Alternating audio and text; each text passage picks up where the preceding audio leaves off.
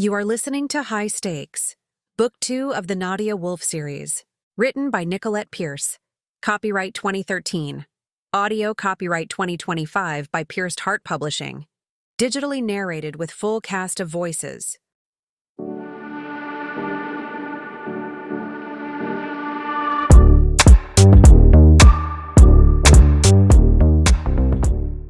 Chapter 1.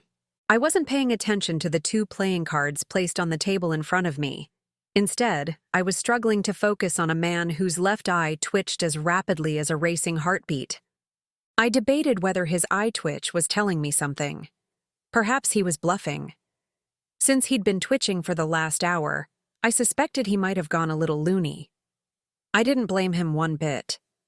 The man sitting between us smelled like Limburger cheese with an underlying scent of barnyard goat and an extra foul stench I was afraid to identify for fear of gagging at the table. And the sight of me was enough to unnerve even the strongest poker player. My name is Nadia Wolf. I'm a professional poker player most of the time. I also help my boss, landlord, and friend, Frankie Garza, at All Celebrities Chapel. That is where I help blissfully drunk couples tie the knot in exchange for cheap rent on my apartment, which is located 2 floors above the chapel. Recently, I've been blindsided by Frankie's newest craze of becoming my poker manager. So far, he's found 2 gigs that left me embarrassed and YouTube viewers chuckling. Normally, I believe I'm decent in the looks department. However, after a flight to Panama and 4 hours of tossing and turning on a lumpy hotel couch, my usually green eyes are red and puffy. They accent my already bruised eyes perfectly. My typically straight brown hair was frizzed and snarled from travel and a lack of necessities to make it decent. I'm 28, but I ache like I'm 80 from all the abuse I've taken over the last couple of days. The bruised black and blue eyes were a leftover gift from my run-in with Dagor Moliente. He's a scary man who wanted to become my big daddy, but now he just wants me dead. I don't want to think about him. It is only a matter of time until he finds me.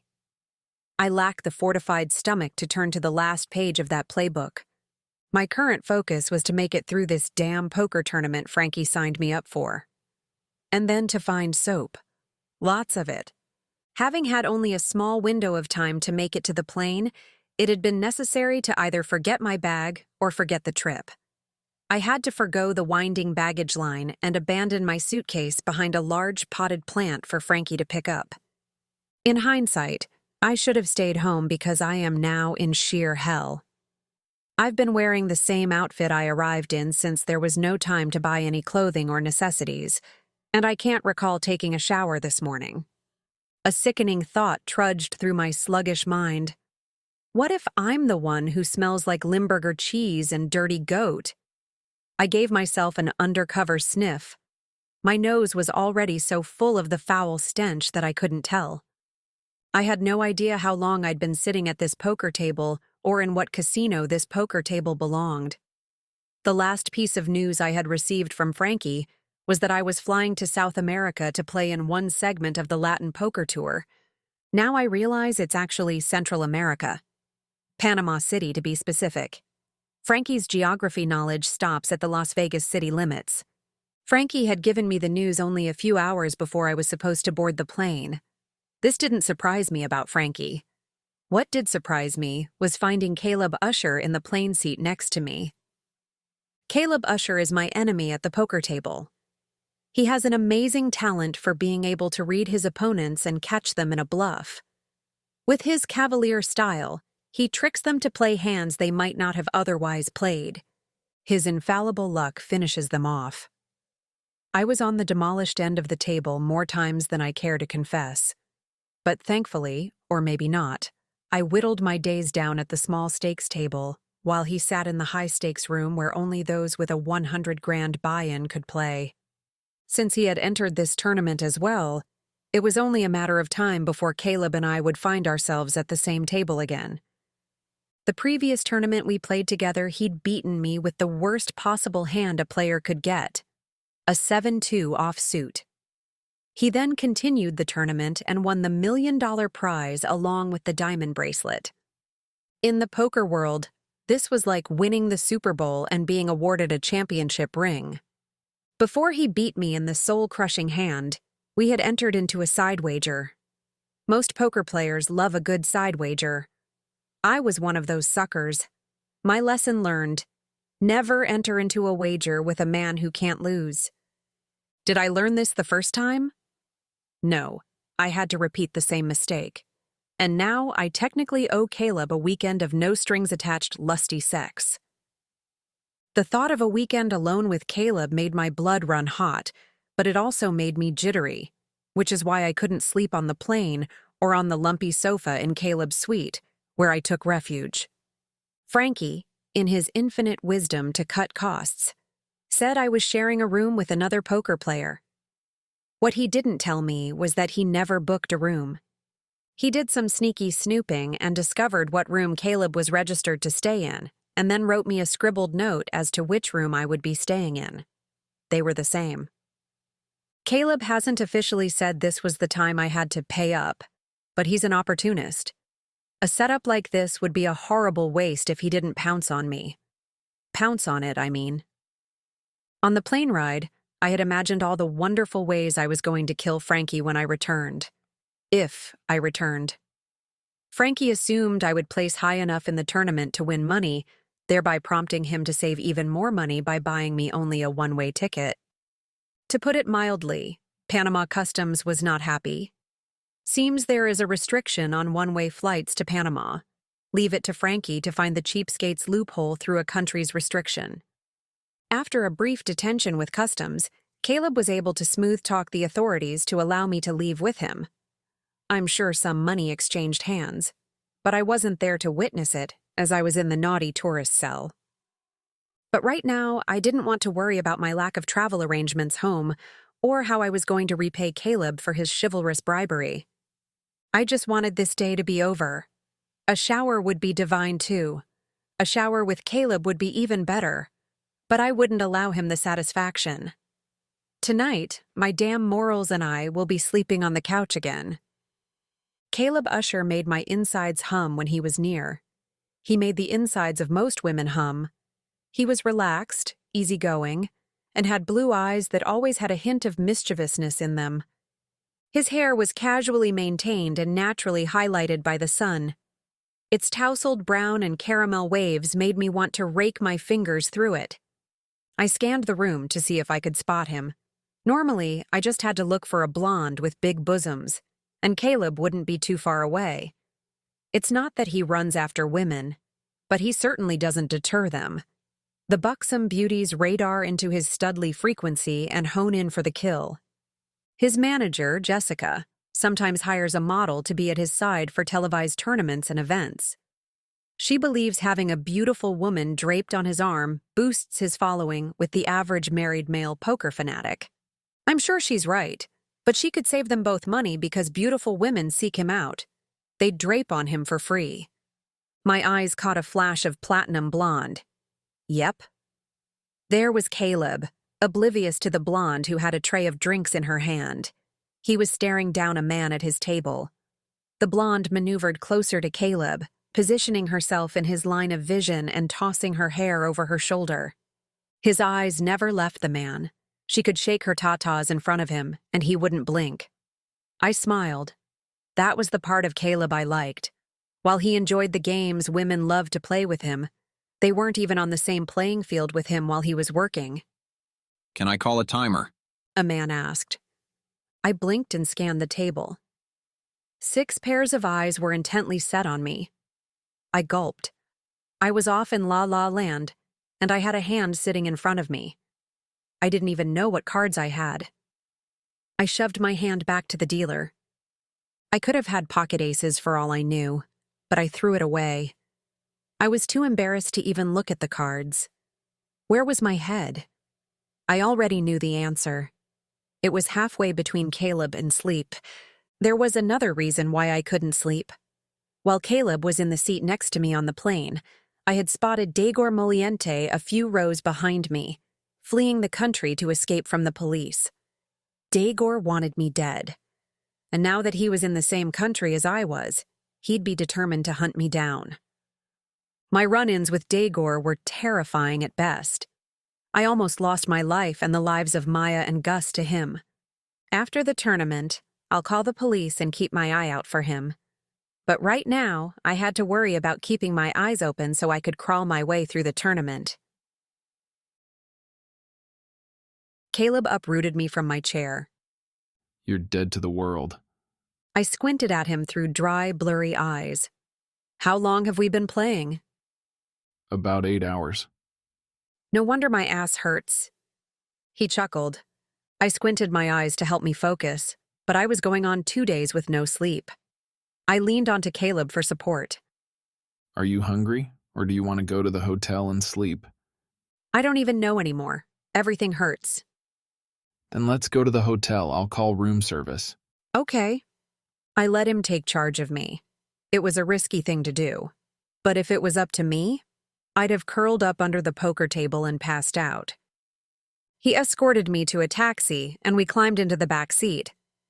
I slipped under Caleb's arm and rested my head on his shoulder. It seemed like the most comfortable way to go, and it kept me from sliding on the leather seats while the taxi driver sped around turns like he was in a drifting competition. Go ahead and sleep. I'll wake you when we get there. I awoke to a dark room. It was quiet. I knew right then I wasn't in Las Vegas. My apartment at All Celebrities Chapel was on a busy street. Traffic streamed past it at all hours of the night. This place was too quiet. A movement on the bed and the warmth of a leg touching mine sent me scurrying from the bed and into the darkness. Nadia, are you okay? A groggy voice asked. Where am I? At the hotel. Who are you? Caleb. Memories fast-forwarded like a film reel half off its spokes. I remembered the plane and parts of the poker tournament, but then it's hazy at best and mostly just blank after that. Caleb shifted to sit up. Come back to bed, you're jet-lagged. Did we sleep together? Do you mean sleep in the same bed? Yes. But if you mean sex, then no, we didn't. I let out a sigh of relief. If I was going to sleep with Caleb, I wanted to be clean. I also wanted to remember it since I was pretty sure it would only be a one-time adventure. A thrilling one-time adventure. I want a shower. It's 3 a.m. I'm disgusting. I've been in the same clothes for 2 days. You're not wearing any clothes. What? I shrieked. My hands flew to my stomach. I felt around but only came in contact with skin. Did you strip me? I searched for the nearest object to launch at him. I carried you in from the taxi ride. You were totally passed out. I tucked you into bed, and 5 minutes later you were mumbling about smelly cheese and began flinging off your clothes. Why didn't you stop me? You were obviously sleeping, and it was entertaining. I could detect by the sound of his voice that he was smiling. I groaned. Are you naked too? Yes, would you care to peek? No, I can't believe you got naked too. It seemed only fair. We could have had a serious accident of colliding body parts. He chuckled. You were so sweet and snuggled right up against me. I'm not sweet. That snuggle was unintentional. Play it how you want. I'm going back to sleep. I growled and stomped to the bathroom. I was desperate for a shower. It might wash off the airplane funk and the Caleb funk burgeoning my mind. This is why I avoided the poker table with him. He can trip me up with one word or gaze. I can't believe I stripped in front of him. I must have looked insane, yammering about smelly cheese and ripping off my clothes. I twisted the knob to turn on the shower and let the water pour over my head. My thoughts drifted from Caleb to Grayson Miller. He's another one who can trip me up. All it takes is one look into his steel gray eyes. He has 2 brothers with the same unnerving eyes. I've only had the occasion to meet David. He was a handful, but luckily he's married and someone else's problem.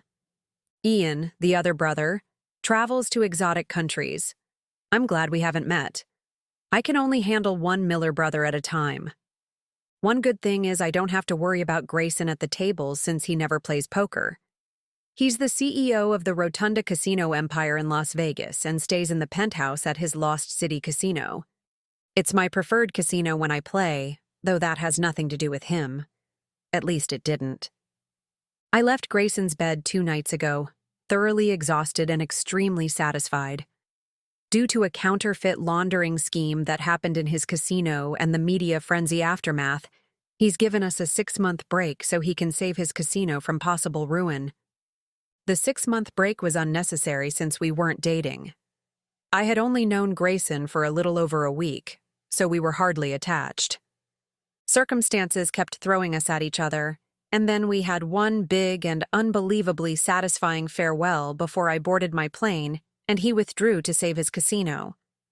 I guess the 6-month break defines where we stand with each other. Nowhere. I'd like to think he misses me right now, but that would be like pitching pennies into a swamp for good luck.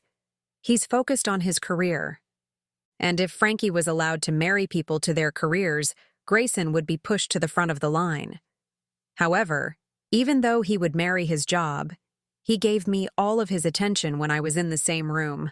I sucked it up like a bissel. And so begins my self-inflicted plague. Do I jump from Grayson's bed into Caleb's? Even though Grayson and I are completely cut off from each other for 6 months, and I lost the wager with Caleb before Grayson and I became intimate. Could I simply switch from one man to another so quickly? My traitorous body said yes to Caleb, and my gambler's pride said I lost and I had to, but I needed more time. I had been attracted to Caleb long before Grayson got to me, but it wasn't enough. Caleb and I were too similar. Our personalities were either in perfect harmony or in a war zone. Mainly for me. Caleb always managed to keep his cool. If he wants me to honor the wager, he'll have to make me want him all over again. Desperately want him again.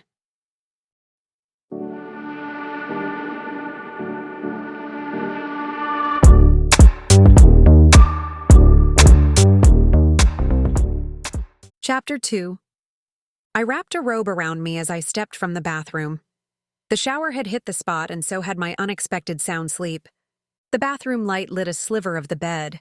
The light slashed across Caleb's arm and face. Both were tan and smooth. My eyes lingered on his mouth, and I remembered when his lips last touched mine. An instant hunger for him made me clench my teeth at my weakness.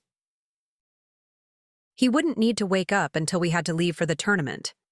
I think it starts at 10, but I couldn't recall making it to yesterday's start time.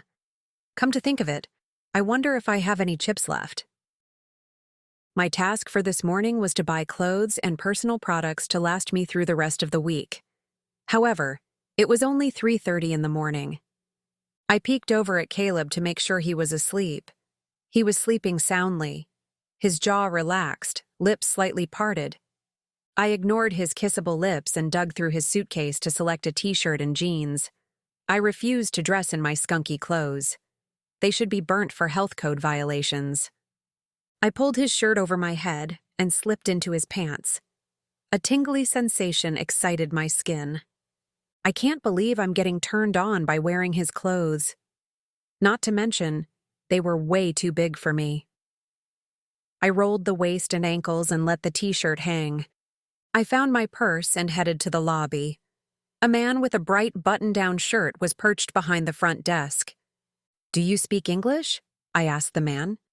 Of course, we are an international hotel. How can I help you? You are awake very early. I had to leave my luggage at the airport in Las Vegas. I have to shop before the tournament. You are a little early for clothing stores. Most don't open until 9 or so. I groaned. I have to be at the casino before 10. I'm sorry I can't be of more help. Do you have a store in the hotel? Yes, but it won't have clothes. Toothbrush? Yes, we have that. All right, thank you. Do you know what I can do with myself until 9? Go back to bed. I frowned. That wasn't an option. Caleb was still there, and I was starving. My stomach growled, and I realized I hadn't eaten for days. I was hungry and had no place to go. There had to be a 7-Eleven somewhere in town. Those are always open, and I'm guessing they're international. Every country needs Slurpees and nachos, don't they? I pushed through the lobby doors to step outside and catch a glimpse of the Panama ambiance. I hadn't done any sightseeing. Maybe I could sneak a peek and catch the sunrise, too. I stood on the sidewalk of a dimly lit street and heard the eerie night sound of a city stuck between settling down for the night and struggling to wake up. This wasn't what I was hoping for. I gave up my Slurpee hunt immediately and turned to retreat inside the hotel. A cough in the darkness caught my attention. It was a cough that sounded too close for comfort, but was cloaked in the night shadows. I ran inside the hotel and up the staircase. My heart pounded in my ears. I didn't know why a harmless cough had me running, but it did.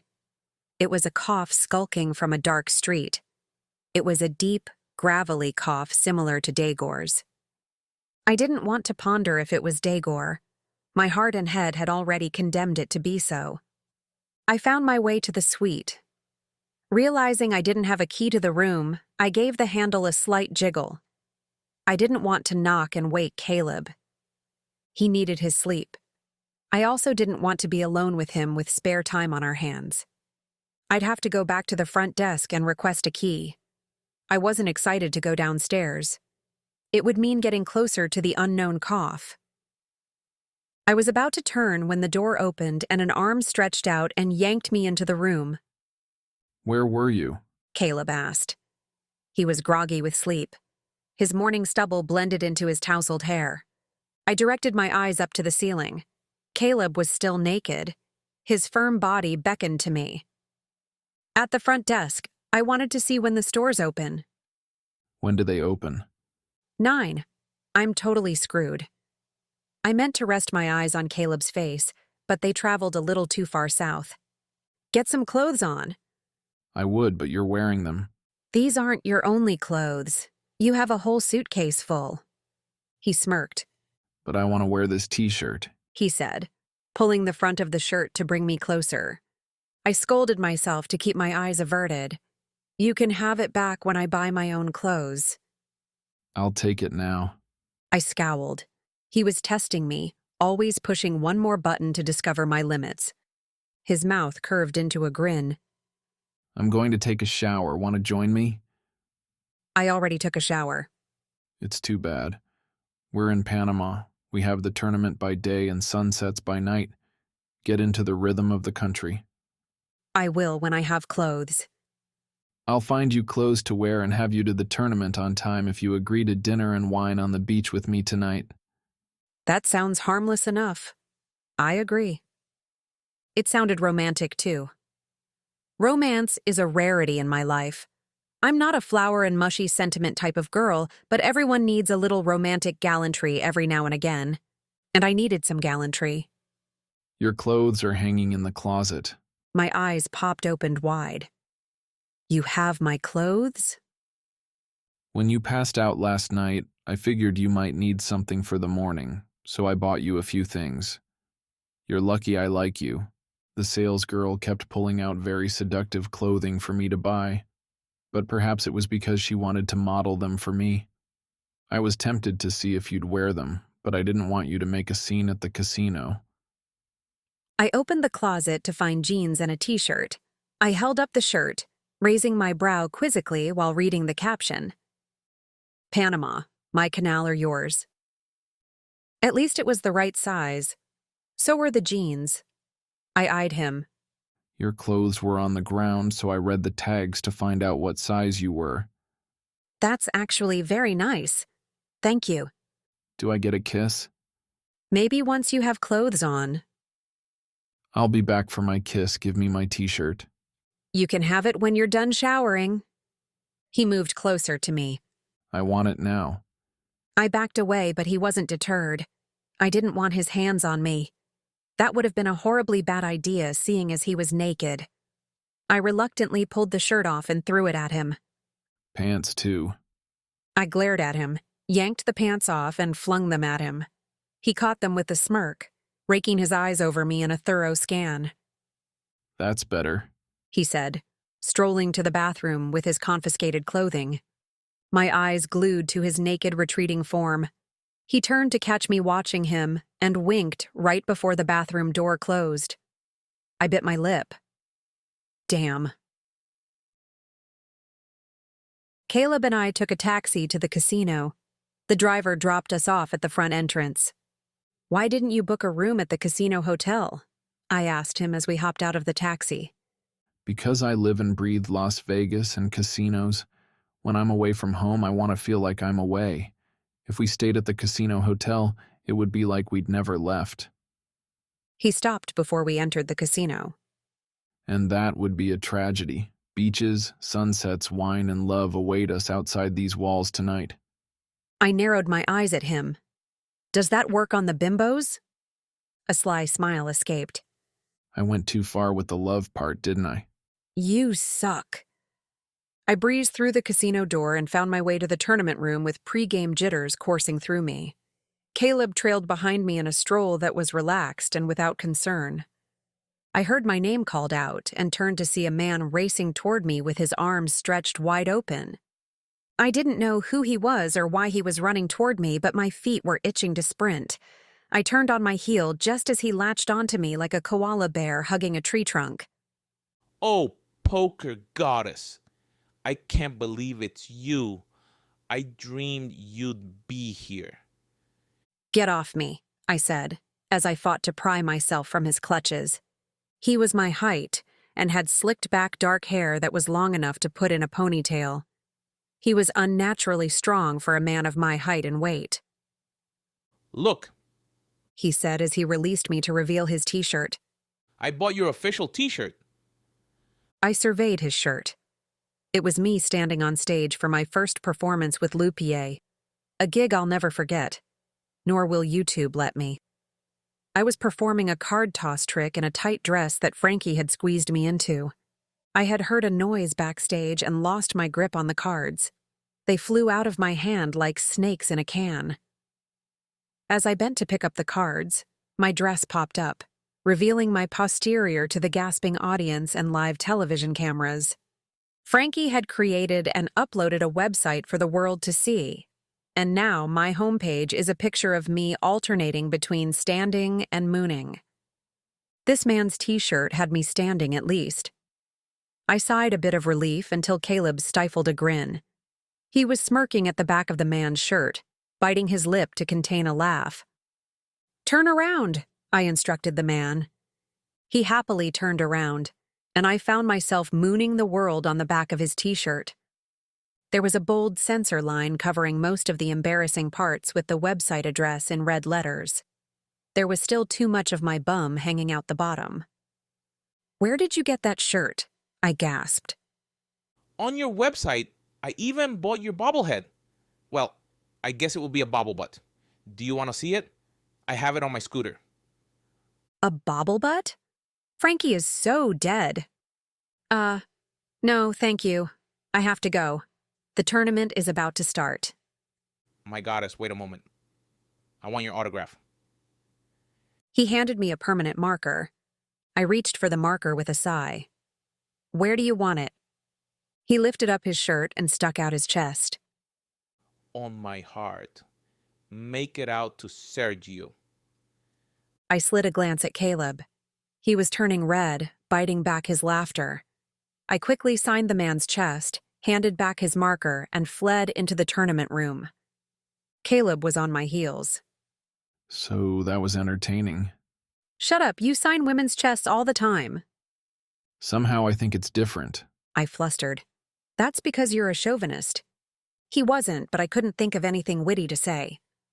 "I'm going to strangle Frankie when I get home. I can't believe he's selling my ass on a t-shirt." I'm going to buy one. I stopped in my tracks. "Don't you dare." In fact, I'm going to buy one as soon as we sit down at the table. I should be able to get phone reception in here. "Caleb, please don't buy a t-shirt. You'll only egg him on. Frankie won't stop as long as there's money involved. He's like a green battery bunny. One whiff of green money and he goes and goes and goes. Bad ideas spring out of his head like fleas." Caleb chuckled and turned me into him for a hug. I was just having a little fun. I promise not to buy a shirt. We'll be playing in 10 minutes. It's time to get your head back into the game. I nodded. He was right. More than 400 players had entered the tournament, and a little over 300 remained. Cash award payouts began at 50th place. It would at least pay me my buy-in fee, plus a few extra $1,000 to pay my fare home and have some mad money. First place equaled $500,000, plus the winner receives a gold trophy. The trophy wasn't worth nearly as much as the main prize, but it would be nice to have. By the way, how bad off am I? I don't remember what my chip stack was.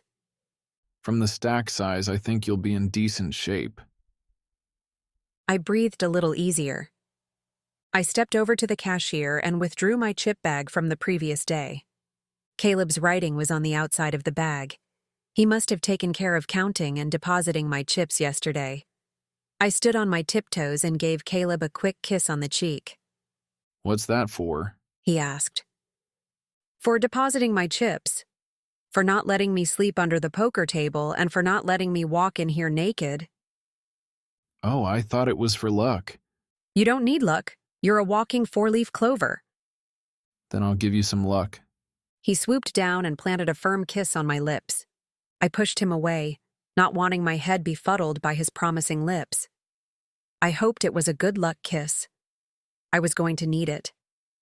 I gathered my chips and found my table. I took an empty seat between two men. An undercover sniff told me they weren't ripe like my last neighbor. A man seated across the table from me smirked as I took my place. I eyed him, but his gaze remained steady on me. He was wearing an unbuttoned polo shirt and jeans. His sunglasses were hooked on the collar of his shirt. There wasn't too much that stood out about him. He was average, but his stare wasn't. I have plenty of patience when it comes to stare downs while the game is in play, but none when there isn't even a dealer at the table. Is there a reason you're staring at me? I asked him. He smiled coolly and leaned forward with folded hands. I'm going to enjoy beating you today like I did yesterday. He said in a French accent that stood out amongst the Spanish accents. Just because Caleb Usher slipped chips into your bag yesterday doesn't mean I won't enjoy taking them from you again. You know Caleb? I don't know him personally, but I know him from his poker career. How do you know he gave me chips? His brow arched. You and I played the last hand of the table yesterday. I won all but 10 of your chips, and now you have a decent stack. Perhaps I bought a rebuy. He shrugged. It's possible, but unlikely. It doesn't bother me. If you have more chips, then Caleb has less of a chip lead. I can beat you without looking at my cards, but he's another story. We'll see about that. The dealer settled into his seat and opened the pack of cards so the table could witness the new deck. My eyes flicked over to Caleb before my hand was tossed in front of me. I didn't want to believe the Frenchman, but it would make sense I'd lost my chips. I was nearly comatose when Caleb had gathered me from the table. He probably slid a stack of his own chips into my bag before he'd sealed it. It's a violation of tournament rules. I'd have to play nicely with the Frenchman. He couldn't prove Caleb gave me chips, but he could make both of our lives difficult. I'll give him a little extra breathing room. I glanced down at my hand to see a 7 and a 4. Not much to excite with this hand. I tossed them back to the dealer and leaned back while the Frenchman and a man with a Superman t-shirt battled it out. Caleb was in a hand with someone. I watched him as he leaned back. His shirt stretched against his firm chest and arms. I bit my lip. He was already making me want him, and he wasn't doing anything except sitting. Out of the corner of my eye, I saw something white being waved around. I cast my gaze over to the side of the tournament room and saw Sergio eagerly watching the tournament and waving a large white poster board sign that read, "Nadia is my Gaudia." I cringed. How did you do? Caleb asked as we were leaving the casino. Not bad. I tripled my stack. I'd ask you, but you're probably the chip leader right now. I'm almost the chip leader. Are you ready for dinner? I was ready for dinner 2 hours ago. His hand slipped into mine as he escorted me to a taxi. He gave the driver instructions as I braced myself for the NASCAR taxi ride. Where are we going? To the beach like we agreed. The beach will be nice after sitting in the casino. At top taxi speeds, it took the driver 5 minutes to drop us off at the beach. Caleb weaved me around a tourist group and down the beach until we arrived at a small cove where a man in a white tuxedo was waiting for us. I eyed Caleb. Come on, we're in Panama. If we don't have fun here, there was no point in leaving Las Vegas. I suppose you're right. We rambled down to meet the man in the tux. He had a blanket and picnic set up. He settled us in and listed what food was in the basket. He then lit candles, which were placed in the sand, poured us wine, said his farewell, and disappeared. I relaxed once he was gone and was able to observe the area around us. We were tucked into a cove just far enough to see the beauty unfold around us, and yet hide us from view. What are you thinking? You can't tell? No, you're the only person I can't read. I smiled. That was the best compliment he could give me. I'm thinking you went to way too much trouble. How is this too much trouble? We're on the beach relaxing. If we were at a restaurant, a person would bring us food. I just ordered our food to be delivered to the beach instead. Not only that, but I'm stimulating the economy. A laugh escaped me. It was so easy to be around Caleb. It's one of the things I admired about him. I'd like to consider myself relaxed and easygoing. But with Frankie around, and never having enough money, I'm wound tighter than Frankie's hair in a curling iron. When you make such a well-reasoned argument, I think I'll just eat the dinner and shut up. He brought out food from the basket. There were cold salads and some warm dishes I didn't know the names of. They looked questionable, but smelled delicious and spicy. Caleb, why did you give me chips? I didn't give you chips, I gave you fruit. I didn't mean chips as in food. I had a good stack of chips in my bag this morning. How is that possible when I was nearly passed out yesterday? You must play well when you don't have the capacity to think. I narrowed my eyes at his jab, but I suspected he said it to cover his tracks. Funny thing, I continued, I was sitting at a poker table with a man who swears he won all of my chips yesterday except for 10. Caleb sighed. Nadia, it was nothing. You shouldn't have played yesterday. I had the chip lead, so I slipped you a handful of mine. I think I owe it to you anyway. The last time we played, I sucked out on you with a 7-2 on television. I still feel guilty about that. You feel guilty?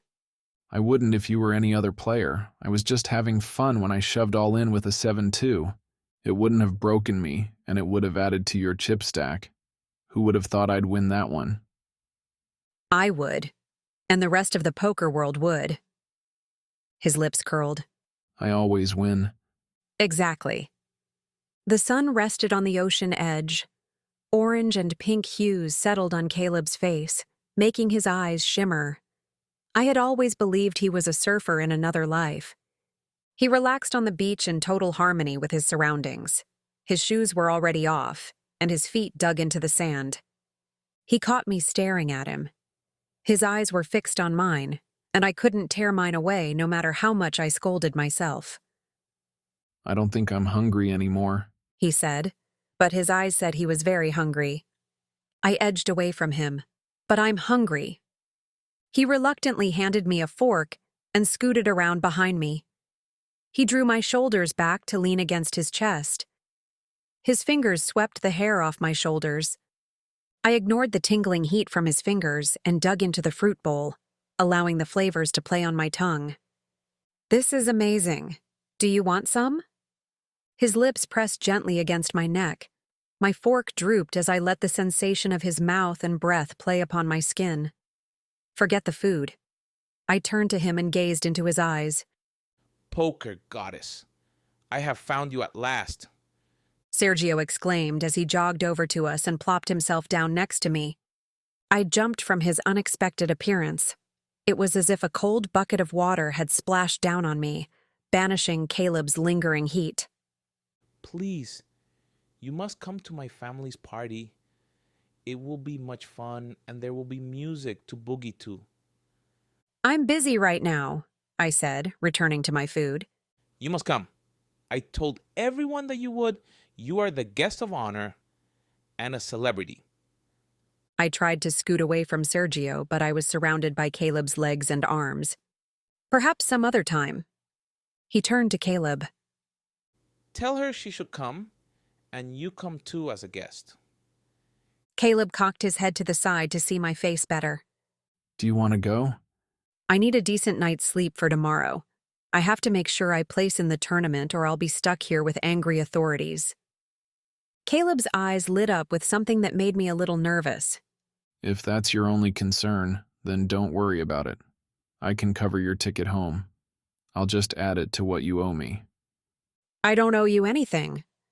We both know that's not true. Why don't we go to Sergio's party and have fun? We can worry about the tournament and what you owe me later. I eyed Caleb and then Sergio, who was nearly vibrating with excitement. I'll go, but I want to be back at the hotel at a decent hour. Thank you, my goddess. You won't be sorry. Come and follow me. It's not far from here. I glared at Caleb and stood up to follow Sergio. Caleb hopped up and closed his hand around mine. See? An unexpected adventure. Those are the best kind. Hurry! We have to get there before Uncle Santos eats all the bean dip. If he eats it before anyone else, you don't want to be around afterwards. He made a face and waved his hand in front of his nose. Caleb chuckled.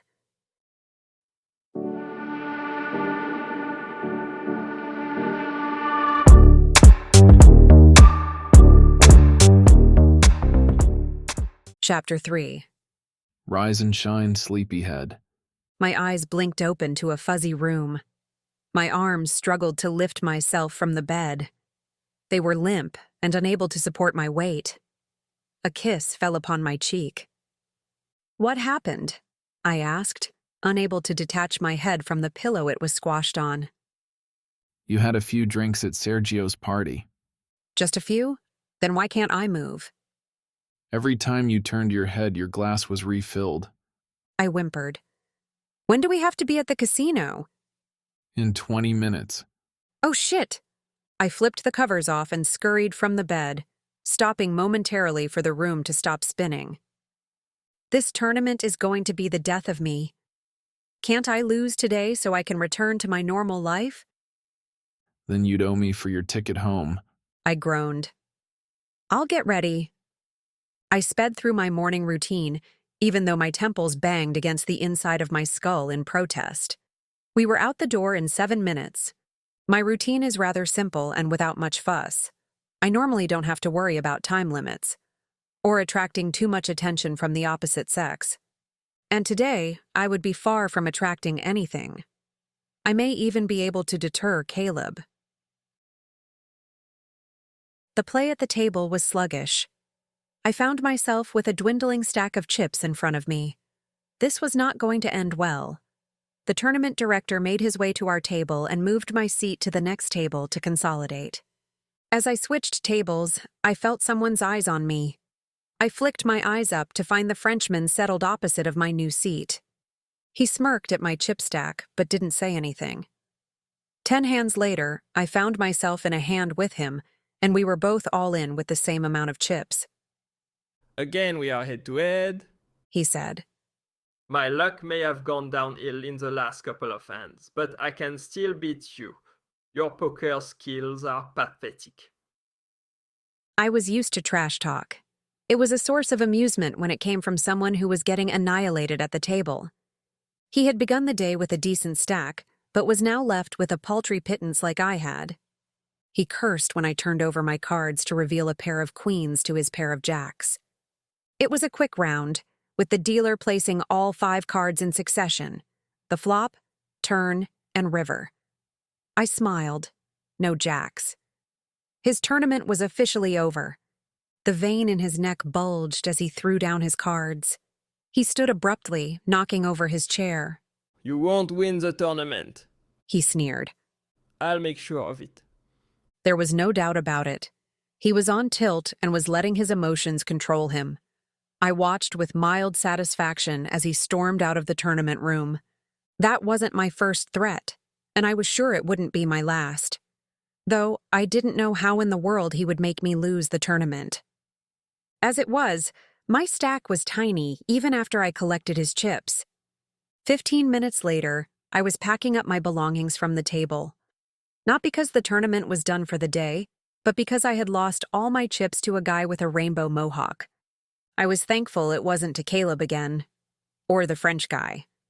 I waved to Caleb on my way out. He glanced up and nodded. As I exited the tournament room, I spied the Frenchman in the hallway. He was grasping his phone and pacing a small stretch of hallway. His accent reached my ears. No, I had to win. You have no idea the significance of it. I have no other choice. I'll have to find a way to get it. I snuck around him, staying as far away as possible. His face paled as he became aware of my presence. As I maintained my path, he abruptly ended his conversation with a muttered oath. I understood his need to win, but his anger seemed misplaced since only one person could win. The odds of winning are low, especially with Caleb playing. Now that I'd lost, I wasn't sure what to do. I had no reason to stay in Panama. At the same time, I didn't have money to go home either. I knew one thing for sure. I didn't want to room with Caleb for another night. I had snuck by the last couple of nights without a physical mishap between us. My luck was going to run out soon. Sometimes I wish it would, but that would complicate things. I made my way to the front doors of the casino. I'd return to the hotel to pack my few belongings and make arrangements for a flight back to Las Vegas. Sergio jumped from his scooter parked at the curb and dashed over to me. My poker goddess. What has happened? Why aren't you playing in the tournament? I was knocked out, I said, stepping to the side of him. You'll have to excuse me, but I have to find a way to get home. You need an airplane? I need a ticket for an airplane. There is no need, my goddess. I know of an airplane that can take you. My eyes narrowed skeptically. What airplane? You will enjoy it. You won't be squashed in a seat between two people, and you won't have to worry about legroom. I hesitated. Sergio's offer made me suspicious, but he seemed like a harmless, dopey puppy. I would owe Caleb for an airplane ticket if I stayed. My prior lost bet would have to be paid off too. All right, I said with defeat. Let me pack my bag at the hotel and we can leave. But if I don't like the plane, I'm not going. I don't think we will have time to collect your things. My uncle's plane is scheduled to leave at 2 o'clock. It only gives us 15 minutes to hurry to the airport. I had my purse and passport on me. Only a toothbrush and a few articles of clothing remained at the hotel. I wouldn't lose too much. I'll never make it through security in time. He shook his head. We do not go through a security gate. Hop onto my scooter, and I will get you there in time. I settled on the back of his scooter and clung to him as he swerved through traffic. I squeezed my eyes shut. In the back of my mind, I wondered what kind of plane didn't require a security gate. In the front of my mind, I wondered if we would arrive at the airport alive. I held on to Sergio with a python-like grip. Oh, my Nadia, you make me happy when you hug me. Sergio gurgled with happiness. I'm not hugging you. Slow down. The scooter rolled to a stop minutes later. When I opened my eyes, I found we were in front of a metal airplane hangar. I scanned the large space and wondered what kind of plane I'd be risking my life in. A few small single-engine planes were tethered in the lot. I breathed a little easier since they weren't ready to fly. I'd hate to fly all the way back home in a micro single-engine plane. They appeared to be in good condition, which made me feel significantly better about my future ride home. My goddess, let's find my uncle. He led me through the hangar to find a postage stamp-sized office in back. It was only big enough to cram in a small desk with a chair wedged behind it. A short, stubby man with a handlebar mustache and a World War II aviation helmet was gathering papers at the desk. He glanced up as we approached him. Giving us a wave, he closed the short distance to meet us. I remembered him from Sergio's party. He was the one who ate the bean dip and stunk up the party. Then the alcohol had kicked in, and I couldn't remember smelling anything afterwards. Thank goodness for alcohol. Uncle Santos, poker goddess Nadia needs a ride home. She has sadly lost and has no way to return to Las Vegas. Can you take her? He rubbed his chin and gave me an assessing glance. It's on the way to the air show. I can make a pit stop in Las Vegas, and I'll have a pretty girl to sit in front of me while I fly, so sure. He gave me a smack on the back. Welcome aboard the Latin Beauty. I followed him to the side of the hangar where a creaky Spartan biplane rested. The only part of the plane that still had paint was where a Latin beauty in a floral bikini was sprawled on the side. There was no cabin or cockpit, just open air with a front seat and back seat. I shook my head and spun around to leave. There was no way I was going to risk my life in that jalopy. I set off at a brisk pace to distance myself as far away from the plane as possible. Nadia, wait! Sergio called after me. No way, Sergio. There's no way I'm flying in that death trap. My uncle flies it to the plane show in America every year. It is a safe plane. It doesn't look safe. I don't want to be in the air without a flight attendant and a flotation device. Sergio's face was quizzical. I do not think a flotation device will help you in Nevada. The point is, on a normal airline, I'd have a flotation device if I needed one, and I'd have an oxygen mask if I needed one too. You will have all the oxygen you need because the plane is open. Exactly, it's open. What if birds attack me? I would never want to see my poker goddess hurt. I would not suggest the plane if you had any other way of getting home. Tell me how you plan on getting home, and I will help you. My foot tapped uncontrollably. My biggest problem was I had no money. Well, Frankie was my biggest problem, but my current biggest problem was lack of funds. The thought of asking Caleb to buy me a ticket home made me queasy. I surveyed the ancient Spartan. I hoped his uncle wouldn't fly in a contraption he anticipated might go down in a fiery inferno. Are there at least seatbelts? Oh yes, my Nadia. There are seatbelts, and there is even a brand new barf bag. My stomach dropped. You could have left out that last detail. He seemed puzzled. I gave up the fight and stalked over to the biplane. I inspected it with a stern eye. I couldn't see any rusting holes or leaking fluids. The wings were attached, and the tires were full. I sighed. I guess this is my ride home. Uncle Santos slapped a leather helmet on my head and snapped on a pair of goggles. He gave me a boost into the front seat of the plane. I detected a lingering hand on my butt. I called down to Sergio. Can you tell Caleb I found a way home? I don't want him to worry. I will, my goddess. Safe travels. We shall meet again soon.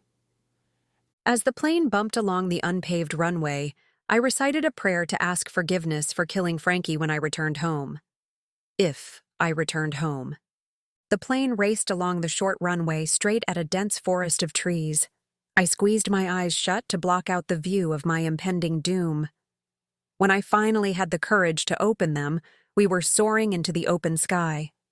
I laughed. This was kind of fun, like being on a roller coaster ride. It was a little scary, but a thrilling, exciting ride.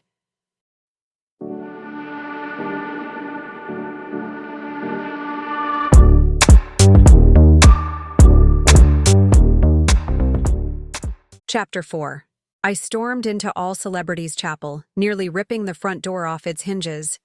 I was going to find Frankie and kill him once and for all. Frankie! I bellowed as I blew through the foyer and into the chapel. Little orphan Annie was at the altar and was in the middle of a wedding ceremony. He gaped at me with wide eyes as I charged in for the kill. I grabbed onto his red jumper with a snarl. Girl, you're looking scary. Frankie said, batting my hands away. I'm in the middle of a ceremony, so come back later. But make sure you clean up. You've got stuff sticking out of your snarly hair. And what's that in your teeth?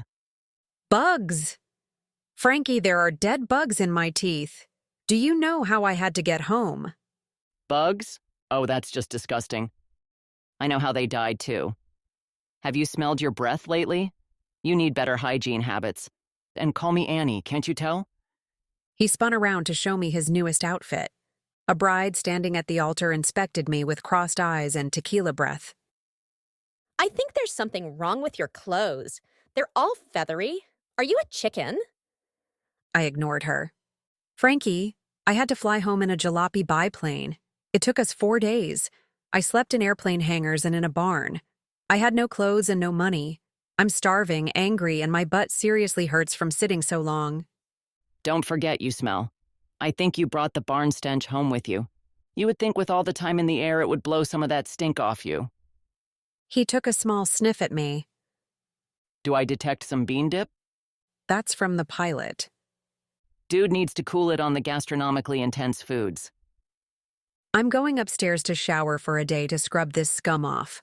I'm warning you, Frankie. If you set me up with any more tours or gigs, I will make you suffer. Smelling you is making me suffer enough. You're just tired. A good night's sleep will make everything better. Oh, a small bag arrived yesterday along with a box from Caleb. It's all in your apartment. Gus has been well behaved. I don't think he's moved an inch since you've been gone. I muttered a thank you and turned to leave. The chapel door opened, making me peek over my shoulder. The sight made me stutter. Grayson was standing in the doorway. Where have you been? Grayson demanded as he closed the distance between us. I've had Remy searching all over for you. I had been positive I wouldn't see Grayson for 6 months, yet here he was, standing ferociously in front of me. I was smelly and gross. He was beautiful and smelled divine. I wanted to crawl into a cave. Why are you looking for me? Caleb was in the casino this morning and said he hasn't seen you for days. When I called Frankie, he said a bag arrived, but you hadn't. Where's your phone? I haven't had a phone since Dagor broke my last 2. You'll have one delivered here tomorrow morning. I can get my own. It's not up for debate. When did you get back? Just now. I was glad the phone wasn't up for debate. I needed one and I was too tired to argue. That, and I was afraid to open my mouth too wide in case a bug fell out. My stomach churned. What took you so long? I hitched a ride with a crazy man on his jalopy biplane. I detected a nerve twitching near Grayson's right eye. Why didn't you take a regular flight home? Frankie only bought me a one-way ticket. I didn't have money to buy a ticket home. Grayson pointed a deadly glare at Frankie. Frankie tittered. You're so hot when you're angry. The bride nodded her head in agreement. The groom didn't seem to notice since he was too busy winking at little orphan Annie. Grayson sighed and turned back to me. You should have called me. We were on a break. I didn't have time to think, nor did I have a phone to call. We may be on a break, but you can still call me for anything. Grayson inspected my face.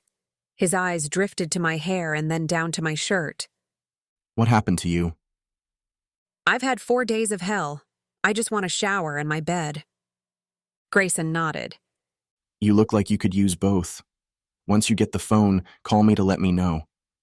He took my hand and squeezed it before turning to step back out the door and into the night. I sighed. 5 3/4 of a month to go. Yeah, I would sigh too. He just hightailed it out of here from your stench and didn't even kiss you goodbye. I don't blame him one bit. March upstairs and get your grubby butt into the shower before I have to Lysol this place from top to bottom. I turned and trudged up to my apartment. Opening the door, I found Gus the cat lying on the couch. That was his normal spot because it was comfortable and he was too tubby and lazy to move anywhere else. We grunted our hellos to each other. I walked straight to the garbage can, stripped off my clothes, and pitched them in. I headed to the bathroom to take a long shower, keeping the water running even after all the hot water was gone. I continued to scrub away in ice-cold water, cursing Frankie for coercing me into ridiculous, life-threatening fiascos. Thoughts of moving to a different state crossed my mind. But I don't think it would deter him from meddling in my life for his monetary gain and his title as manager. I finally gave up on the remaining scum and turned off the shower. I dried off and slipped into a pair of comfy pajama shorts and top. Gus probably had enough food and water for the night. I turned off the lights and dove into bed. It was lights out within a matter of seconds. Mornings and I normally don't get along, but somehow I was revived and refreshed. Not even the last few days of torment were going to get me down today. It was all behind me. My plan of action for today was to hit the casino to win some money so I could pay bills and fix my car. It's been broken for way too long. I found Gus still lying on the couch when I wandered into the living room. His ears twitched at my entrance, but he was otherwise unwilling to move. I poured some kitty nibbles with furball control into his bowl and changed his water. A box on the kitchen table caught my eye. This must be the package from Caleb that Frankie had told me about last night. I grabbed a knife and sliced open the tape to release the box flaps. Pulling back the flaps, I peeked inside to find a gold trophy. He'd won. Again. I couldn't decide whether to be impressed with Caleb's amazing poker career or smash the trophy on the floor in a jealous rage. I chose a third option and read the note inside the box. It was written on the back of a postcard.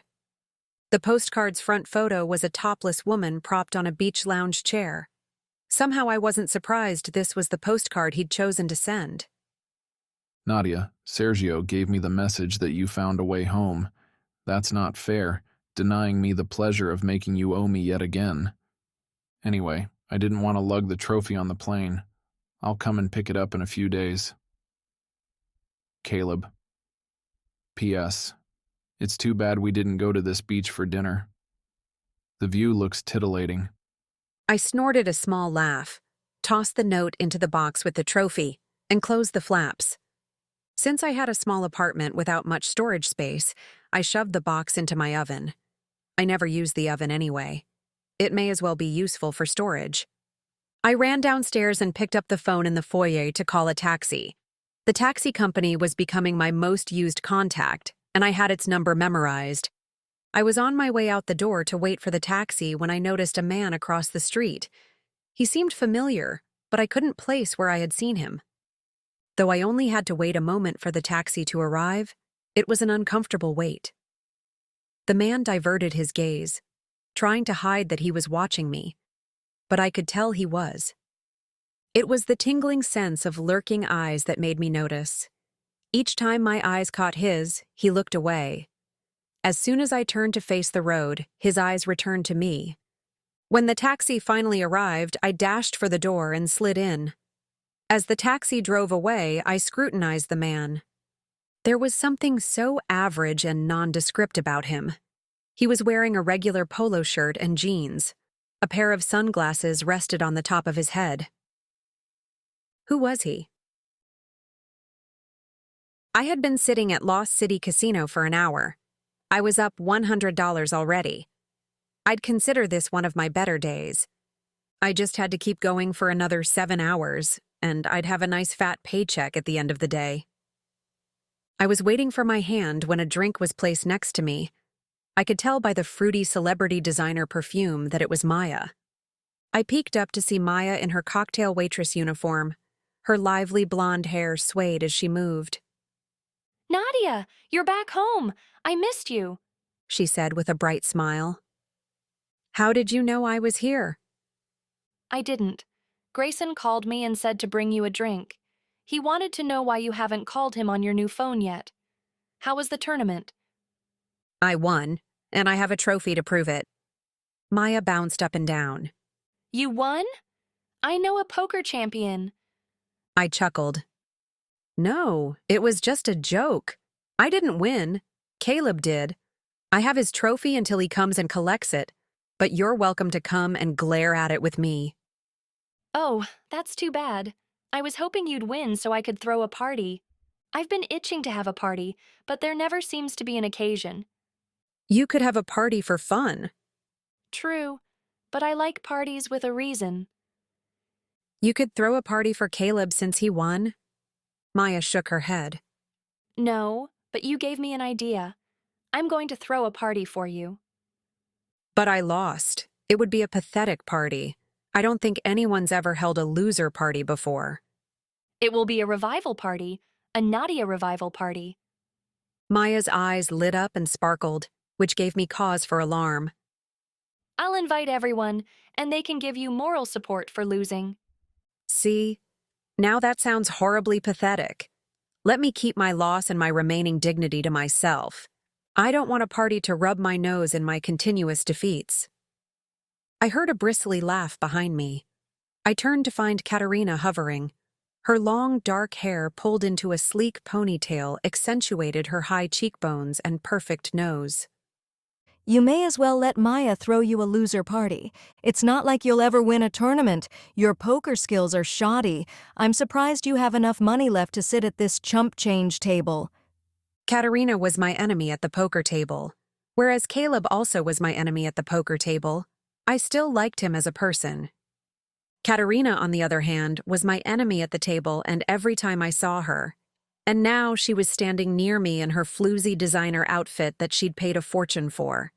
She could afford such items since she played in the high-stakes rooms with Caleb where it cost a minimum of $100,000 to play.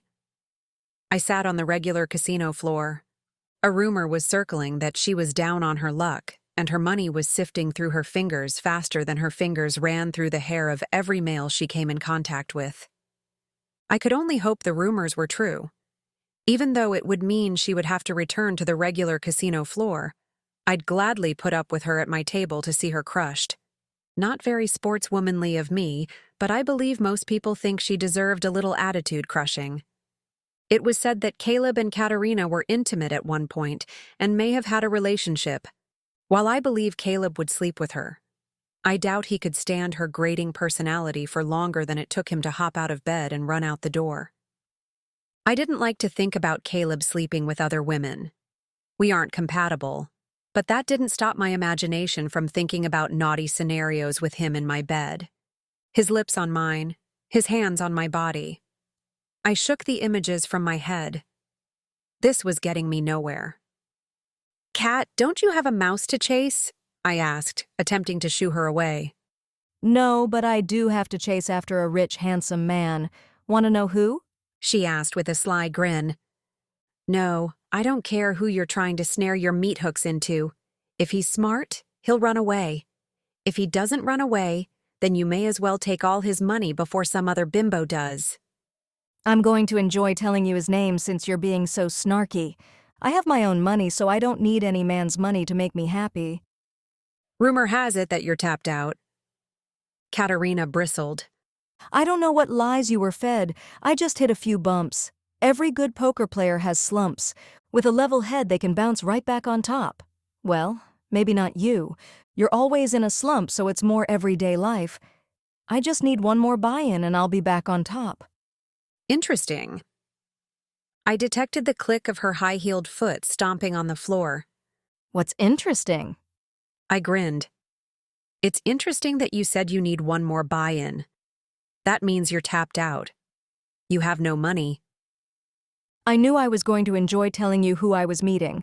It's Grayson. He's giving me the buy-in, and I'm going to make him a very, very happy man. He'll be thanking his lucky stars that he doesn't ever have to spend another dreary minute with you. Katerina said and stomped off.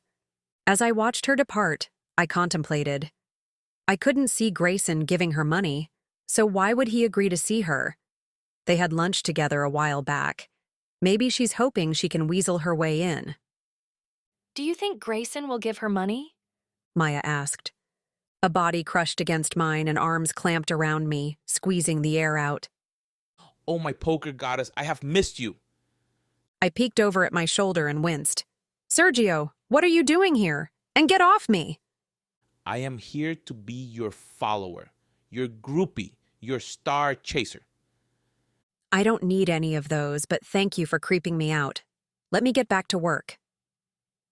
Maya gawked at Sergio with round eyes and an open mouth.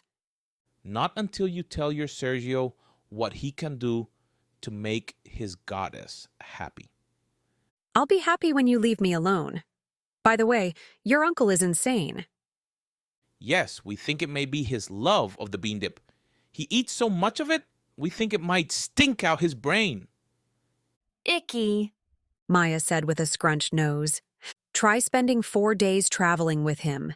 It's a wonder I have any brain cells left. I will make it up to you, my Nadia. Tell Sergio your heart's desire, and he will make sure every wish comes true. Great. I want $1 million. Oh, my Nadia teases her Sergio. But I will do what any great follower would do. I will take on your challenge and find you $1 million. I shook my head at his oddity. Great. Now go away so I can work. Just don't rob any stores or banks. I'm not a thief. I wouldn't want soiled money to touch the hand of my goddess. He snatched my hand to give it a long, slobbery kiss, which traveled up to my shoulder. I smacked him on the back of his head with my free hand. Go away. As my Nadia wishes. He turned to leave, but Maya called for him. Sergio, do you want to come to a party on Friday? I'm throwing Nadia a revival party. Oh, to go to a party for my Nadia would be like heaven. I will, of course, be there. Thank you, my blonde good luck charm. He gushed. He floated out of my field of vision and hopefully out of the casino. Maya, why did you invite him? The guy is a nutcase. You need more people in your life. You only have a handful, and it's rather sad. I groaned. I know more than a handful of people. I choose to associate with only a few of them. Either way, this party will revive and transform you. Transform me? Now you're scaring me? You're starting to sound like Frankie. Oh, brilliant idea! I'll enlist Frankie to help with the party. Crap.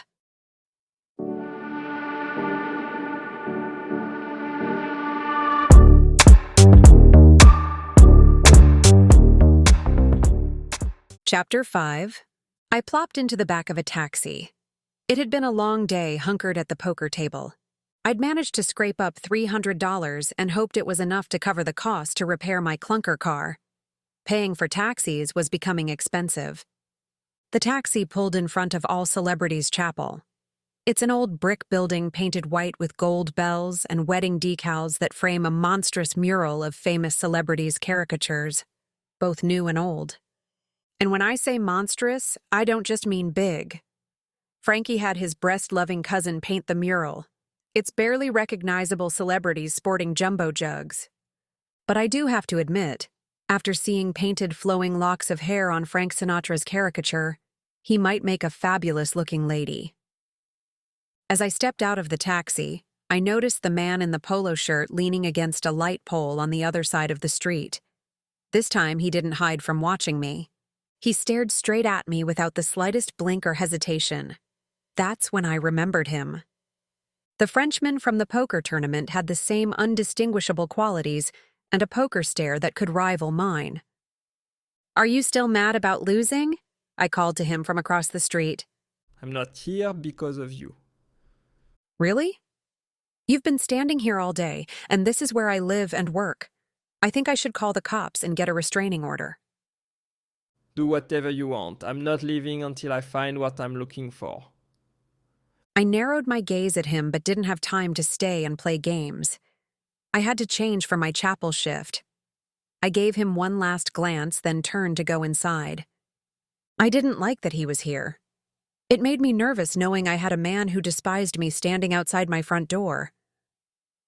I breezed through the chapel and upstairs to my apartment. It was getting late, and I was on night wedding duty. Nights are our busiest time due to the drunken tourists who find love in a casino bar and tie the knot instead of sobering up. I don't mind working nights. It's entertaining and it knocks a couple $100 off my rent. My uniform is white faux leather and comes complete with bustier, miniskirt, and go-go boots. It wasn't my uniform of choice, but I was willing to lower my standards for cheap rent. I ran through the apartment, slinging my purse on the back of a kitchen chair. I yanked off my clothes and threw on my uniform. Snatching the brush from my dresser, I raked through my hair a couple times to make an effort. However, no one will remember me through their booze fog. I ran down to the chapel to find Frankie decked out as John Lennon. He must have been the hippie-era John Lennon. The wig was long and the love beads were enormous. Vivian and Bernie were decked out as well. I believe Vivian might have been dressed as Janis Joplin. I'm not sure who Bernie was dressed as, but I had an inkling the vintage outfit was his originally. They gave me the peace sign from their front row seats. Vivian and Bernie are the chapel's most faithful volunteers. They live only a couple of blocks away at a retirement community. They come in every night to be the witnesses and to take in the entertainment that never failed to appear night after night. Some nights, mainly acid reflux chilly nights, some of the other residents of the retirement community stop by to watch the show as well. The telltale rattle of Tums can be heard as they shuffle in, but there's never a big crowd due to the late hour. Nadia, before I forget to tell you, I found you another gig. Frankie said. I don't want to hear about any gigs. I will work for you in the chapel, but I won't do anything else. And you can't make me. The work is super easy, and it's not embarrassing either. They said they'll pay you $1,000, and it will only take a couple hours of your time.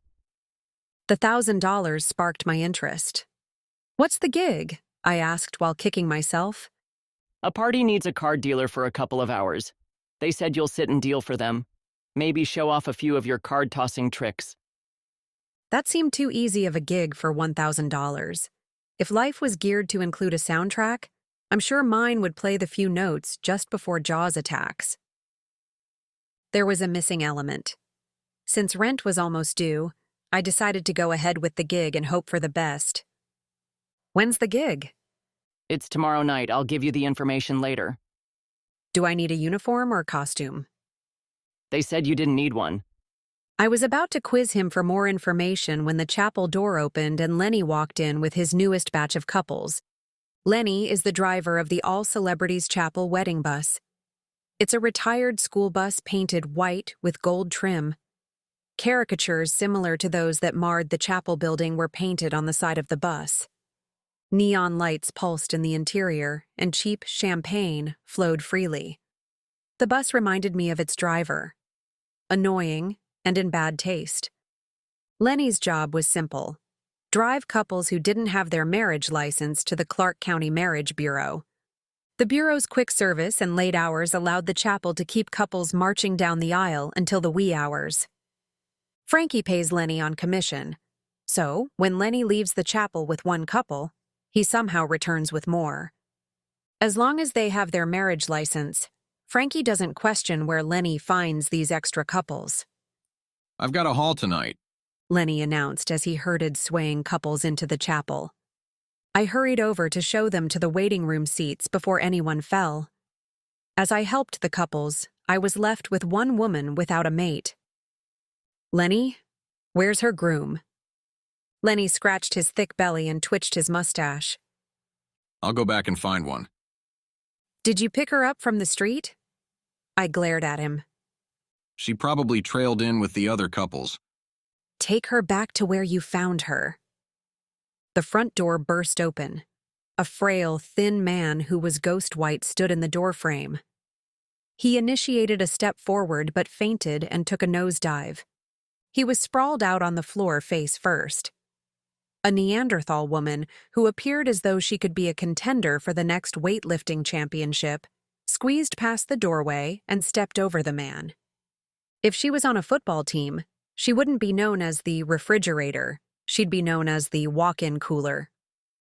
He and I are getting hitched tonight, she said, pointing to the little ghost of a man lying on the floor. How long will this take? Lenny stepped quietly out of the way. Frankie scurried behind and pushed me forward. Nadia will help you. He turned and bolted for cover. My eyes widened. Spit it out, girl. I'm under a deadline. It doesn't take long, but he's passed out. Listen, we're getting hitched tonight, and that's final. Okay. Can you wake him up? I asked. I was hoping the man didn't wake up and get forced into marriage. He was obviously petrified of the woman. I was too. Her hooded eyes and menacing scowl were enough to make the toughest man back down, let alone her monumental stature that seemed to be padded with armor. Her dark hair was wild with corkscrew curls brushed out to a frizz. How much would it hurt? And how expensive would my hospital bills be if I told her I wouldn't help her? Maybe I could get them both drunk. Drunk couples were easier to marry, and they never complained. Sure, there were a few disturbing cleanups I had to gag my way through, but all in all, I liked the drunks. Don't you got any of them smelling salts you see in the movies? You mean the movies from the 1920s? No, I'm sorry. Are you sure you want to get married? I asked. I flinched, ready to take my beating. Why is your face all twitchy? No, I don't want to marry the guy. My grandfather's will states I have to be married by the end of today, or I won't get my inheritance. Frankie popped up next to me when he heard the word inheritance. So, my large and feisty dear? He purred. How can I help you? Tell me about your inheritance and how long you need to stay married. I eyed Frankie. His money wheels were spinning at a blinding speed. I just need the papers proving I got hitched. Once I do that, I get my inheritance. Perhaps we can work out an arrangement. Since your white knight is passed out on my floor, I could fill in for him for a percentage of the inheritance. How much are we talking? If I listened hard enough, I was sure I could hear the calculator keys clicking in his head. I'll inherit 200 grand if I'm married by tonight. Cha-ching. There was the deafening sound of the slot machine hitting its payday in Frankie's head. I rolled my eyes and moved over to the desk to begin the paperwork, allowing them to negotiate. There was going to be a marriage. I just didn't know which couple. As I filled out the papers, I detected a movement from the small man. He blinked open his eyes and cautiously twisted his head to scope out his surroundings. I could see he was itching to make a break for it, and I wasn't going to stop him. His eyes widened as he caught me staring at him. I shrugged and pointed to the door. He scampered to the door and ran for his freedom. The woman saw him and barreled after him. Damn coward! The woman hollered from the door. She turned back to Frankie. Looks like you're up at the plate.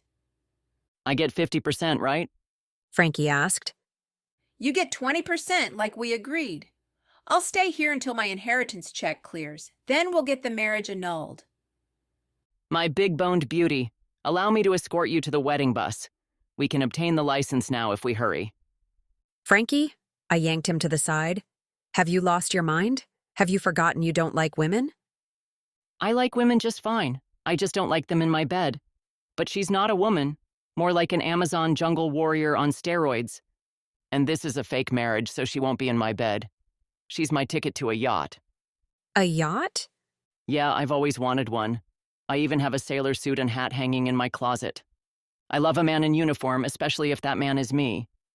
He smiled wistfully as though imagining himself in his sailor suit. Hey, the clock is ticking. I need to get hitched. The woman said. Frankie, if you leave, who will marry all these couples? Vivian popped out of her seat. I can marry them.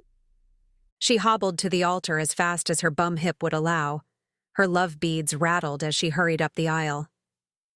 I obtained my certificate months ago. I was hoping I could hop in on the fun at some point. The understudy is going to be the star tonight. She clapped her hands. You sly girl. Frankie grinned. I might just add you to the payroll so I can take a night off. A guy's got to strut his stuff out on the town every now and again. There'll be no strutting while I'm around, the woman said. Now let's get going. Vivian, work your magic, Frankie said. We'll be back before you know it. I watched as they departed. Lenny, don't forget the girl you abducted. He grumbled and grabbed the woman's arm, leading her to the bus. As soon as they were gone, I helped the first couple with paperwork and steered them to the aisle. I watched Vivian for a moment before I turned to help the next couple. Her voice wavered once, but she got the gist and was getting into character by adding hippie words into the ceremony. By the time she said to the third couple, Does this groovy groom take this cosmic chick to be his lawfully wedded and wavy gravy wife? Frankie and his burly bride returned with their marriage license, followed by Lenny and a mate for the girl. "Where's the girl?" I asked Lenny. He spun around and looked out the door. With a disgruntled grunt, he yanked the man back outside. I'll drop you off. The groovy groom and wavy gravy wife kissed as man and wife. I hurried over and snapped the souvenir picture and turned on the bubble machine as they walked back down the aisle. Frankie's burly bride seized his arm and dragged him down the aisle before I could start the music. I sat back and watched. This was all happening way too fast. For a yacht in Las Vegas. I didn't even think he could buy a yacht for his percentage. He might have money stored away in a yacht fund. Knowing Frankie, he had many funds squirreled away for all of his schemes. I listened as Vivian went through her routine with Frankie breaking in his kudos every now and again. They repeated the vows and said their I do's. Can we skip the kissing part? The burly bride asked. Not while I'm on duty, Vivian stated. That's the best part of the ceremony. Frankie, you may kiss the bride. The Amazon glowered down at him with her fists mitted. No sweat, my colossal cream puff, he said, corralling her fist. He muscled it to his lips for a kiss. She wasn't cooperative and freed herself from his grasp. Well, I didn't want to anyway. He gave his fingertips a kiss and slapped it to her upper arm. There. The kiss is complete. I turned on the song Can't Buy Me Love as Vivian pronounced them husband and wife. I flipped the bubble machine on and snapped a picture.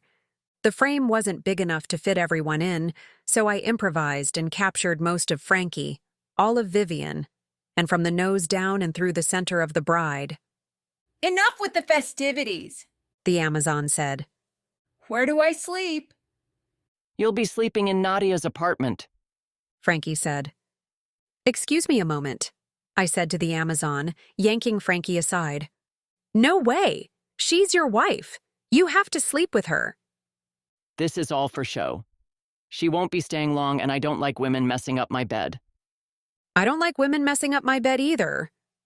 Frankie cracked a smile. Care to tell me about some of the women that have messed up your bed? You know what I mean. You can't just shove her on me. It's your marriage and your profit, so you can deal with her. I'll give you a break on rent.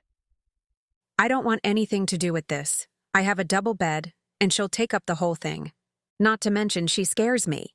If she behaved like a human instead of a gorilla, I might be more inclined. It'll only be for a few days. I'll give you half off your rent. I considered it. She can stay for 2 days, and I want the whole month off on rent. I'm not sure. I'll also take pictures of you on your yacht while you're wearing your sailor suit. A grin spread from ear to ear. Deal. Finish with the remaining couples while I help your wife. I shook my head. This was going to suck. However, only 2 days with the gorilla woman and no rent would balance it out. Come with me, I said to her. What's your name? Just call me Muffin. Muffin? Yeah, it's my nickname. Got a problem with that? Not at all. Right this way, Muffin. I led her upstairs to my apartment and opened the door. This is it? She asked as she plodded around. Yes, this is my apartment. It's tiny, and your furniture is old. Perhaps when you cash your inheritance check, you can throw a few thousand my way to make my apartment more modern. What's this furry thing on the couch? That's Gus the cat. He's a cat? He looks more like a fuzzy bowling ball. Gus cocked his head to the side, attempting to deduce what he was looking at. It took too much energy, so he drifted back to sleep. I was already tired of Muffin, and it had only been 2 minutes. Let me find you a spare key. I stepped to the kitchen table and reached for my purse. It wasn't there. I had slung it on the back of the kitchen chair earlier this evening when I returned from the casino, but it was now resting on the table. I stood there a moment. I was positive I had hung it on the chair as I ran through the apartment to change for work. Perhaps it landed on the table. Then again, I didn't have to use my key to open the door. It was unlocked. Odd. I surveyed the kitchen and living room. Everything was in order, but someone had been here. Objects were moved just enough to reveal dust rings, and the couch cushions were a little skewed. I tiptoed to the window to peer down at the street. The Frenchman was no longer in sight. Could he have broken into my apartment? You got anything to eat? Muffin asked. I stepped back from the window. No, I've been out of town and just returned last night. I'll make you a list. You can go to the store in the morning. Why can't you go to the store? I have to keep a low profile with this inheritance thing. Till I get my check. I'm staying here and making sure no one comes snooping. Fine, I'll go in the morning, but you're paying me back. Where do I sleep? I wanted to tell her the couch, but she wouldn't fit and Gus would be flattened. The bedroom is over there. Bedroom is on the left, bathroom is on the right. She inspected the bedroom. It's a little room and a little bed. What are you, baby bear? Everything is tiny. Frankie's apartment is larger, I said, hoping she might want to swap apartments. I've had a long day getting married. I'm hitting the hay. I'll need my groceries by the time I wake up. When is that? My patience was slipping. We'll play it by ear, she said, whipping the bedroom door closed with a resounding thunk. I must be the dumbest woman in the world. I let Frankie con me into helping him again. And now I'm playing host to Muffin, the world's largest gorilla. I didn't even have my pajamas. I gathered an oversized towel from the bathroom closet, stripped off my clothes, and wrapped the towel around me. Gus, move over. You have to share the couch. His only response was a whisker twitch. I nudged him to scoot over, but he was like an anvil. I curled up and fell asleep on the 2 remaining couch cushions.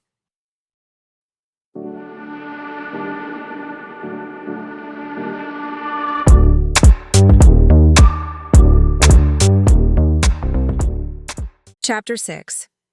A gusting breath blasted my face and woke me up. It couldn't be Gus because the breath would smell like hot dogs and kitty nibbles. And he doesn't breathe with such force. I cracked open my eyes and flinched. Muffin's surly face was inches from mine. I want breakfast! Then go get yourself breakfast, I said, turning over. I'm not leaving here. Here's the list, she said, shoving it under my nose. Go to the grocery store and get my supplies. I snatched the paper from her waving hand and reviewed the list. You're staying here 2 days max, yet there's a month's worth of groceries on this list. I'm planning on cooking for my husband. I eyed her. Your fake husband. He's my real husband until I get my inheritance. If that's the case, you can move in with your real husband. I'm giving him his space. I'll get into his apartment eventually. I was confused by our conversation. I glanced at the clock that read noon. I scrambled off the couch. I have to get to the casino to work, and then I have a gig tonight. You should find yourself a husband and let him go to work. It would be nice not to have to worry about a paycheck, but I don't think I could sit around and not work. That's what those hoity-toity trophy wives do. True, but I don't think they're happy. They at least have better maids than I do. You have maids? I have one maid, she said, pointing her finger at me. If you think I'm going to be your maid, you're completely crazy.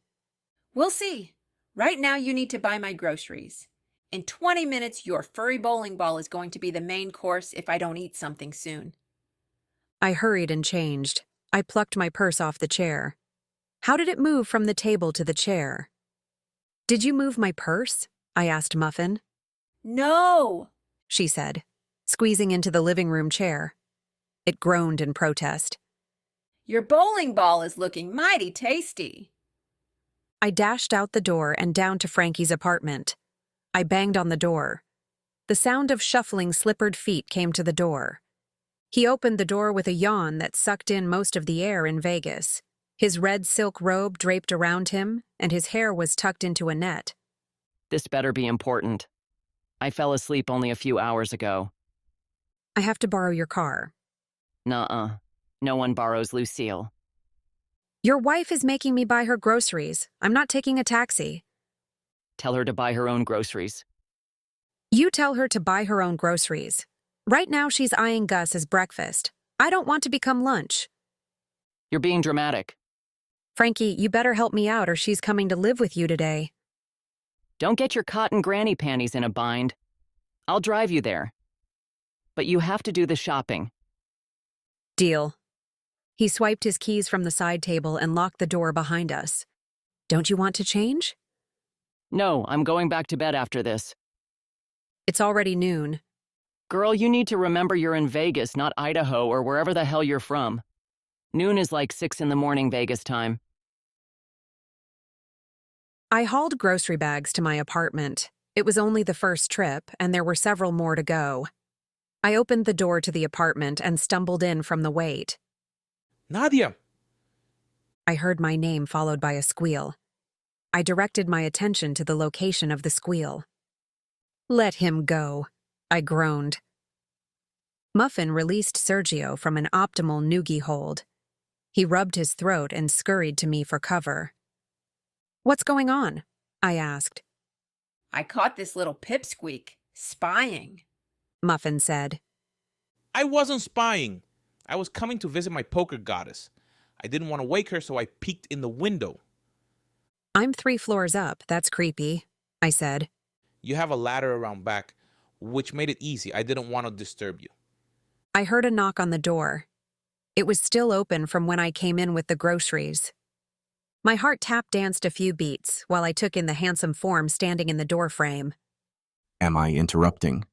Grayson asked. Nothing important, I said with a cool, even tone, covering the fact I wanted to pounce on him and give him a million kisses. Hey, my breakfast is important, Muffin said. Go ahead and make yourself breakfast. I have to haul up the rest of the groceries. Do you need help? Grayson asked. I have 2 more trips worth of groceries in Frankie's car. Why are you here? Are you unhappy to see me? Grayson feigned a wounded expression. I couldn't help but smile. No, just curious since you said you were going to be busy. I've been very busy, and I'm not even close to finishing. Didn't you get your phone? I tried calling. I have to talk to you about something. But alone. Is that code for boom chicka wah wah? Muffin asked. 'Cause you're not doing the nasty here.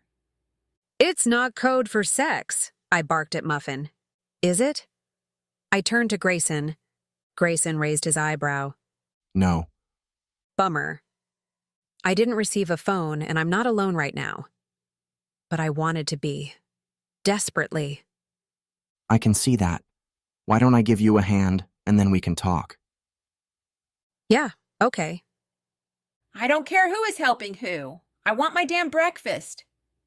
I glared at Muffin, who was surly enough to roast me for breakfast. Sergio raced to the door. I shall return to you, my goddess, He called as he made his escape. Who was that? Grayson asked. I seem to have picked up a stray in Panama. You have a knack for attracting interesting people. Yes, I do, I said, as I watched Muffin forage through the grocery bags, sniffing questionable items. Grayson called Remy to bring up the remaining bags from Frankie's car. He then dug out a pan and pried the eggs out of Muffin's hands. By the time Grayson was beating the eggs, Remy was upstairs with the remaining grocery bags. What would have taken me 2 or 3 trips up and down the stairs only took him 1. Where do you want these? He asked. Can you set them on the counter? I'll put them away. Remy deposited the bags and was about to leave when Muffin saddled up next to him. You're a fine piece of meat, she said with a detectable bat of her eyelashes and a gleam in her eyes that said, steak dinner. He stared at her with a blank expression. I considered Remy to be a tall, beefy guy, but standing next to Muffin he seemed small and docile. Like Sergio. Remy eyed her, knowing she was the one person who could pin him down and take him like a fair maiden. I'll be in the limo, Remy said. You can't go anywhere without Grayson. You may as well stay and keep Muffin company while Grayson cooks her omelet, I said. Remy's jaw muscle twitched. I thought I liked you. You'll like me again tomorrow. Go sit in the living room and play nice. Muffin curled her hand around Remy's arm and dragged him to the living room. I didn't think it was possible to drag Remy anywhere. I returned to the kitchen to put away the groceries. Who's that? Grayson asked. She calls herself Muffin.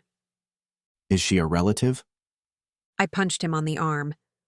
No, she's not a relative. Are you saying we have any resemblance? Maybe not physically, but you do have some of her hostilities, He said with a grin. I'm sure you'd fight her for the last piece of chocolate cake. I smiled at his playful jab. Why are you here? Someone is back in town. I have a hunch he's going to cause problems. I may need your help. Who? Dagor? I asked, praying it wasn't him. No, not him. Grayson said. His eyes expressed concern. You haven't seen him, have you? He was on the airplane to Panama. He saw me and said, "You're dead." I think I might have heard him outside of my hotel. I know he's around.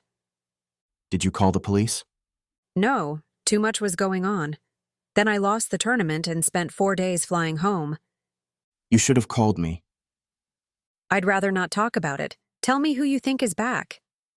The omelet is done, and I think Remy needs a break. Let's feed Muffin and Gus and go somewhere. Yeah, sure. But I have to work and I have a gig tonight, I'll make sure I don't keep you too long. he said, swooping down for a small kiss. I've wanted to kiss you for weeks, but you looked scary the other night. My fingers touched my lips to stop the erupting tingles. Is my omelet done yet? Muffin shouted from the living room. I can't entertain a man on an empty stomach. Let's go. Grayson said. He slid the omelet on a plate and deposited it onto the kitchen table. I tossed a hot dog in Gus's bowl with some low-cal nibbles. Remy scrambled from the couch and flew out the door. I'll see you later, my tasty love pastry. Muffin called after him. Grayson and I followed Remy. Where are we going? Home? For now? Remy drove to Grayson's sprawling 3-story house. Grayson didn't use the house as his regular residence. Instead, he lived in the casino penthouse so he could work around the clock. Why didn't we go to a cafe or somewhere closer? I asked. The last time I was here, we spent an amazing night together. I still heat uncontrollably remembering it. You're not thinking of coercing me to have sex with you, are you? I asked. You can't say you're rid of me for 6 months and then pick me up for a quickie before you head back to work. I'm not here for a quickie, but I wouldn't say no if you wanted to, he said. The corners of his steel-gray eyes mischievously crinkled. We're here to talk briefly, then we can ride back to the casino together. Why not just talk on the way to the casino? Last time there was a bug in the limo. I'd rather go somewhere I think is safe from ears and bugs. Remy opened the door. I slid out, and Grayson followed. We trekked into the house and into the great room, where I plopped down on an overstuffed chair. You can sit by me, I don't bite. Grayson said, taking a seat on the empty couch. Remy shook his head and sat in a chair opposite of me.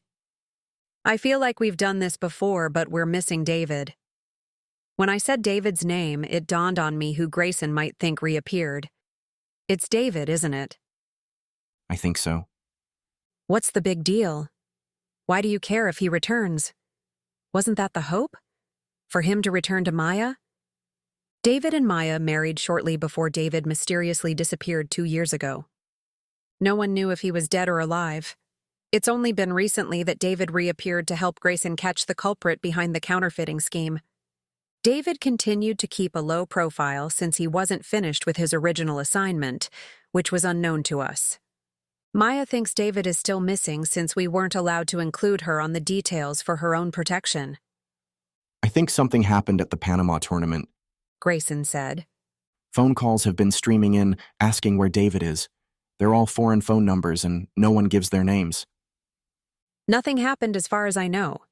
Caleb may know more since he won the tournament. I'd rather not involve Caleb. I don't know what the problem is. I just know there's something going on. How can I help? I asked. Keep an eye out for David. He might try to see you since you're the easiest to contact. That's easy enough. He has no problem finding me. Nadia, I have to warn you, though I don't know how. Warn me about what? Grayson looked at Remy for help. Remy used to work with David before he disappeared.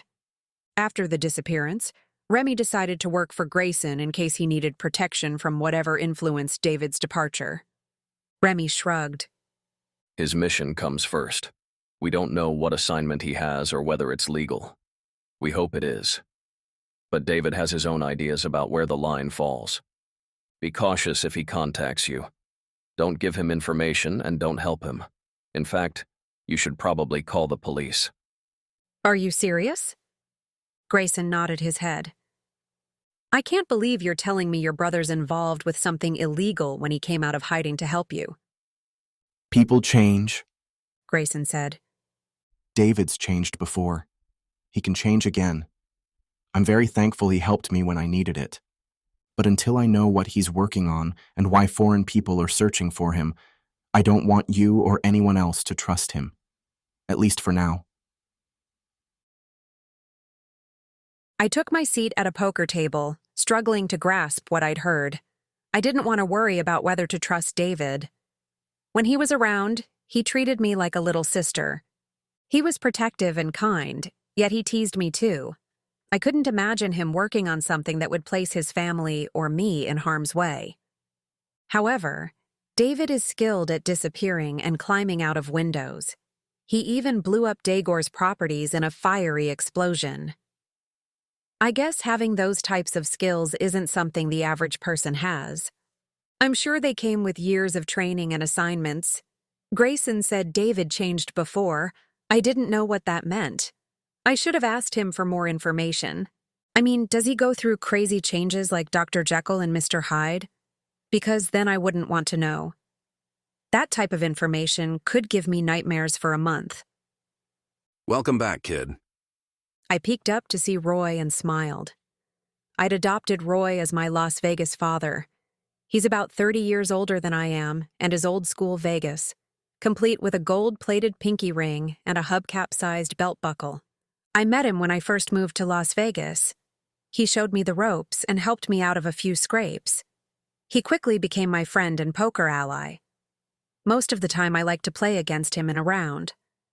He points out my flaws and teaches me how to improve. But sometimes he takes me to the cleaners and I limp away from his beating. He bought me a stand-up punching bag as a Christmas present so I could work out my poker table aggression. I never use it except to hang my laundry. It wasn't until David reappeared and gave me a quick lesson that I came to enjoy it. However, I still think it functions better as a clothes rack. Are you joining me today? I asked. For a little while. I figured I could harass you a bit, but then I have to go to the store for Gloria. He bought in and was dealt into a hand. Why do women run so many errands? What's so important that there are so many errands? Men have one errand: buy beer. Women have 50, and it's a continuous cycle. Every time I see the light at the end of the tunnel, it starts all over again. His thick eyebrows pinched together. Gloria was Roy's fifth and current wife. She was only in her mid-30s but married Roy despite the age gap. That's because women have to take care of men like they're toddlers. All they ask for is a little help. We don't ask them to take care of us. We're happy with beer and TV. Did you tell that to Gloria? If I told Gloria, she'd make my life miserable out of spite. Let's play so I can cheer up. You can give me your poker psychobabble today. I know how much you enjoy it. It's not psychobabble. It's mastering the art of poker psychology. There are books and studies written on it. Theories are all fine and dandy, but how do I know if someone's trying to mess with my head and plays erratically to screw me up? I asked as I threw a couple of chips into the pot. That's why you have to master the art. Roy threw a couple of chips into the pot as well. Have you mastered it yet? No, I still have a long way to go. Knowing that keeps me focused. I already know I haven't mastered it. That means I'm on track, right? It means you know you're an average poker player. I'm better than average. Depends on who you're playing against. Your style is too tight and you're sloppy when you play too long. I gritted my teeth and rubbed the back of my neck. Irritation forced my neck rigid and tight. I toyed with my chips to keep from strangling Roy. His psychobabble always dug its way under my skin. I thought I was in a good enough mood to let it roll off my shoulders. I was wrong. See? Now I have you mad and on tilt. I bet you don't know how many chips you threw into the pot or the mathematical odds of your chances of winning. I opened my mouth, but I couldn't argue. He had wound me up and was watching me spin. I wasn't focused on the hand in front of me. Roy turned over his cards to reveal a winning hand. The dealer pushed the chips over to him. And that is why you lose, young grasshopper. By the way, what's a Nadia revival party?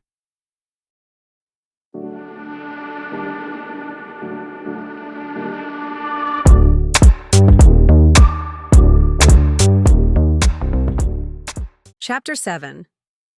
The taxi pulled to the curb in front of a mini mansion. It had all the beauty and pomp of a regular mansion, but on a smaller scale. I paid the taxi driver and followed a winding pathway to the front door. Rock music blasted through high-end speakers, and laughter cascaded from the house. In the distance, I heard someone shout, "Cannonball!" which was followed by a splash of water. I rang the doorbell. The door swung open to reveal a house filled with men.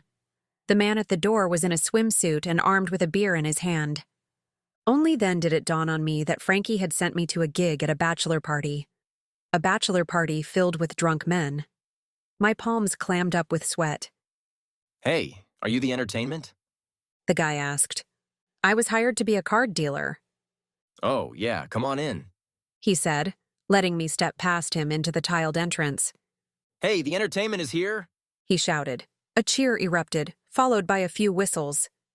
"Take it off!" Someone yelled. "I'm not the entertainment. I'm the card dealer." "Cards are entertaining, right?" He winked. "Just show me where to go." He led me to a bar area, where a scantily clad woman with sparkly blue pasties and a matching thong was bartending. She smiled at me as she poured a drink. My nerves were rattling by the time he steered me to a table located near the bar. "Here's the table. You'll need to strip into your uniform before you deal." Frankie said there wasn't a uniform. Exactly. There's no uniform. Would you rather strip for the guys or come out naked? Electrons cross-circuited in my brain. I could hear the zapping and electrical storm crackling through the neurons. "Are you insane?" I asked him. If he'd had a shirt on, I would have seized it and dragged him to eye level. Would you rather work your way into it? Oh, like strip poker. That's an awesome idea. He turned around to the room to yell, "Strip poker!" Forget the damn shirt. I grabbed onto his chest hairs and yanked him to me. He yelped, sloshing his beer onto my shoes. "There'll be no strip poker or naked poker. I'll be your card dealer, but with all my clothes on." What's going on? Someone asked from behind me. I let go of the guy's chest hair to turn around to find Caleb strolling toward us with a beer in his hand. I groaned. "Tell me this isn't your party." He smiled. No, but if it was, I'd hire you too. You didn't know this was a bachelor party, did you? Of course not. Frankie said a party needed a card dealer. I can escort you out of here without any problems if you want to cancel. I can get myself out of here. I don't need a man to rescue me, but I want the money. I just don't want to strip for it. What if I help you out? How? I'll sit at the table. We can play strip poker, but we'll make sure the dealer keeps her clothes. Between the two of us, we could manage to make you the house favorite to win. If anyone else had said it, I wouldn't believe it possible. But if Caleb was playing, then I was willing to take the risk. I'm in. You owe me. The last thing I want to see is man junk everywhere. What would I owe you? Does it matter? You never paid the last time. I would have, but you acted like a scoundrel. A scoundrel? He chuckled. Hardly. I acted as any man would. My point exactly. He smirked. The strip poker table is open. Caleb called out. He winked and took his seat. I didn't mind that he was seated farther from me. I had to focus on the game, not the times Caleb's arm or leg brushed against mine, or how the warmth spread its way through me. Since it was strip poker and I was part of the game, I had to play as well as deal. As the table filled with men, I shuffled the cards and had everyone ante up with an article of clothing. The problem was most of the men were only wearing swim trunks. So I ended up seeing a lot of anatomy I didn't want to see, especially since it was cold, wet, and wilted. I placed my shoe on the table as my ante. That's not fair, a player said. She has all her clothes on, and I'm sitting here naked. It's fair, Caleb said. You should have worn more clothes if you're going to sit at a strip poker table. Anyway, it'll be a sweeter victory once she's lost all her clothes. The man nodded, though his eyes were narrow. Caleb tugged off his shirt and flung it into the pot. My eyes traced the lines on his chest and arms. He smiled. Are you going to deal or stare? Shut up, I said, and dealt the first hand. How does this work? The guy next to me asked. I'm all in with my swimsuit. I can't place any more bets. Then prepare to lose your swimsuit, Caleb said. I'm going all in with pocket aces. He laid his cards on the table, and there was an all-around groan. I silently laughed and dealt the flop. I didn't have to deal the turn or the river because the flop revealed 2 more aces, making a 4 of a kind for Caleb. Everyone cursed and threw in their hands. Caleb grinned as he knocked out 5 players in one hand, making them naked and me 1 shoe down. It didn't take long for the men to catch on. The next group that sat down had all their clothes on with accessories, such as hats, watches, and towels, wrapped around them. I glanced uneasily at Caleb. He grinned and slid my shoe under the table. He then shrugged his shirt back on. I was a little disappointed and relieved at the same time. By 3 a.m, most of the men at the party were naked and passed out drunk. I think you can call it a night, Caleb said. Between the 2 of us, we have 3 laundry baskets full of clothes and only a few remaining men that have any left. I guess we can give them back. Let's wait until you're outside and on your way home before we do that. I doubt they're sober enough to be a menace to my clothed state. No, but I don't think they'd chase after you without any clothes either. You pick some strange people to associate with. I do? Care to tell me about some of the people you associate with? I shook my head. Mine wouldn't be any better. Let me call a taxi. You didn't fix your car? No, I lost the tournament and had to fly home with Uncle Santos. The old guy at Sergio's party who stunk up the place? Yes, and I don't want to talk about it. Let me give you a ride home. It'll make me feel better if I knew you got home safe, and I can collect the trophy. Okay.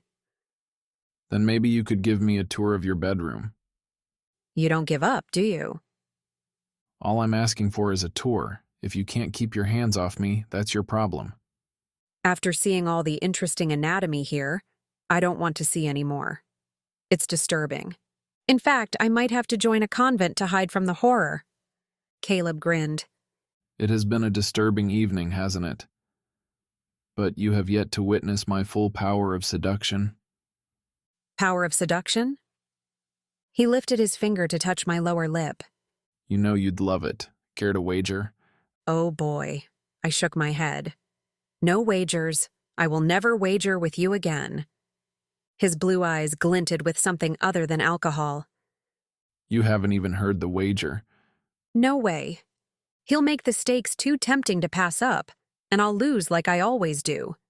But what's the harm in hearing him out? I can tell him no. I'm strong enough.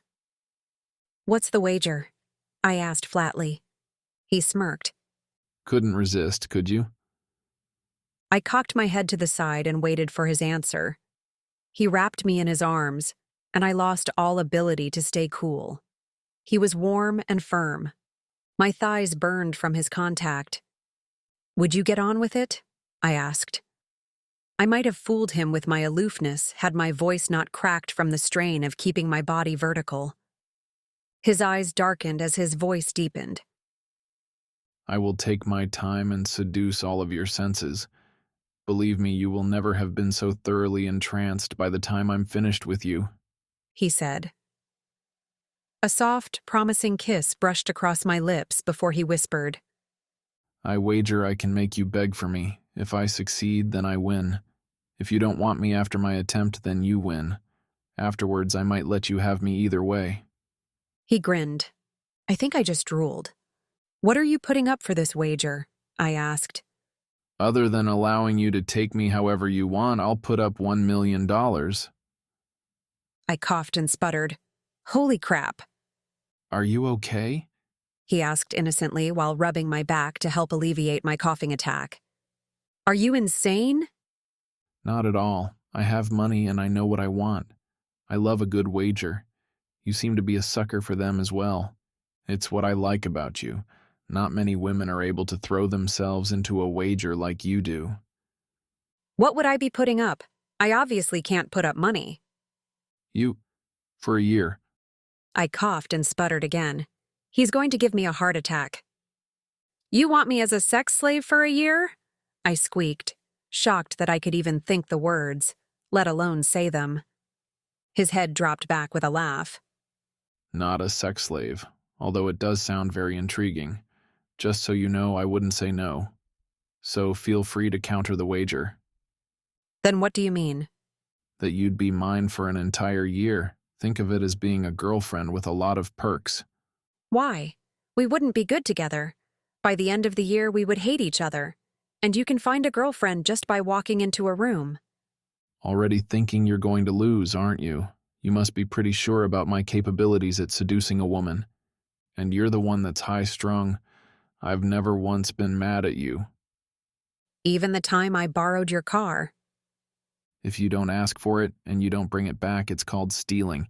And once I knew it was you, I thought it was hot. How come whenever there's a wager between us, it's my virtue on the line? Caleb bit his lip in attempt not to laugh. Your virtue? Are you so innocent? I just mean you always put up an item, and I always put up myself. Do you have anything you'd like to wager? Crap. I don't have anything except for myself. No. $1 million. All I'd have to do is not beg him to have sex with me. That wouldn't be hard. I've never begged him to have sex with me before. And if I lost, a year as Caleb's girlfriend would be heaped with benefits. No. I can't lose. We would be fighting by the first week. How long does this offer stand? His blue eyes softened. Forever, Nadia. I lost myself in his eyes for a moment. Forever? I cleared my throat. I'll need to think. This is way too big to decide right now. Fair enough. Let me take you home. I nodded and picked up my purse. It was the only thing I was capable of doing at the moment. Caleb heaped the clothes onto the table for the men to find when they woke up. The bartender was closing up and was half-clothed when she said to me, Thanks for an entertaining evening. I've never had more fun watching men lose their clothes. Can you tell me where you work next so I can request gigs with you? This was a mistake. I'm hoping to never work another gig in my life. Oh, bummer. Normally I have to work with leering men, but this time they were focused on blending in without any clothes. I smiled at her and was very thankful not to have her job. I opened the apartment door for Caleb. A green cloud of smoke escaped, and the fumes choked us. What the hell is going on? I asked as I covered my nose and mouth with my shirt collar. What damn fool leaves a box filled with styrofoam in the oven? Muffin asked as she frantically waved an oven mitt in the air. The oven door was wide open, and a charred box smoldered inside, puffing green smoke clouds into the air. Close the oven door before we all die, I said, racing to open the windows. Muffin closed the oven door, but the stench and smoke remained. Why are you cooking now? I heard a noise, so I investigated, but no one was here. Then I had a hankering for pie. I had a frozen pie, so I preheated the oven. The little light turned off and I was going to stick the pie in, but green smoke started billowing out. Who leaves a box in the oven? I do. I don't use the oven, and I was storing Caleb's trophy. Uh-oh. I peeked over at Caleb. That was my trophy? Yes. It might be okay. We can take a look once it cools off. I had the perfect spot picked out for the trophy. It was going to be the pinnacle of my collection. Caleb, I'm so sorry. I'm kidding. I don't care about the trophy, but I'm interested in seeing what it looks like. It's supposed to be gold, but they might have added some cheap filler in the middle of it. Feel free to take a peek. Just cover your mouth in case there's still smoke in the box. I covered my nose and mouth with my shirt again as he opened the oven door. He slipped on oven mitts and took the box out of the oven. Setting the box onto the stove, he lifted a box flap to have a look. The angry green smoke spouted out. The styrofoam didn't make it. It's curled and brown. Do you have a spoon or something to dig the trophy out? I dug through my kitchen drawer and handed him a long-handled spoon. He stirred the styrofoam until he found what he was searching for. He extracted a twisted, lumpy piece of metal substance. Or maybe it was plastic. It was hard to tell since it was curled and dulled from the smoke. Is that your trophy? Muffin asked. It doesn't look like one. I kind of like it, Caleb said. It's rather artsy now. Maybe we could submit it to an art show. I don't think they'd want it, I said, scanning the monstrosity. You can have it. I don't want it. Are you saying you don't want my trophy after I sent it to you for safekeeping and you stuck it in the oven to become a blob of art? Am I keeping it for pity's sake? Yep, I think it'll look great on the coffee table, he said. Is it cooled off? Yes, it's cool enough. I plunked the unrecognizable glob on the table. That ain't half bad, Muffin said. What's that thing poking out the middle? I squinted at the black speck on the side of the trophy. I don't know. Maybe a defect, but the whole thing is a defect now. I'm getting a headache, I said. These fumes aren't going away. We should let the place air out, Caleb said. Yes. You go home. Muffin, Gus, and I will stay with Frankie. Are you sure? Caleb asked. I would offer for you to stay with me, but my place was broken into and trashed yesterday. It's going to take days to clean it. That's horrible. Did they steal anything? Not that I can see. I'm not sure what the person was searching for, but I don't think they found it since my entire place is trashed. Can you hire a cleaning service to help you? Or I can help. It's not so bad. I'm tossing things as I go. I already have a donation pile. Donation? Muffin perked. Hey, I want in. Can I be your first donation recipient? You can have all of it. Let's get out of here, I said. My brain cells are withering by the second. Caleb kissed me and lingered for a moment. You'll think about the wager, right? I think it's the only thing I'm going to think about for a while. You really know how to mess with a girl. It's what I live to do, especially if that girl is you. He placed a gentle kiss on my nose. I'll see you tomorrow. Tomorrow? Yes, the Nadia revival party is tomorrow. I've never been to a revival party. Am I supposed to bring anything? Just a rock for me to crawl under. He chuckled and kissed me on the cheek before he left. I retrieved a package of hot dogs from the refrigerator and baited Gus to lumber down his kiddie stairs from the couch and downstairs to Frankie's apartment. Muffin followed. When I knocked on Frankie's door, it swung open. I peeked in. The inside of Frankie's apartment was a scattered mess. Frankie liked to keep his place spotless and organized. Something was wrong. Muffin and I looked at each other. Frankie? I called out. What do you need? Frankie asked from behind us. We both jumped in surprise. Your door was open. I locked my door, he said, pushing past us into his apartment. He sputtered as he gasped at the state of his apartment. What happened? Looks like you've been broken into, Muffin said. I can see that, but why? Oh no. He cried and flew through the apartment. I ran after him and found him in his room. They're safe, he said, kneeling next to his shoes. You were worried about your shoes? These are fine Italian leather. You wouldn't understand. You only own 2 pairs of shoes. That's not true. He eyed me. I might own 3 pairs of shoes. 4 if you count my work go-go boots. Either way, my shoes are safe. But this mess needs to be cleaned up. Good thing you're both here to help. I'm not helping, Muffin said. I still didn't get my pie. This place is worse than a war zone. I hear noises. There are booby traps in the oven. People get broken into. I get gassed out. And I still have no pie.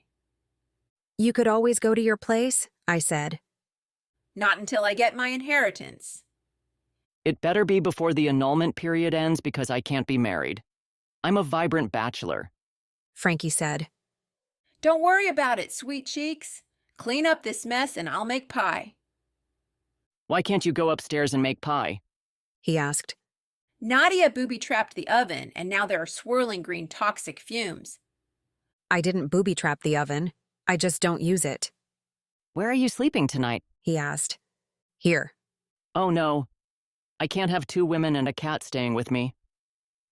It's just one night and you're married to Muffin. You have to keep her. Gus and I can sleep on the chapel couch. It's okay, Muffin said to Frankie. I'll take the bed so you don't disturb me with cleaning. You can sleep on the couch when you're done. Frankie leveled a cutting glance. Your apartment isn't that bad, is it? I smiled. It's worse than bad. You wanted a percentage of the inheritance. This is your thing. You deal with it. I pulled out a hot dog so Gus would follow me to the chapel. I heard threads of bickering coming from Frankie's apartment. You may want to close your door, I called. The vibration of a slamming door echoed all the way to the chapel. I snickered. Gus and I snuggled on the couch and passed out.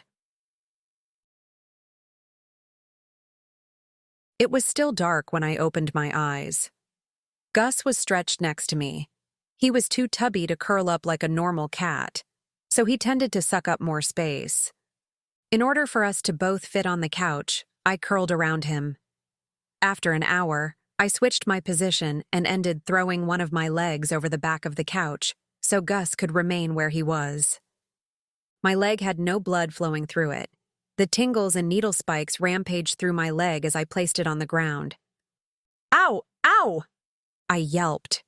I jumped off the couch and danced in a circle, letting the circulation flow to my legs. Gus, this is your fault. He didn't move a muscle as I pranced in a circle, cussing. Is this a new dance move? A deep voice asked. I swung around to find David.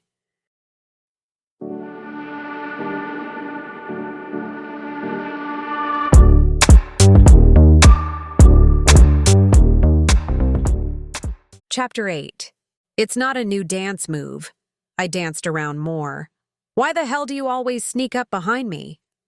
While this is amusing, I'm not here for entertainment, and I didn't sneak. I've been here for a while, David said. I sank into the couch, though my foot kept tapping. Are you friend or foe? Why do you ask? Grayson and Remy said you're up to no good and I shouldn't help or talk to you. So, what is it? What's the deep, dark secret? This isn't my secret, so I can't share it. What do you want? I'm on the hunt for something a lot of unfriendly people are looking for. Dagor is back in town. He was going to hide in Panama, but heard he could make money by returning. Have you seen him? I saw him on the plane to Panama. I think I heard him outside of my hotel. He wouldn't have known about the money at that point. Maybe he was outside your hotel waiting to get even. Either way, watch out for him.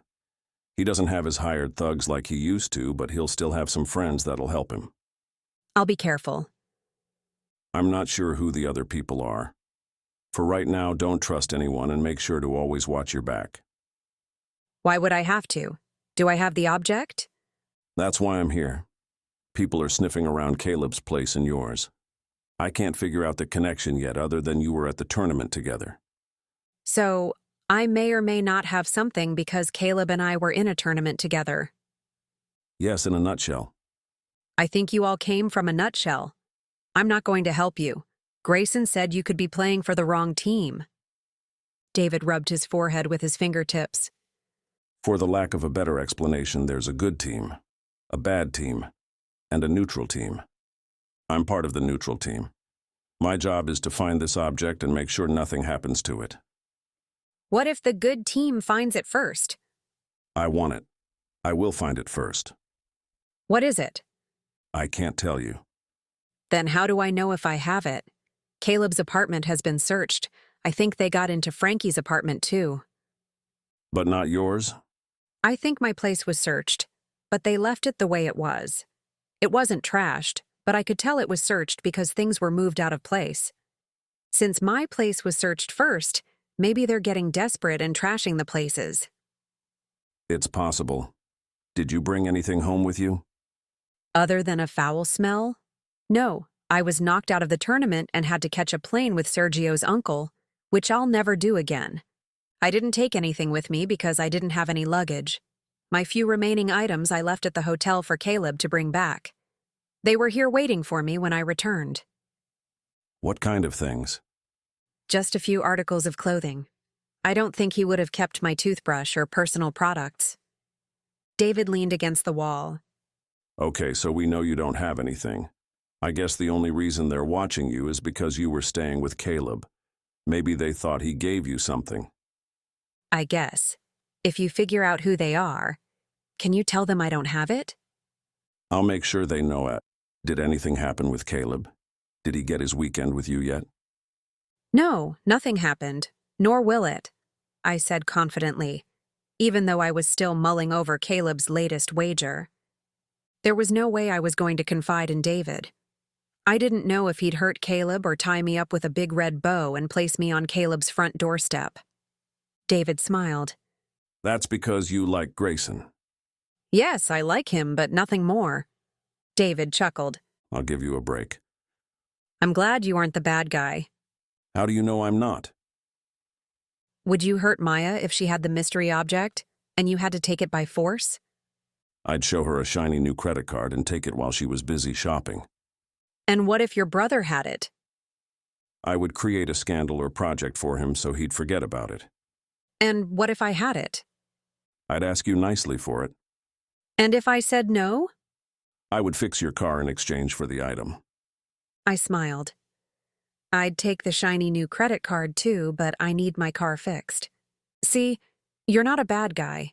You give so you can hide that you're taking. Are you going back to Maya once this is over? Yes, I will. Then how can I help? By giving me a place to sleep. You'll have to fight for it. Frankie married the Queen of the Amazons, and she's staying at my place. Right now, it's filled with green toxic fumes. I saw her earlier when I came to see you. I was about to go into your apartment, but thought twice about it. Can I sleep on the couch with you? No, I barely fit with Gus. If you want to breathe in toxic fumes, then use my apartment. I have a gas mask in the car. I'll use that. Be my guest. If you find what you're looking for, then take it. Nothing in my apartment is worth anything anyway. Should I worry about the Queen coming back? Muffin? No, I wouldn't worry about her tonight. She's making pie, and she's wedged her foot in Frankie's door. I'm sure she's good for the night. By the way, here's your phone. David said, tossing me a cell phone. I caught it. How did you get it? I intercepted it so I could monitor any incoming calls. Did anyone call me? No, I think the number is too new. I'm sure only Grayson knows it. Maybe he passed the number on to Maya and Remy, too. I could have dealt with it myself. I didn't want you to worry. I'm an adult. I can handle a little bit of worry. Not while I'm on the job. Now go to bed so I can, too. Good night. Good night, knucklehead. My cell phone rang and vibrated in my hand.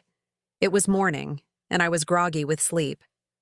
Gus and I were lying on the foyer couch, summoning the strength to make it upstairs. Gus grunted and nudged me with his nose. Hang on, Gus. Let me answer the phone first.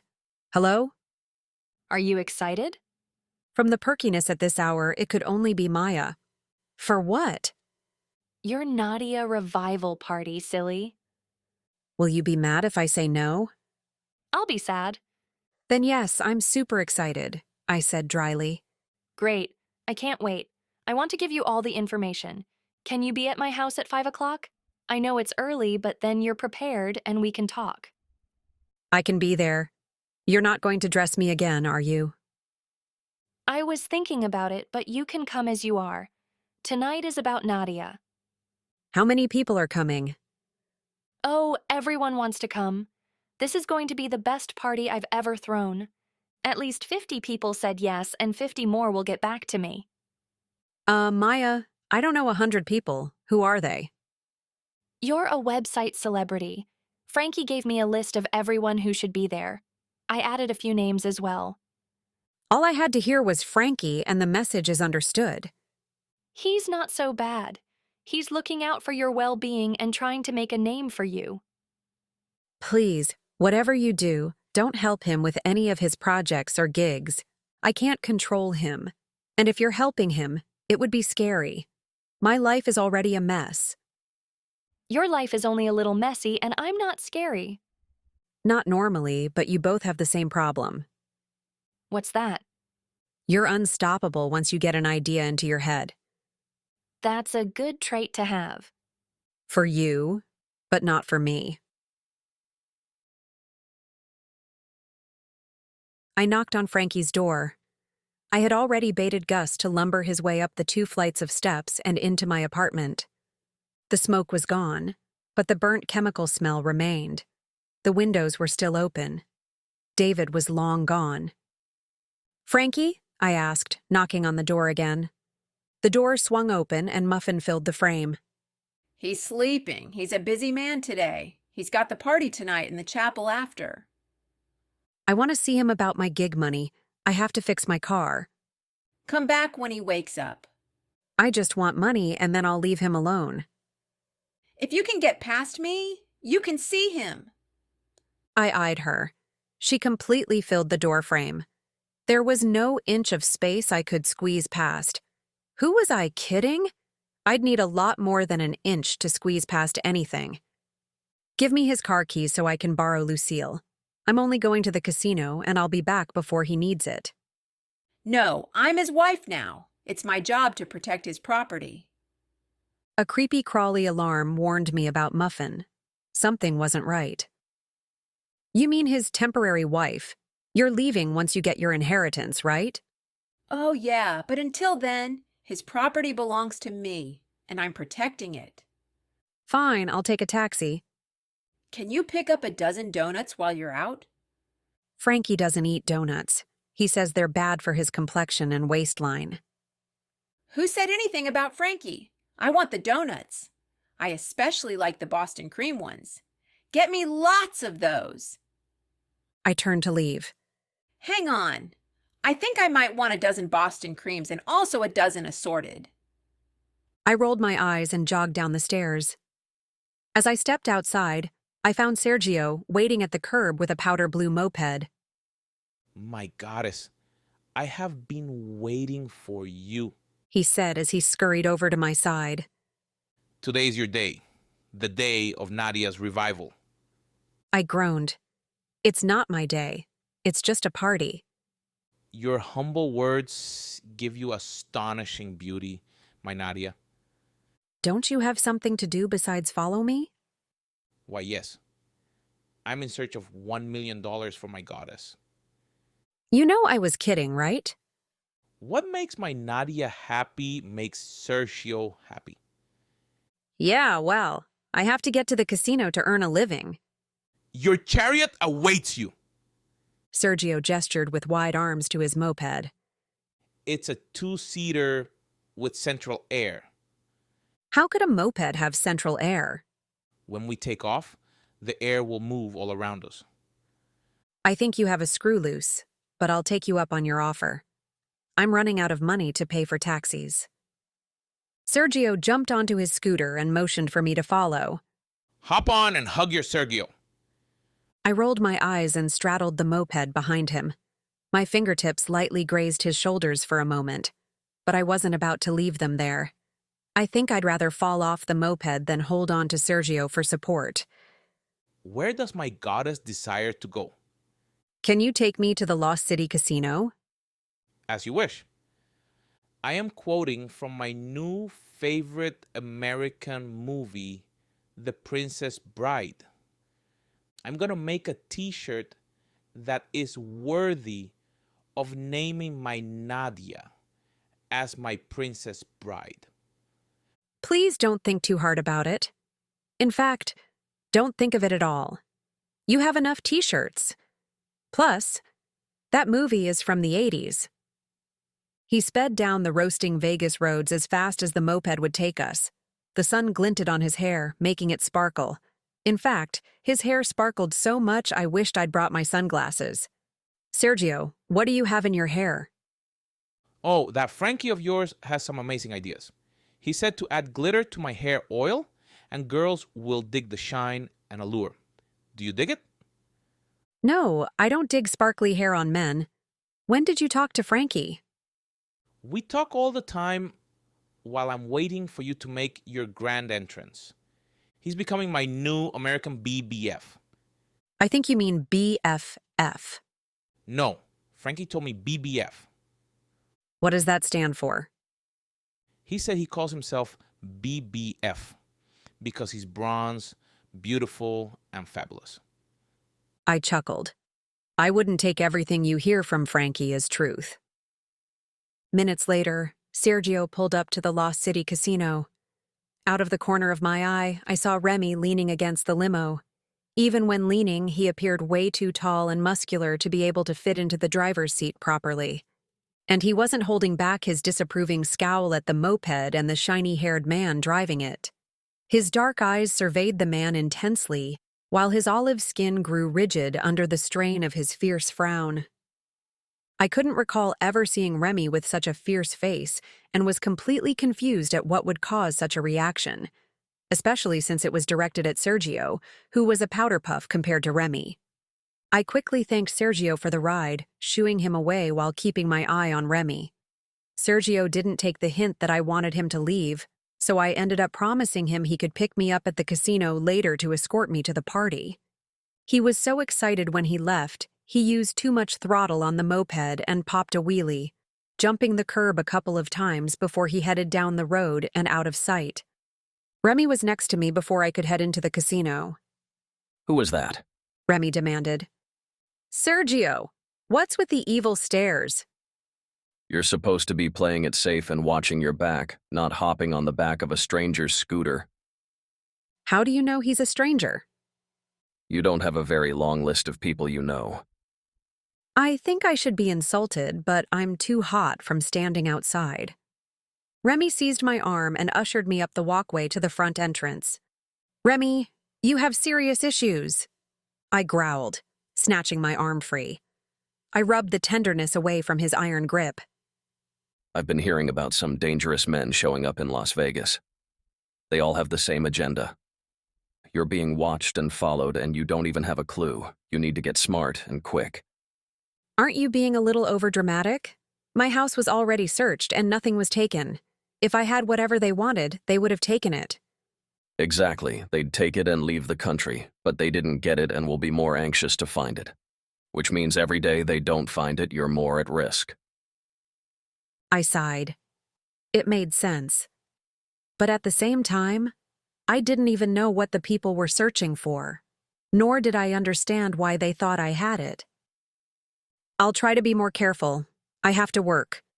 Don't you have to babysit Grayson? I heard that, warned a familiar, warm voice. I jumped and turned to see Grayson. My pulse kicked up a notch, and sweat instantly beaded on my skin. Thankfully, the hot sun could be blamed for the noticeable change. He was always gorgeous with cologne model features and a smile that could give me instant hiccups due to forgetting to breathe. His tailored suits fit him to perfection and made my mouth water at the treasures lying beneath the clothed surface. His intense gray eyes made me forget my name. Are you okay? Grayson asked me. He reached his hand up, and his thumb grazed the surface of my neck and shoulder. You're all sweaty. You should be inside in the air conditioning. I shook my head to clear it of Grayson-filled thoughts. It didn't work as I thought it should. I was hoping to shake my head clear like one could do with an etch-a-sketch. I'm fine, just too warm. Which was completely his fault. Grayson's hand found the small of my back and steered me effortlessly into the casino. My skin was in a tingly fit from his touch and close proximity. It wasn't fair. How can he light up my insides with sparklers when I can't even get a flint spark into him? I'm heading to a meeting. Will you be here for a while? Maybe we can have lunch together? I'll be around. I'm not planning on leaving until late. Grayson's eyes danced with mischief. Not so late as to miss your revival party, right? No, Maya would be upset if I missed my own party, but I want it on record that I think the party is completely ridiculous, and I'm only going because I don't want to disappoint Maya. His lips curved into his stop-me-in-my-tracks smile. I'm glad Maya has a friend like you. I smirked. You're just happy because she's temporarily out of your hair and into mine. Yes, that's true. She can be overwhelming at times. He admitted with a laugh. I'll be relieved when David comes back and she can resume giving her attention to him. He said that once the item is found, he can return to Maya. Hopefully he can figure it out soon. Grayson's eyes narrowed. When did he say that? Have you seen him recently? Oh. I was supposed to be leery of him and his possible motives. I may have seen him recently, I mumbled. Remy was at Grayson's heels the moment I finished my sentence. Where was he? Remy asked. He's not the bad guy, I said, deterring him from taking a chomp out of me. And how do you know this? Because he told me. He said there were 3 parties interested in the item. 1 good, 1 bad, and 1 neutral. He's on the neutral team.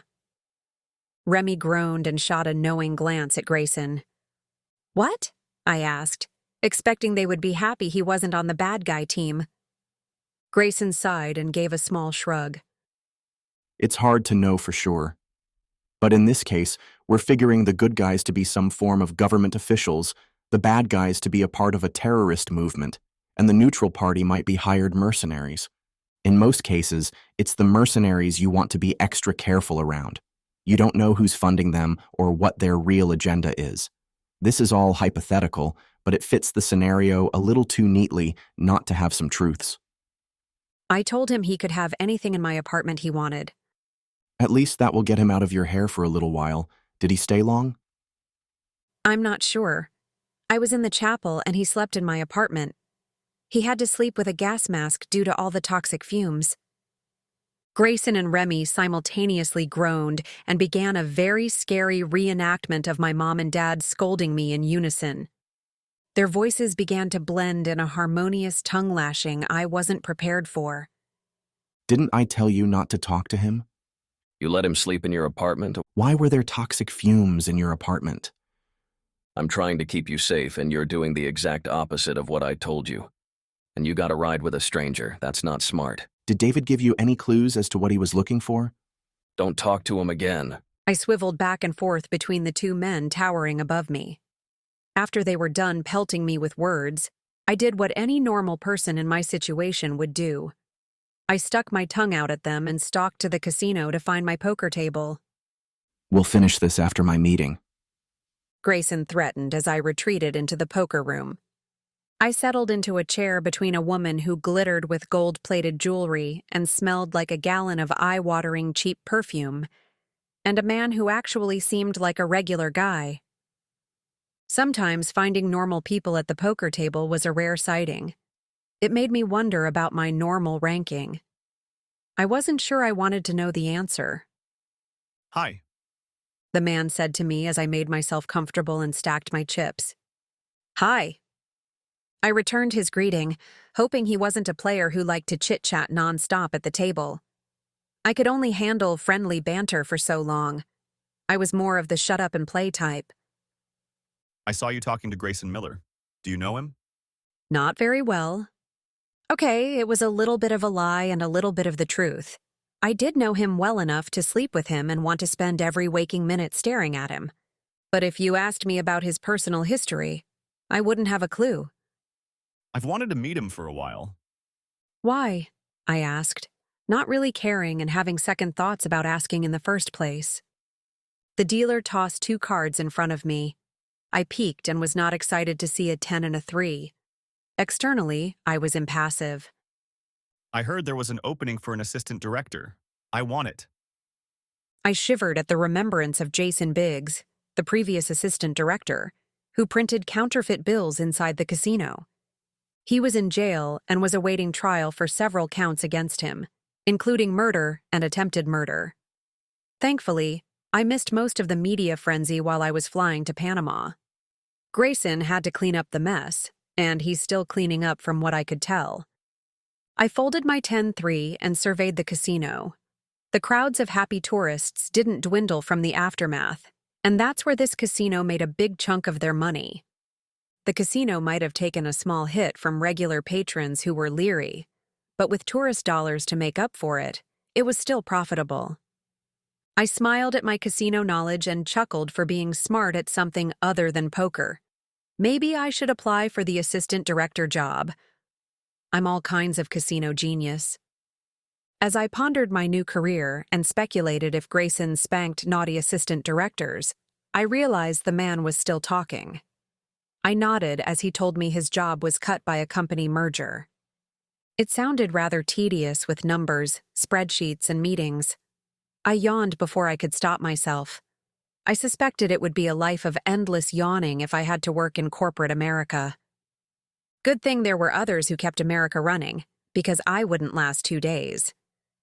So, you'll give him my resume? I blinked and looked at the man, his eyes set intently on my face. I think you're better off giving him your resume yourself. I don't have any sway in who he hires. Aren't you engaged to him? I saw you on the news and they announced your upcoming marriage. A flash of heat rose to the surface as I remembered the event leading to that rumor. Grayson and I were searching for the counterfeit printing room. To appear as though we were blending in, Grayson gave me a personal tour. Our acting skills were dubious, and employees became suspicious of the nature of our tour. We perked their ears with words of marriage and terms of endearment that made me gag from their sappiness. Next thing we knew, Grayson made the news when the counterfeiting ring was exposed, along with our upcoming marriage. That was a false report. We aren't getting married, nor are we engaged. But you're his girlfriend, right? I wish. Nope, not even a girlfriend. The man mumbled something that sounded like a string of swears, picked up his chips, and abruptly left the table. I watched as he marched out of the poker area and disappeared through the crowd. I thought he would never leave, A grumbling voice said. I peeked up to see Roy. I smiled as he settled into the vacant seat. He looked like he was going on about something. Roy said. He wanted me to give Grayson his resume. How are you? I'm good now. I had a whole morning of cleaning. I still have more to do when I go home, but I needed a break. Roy appeared a little soft and weary from the exertion. His typical daily exercise was stacking chips and lifting cocktails.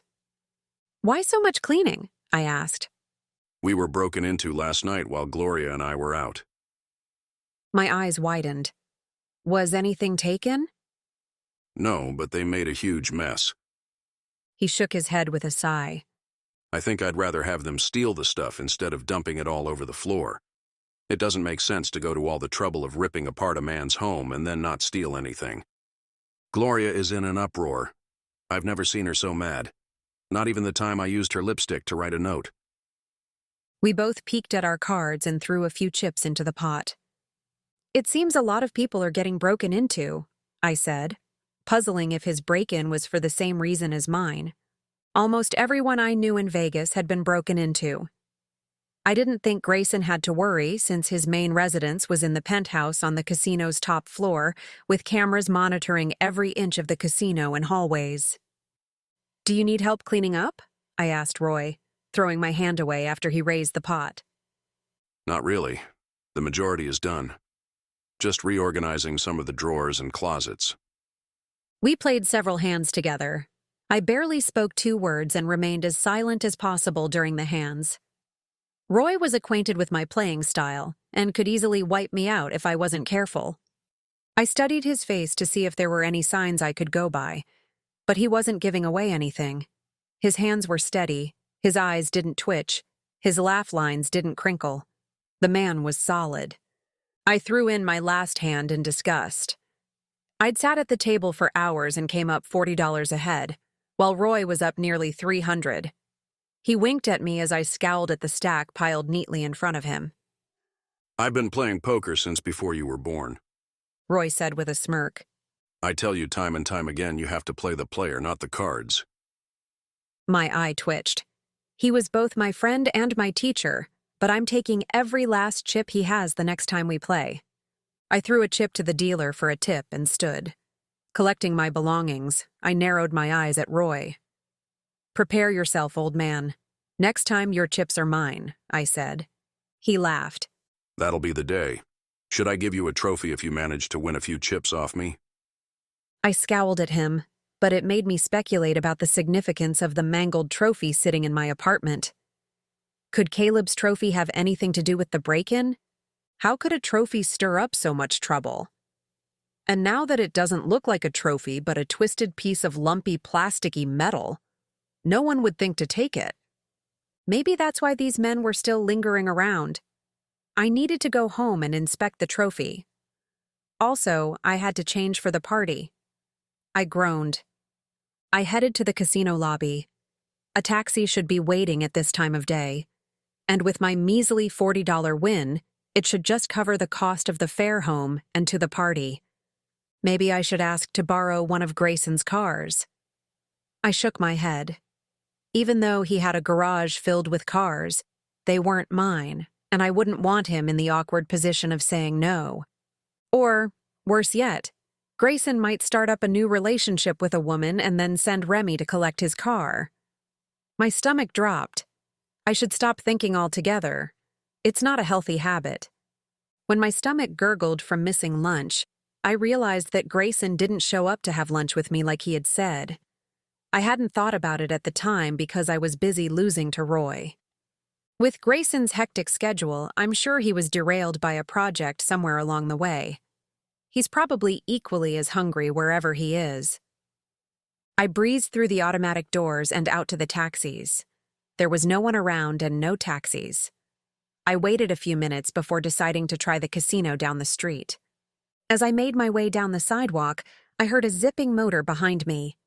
I recognized the sound of Sergio's moped as it closed the distance between us. My goddess! Sergio called.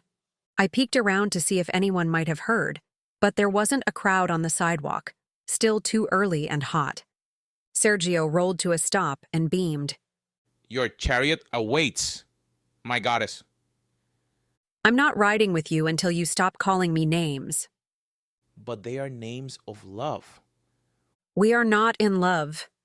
My patience with his gushing love sentiments was running out like tequila shots at a bachelorette party. Sergio's lips turned into a coy smile. You cannot deny your feelings for long. I will win your heart. No, you won't. And I'm sweating out here, I complained, as a bead of sweat rolled its way down my back. Hop on my love moped, and I will take you home. Stop creeping me out with your love nonsense, I said as I swung my leg over the seat and settled in behind him. I made sure to keep as far away from him as possible. But it was a tiny moped with a tiny seat. Some body parts had to touch. I wasn't going to think about it. I shuddered. Sergio zipped along the streets at an alarming rate. I pursed my lips so I couldn't scold him for driving too fast. He seemed to be a good driver despite the speed. I just wanted to get home and far away from him. I watched people as they lumbered down the street with red, sweaty foreheads. The insufferable heat could melt a person to their spot on this typical Las Vegas day. After a few minutes, the buildings weren't familiar, and there were no longer any people on the street. We were past the tourist areas, and locals had too much sense to be wandering around in the heat. Sergio, where are you going? You missed my street by a mile. You are right. Not to worry, my Pop-Tart. I will turn around and get you home. Sergio slowed the moped and turned to sneak through an alley. Even though it was still light out, the narrow alley was covered in shadows from the surrounding buildings. Large dumpsters took up most of the alley space, making Sergio slow and squeeze the moped between the dumpsters and building walls. "Why are you going through the alley? Just turn around," We are almost out. Sergio said. Wrap your arms around your Sergio and you will be safe. I wasn't about to wrap my arms around him. I didn't sense that I was safe either. Maybe it was all those movies with bad guys who darkened alleys as they waited to mug unsuspecting wanderers. The moped rolled to a stop. "What's going on?" I asked, but I realized instantly we were at a dead end.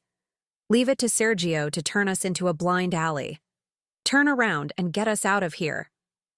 The narrow alley was dark and littered with waste. Graffiti layered the dirty brick walls. If Sergio didn't turn around in 2 seconds, I was jumping off and making a run for it. Sit still, my little poker chip, and I will turn around, Sergio said as he used his legs to help turn the moped around in the confined space. Within a matter of seconds, he had the moped in position, and we were heading toward the street.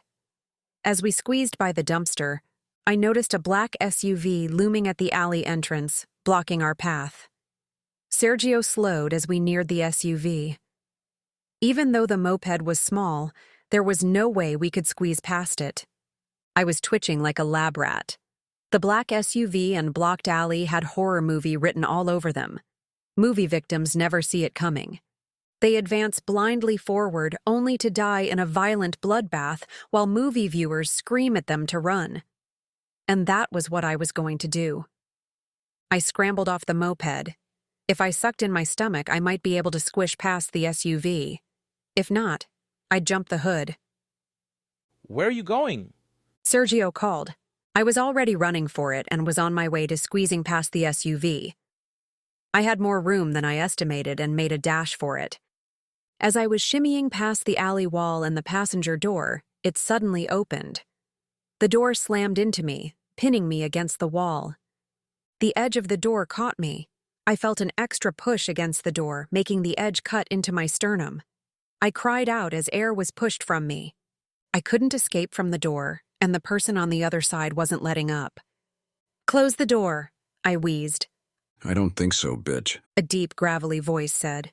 The darkened window didn't reveal the man who trapped me, but the voice was familiar. It was a voice that chilled my blood. He had tried to kill me a couple of times before, and now he was back. Seems like you want to keep meddling in my work, and now you've done it again. His voice was angry. In the past, every time his voice shook with anger, I was about to die. The car door pressed farther into me. What little air I had left was forced out of me in one last gust of breath. My oxygen-deprived lungs burned. I clawed frantically at the door to free myself. My hands became slower and slower as my lungs screamed for air. I couldn't fight anymore, and my lungs gave up. As I blinked my last blurry sight, the window rolled down. Daegor glared at me with a twisted grin spread upon his face. My eyes closed. My body, still caught on the door, hung limply.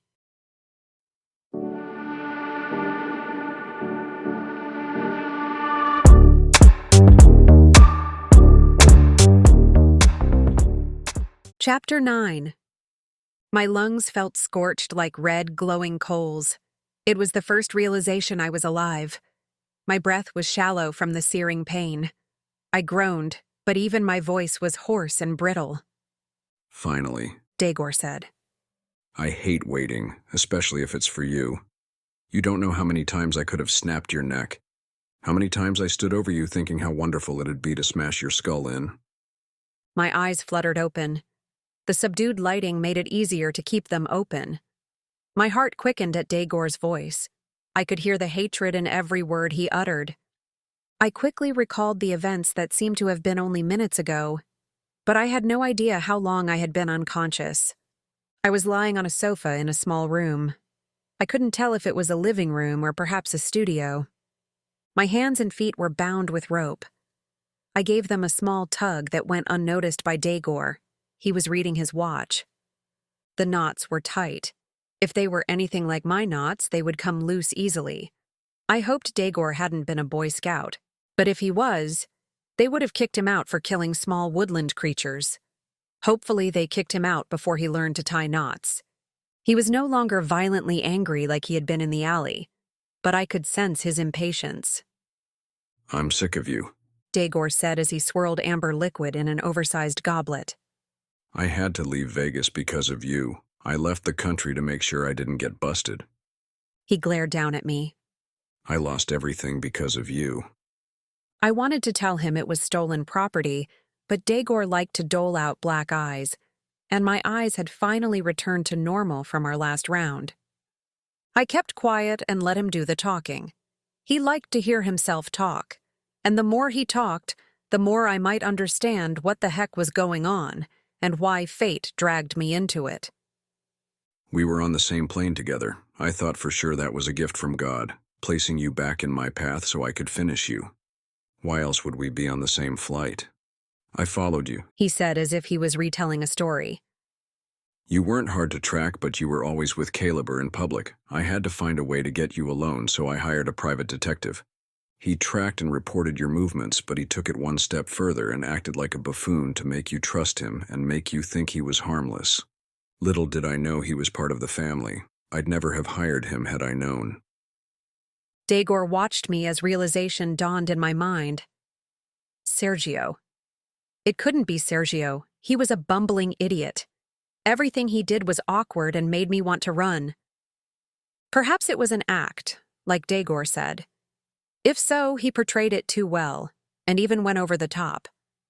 I couldn't think of him as dangerous, could I? He did lead me into the blind alley. He must have known Daegor was waiting. I had my chance at your scrawny neck when you walked out of the hotel early that morning. Sergio told me where to find you. I couldn't wait to wrap my fingers around your neck and squeeze until every bit of light was snuffed. You were next to the door and then turned back inside. My insides churned. I knew there had been someone watching. I could sense the penetrating leer. The sound of the gravelly cough in the darkness had shot fear through me. To find out my instincts were correct, and it was actually Daegor waiting to kill me. But why am I still alive? Surely if he wanted to kill me, he would have done it by now. I thought my chance was gone. He continued. You lost the tournament and flew to the U.S. I nearly killed Sergio for helping you, but he said the plane wasn't going to make it 100 miles, let alone to the border. It wasn't how I pictured your death, but at least I couldn't be blamed for it. My knees weakened. It was the first time I was happy about lying on the sofa. I suspected the heap of metal was a death trap. I'll have to pay more attention to my woman's intuition. It seems to be right most of the time. Right now it told me Daegor's story was coming to a close. My fingers fumbled with the knot, but I couldn't grip it. Daegor took a sip of his drink and snarled, You didn't die. Again, you were on death's door and you walked away unscathed. I wouldn't say unscathed.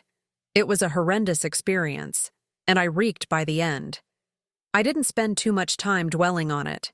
It was urgent that I come up with a plan, and nothing was coming to mind.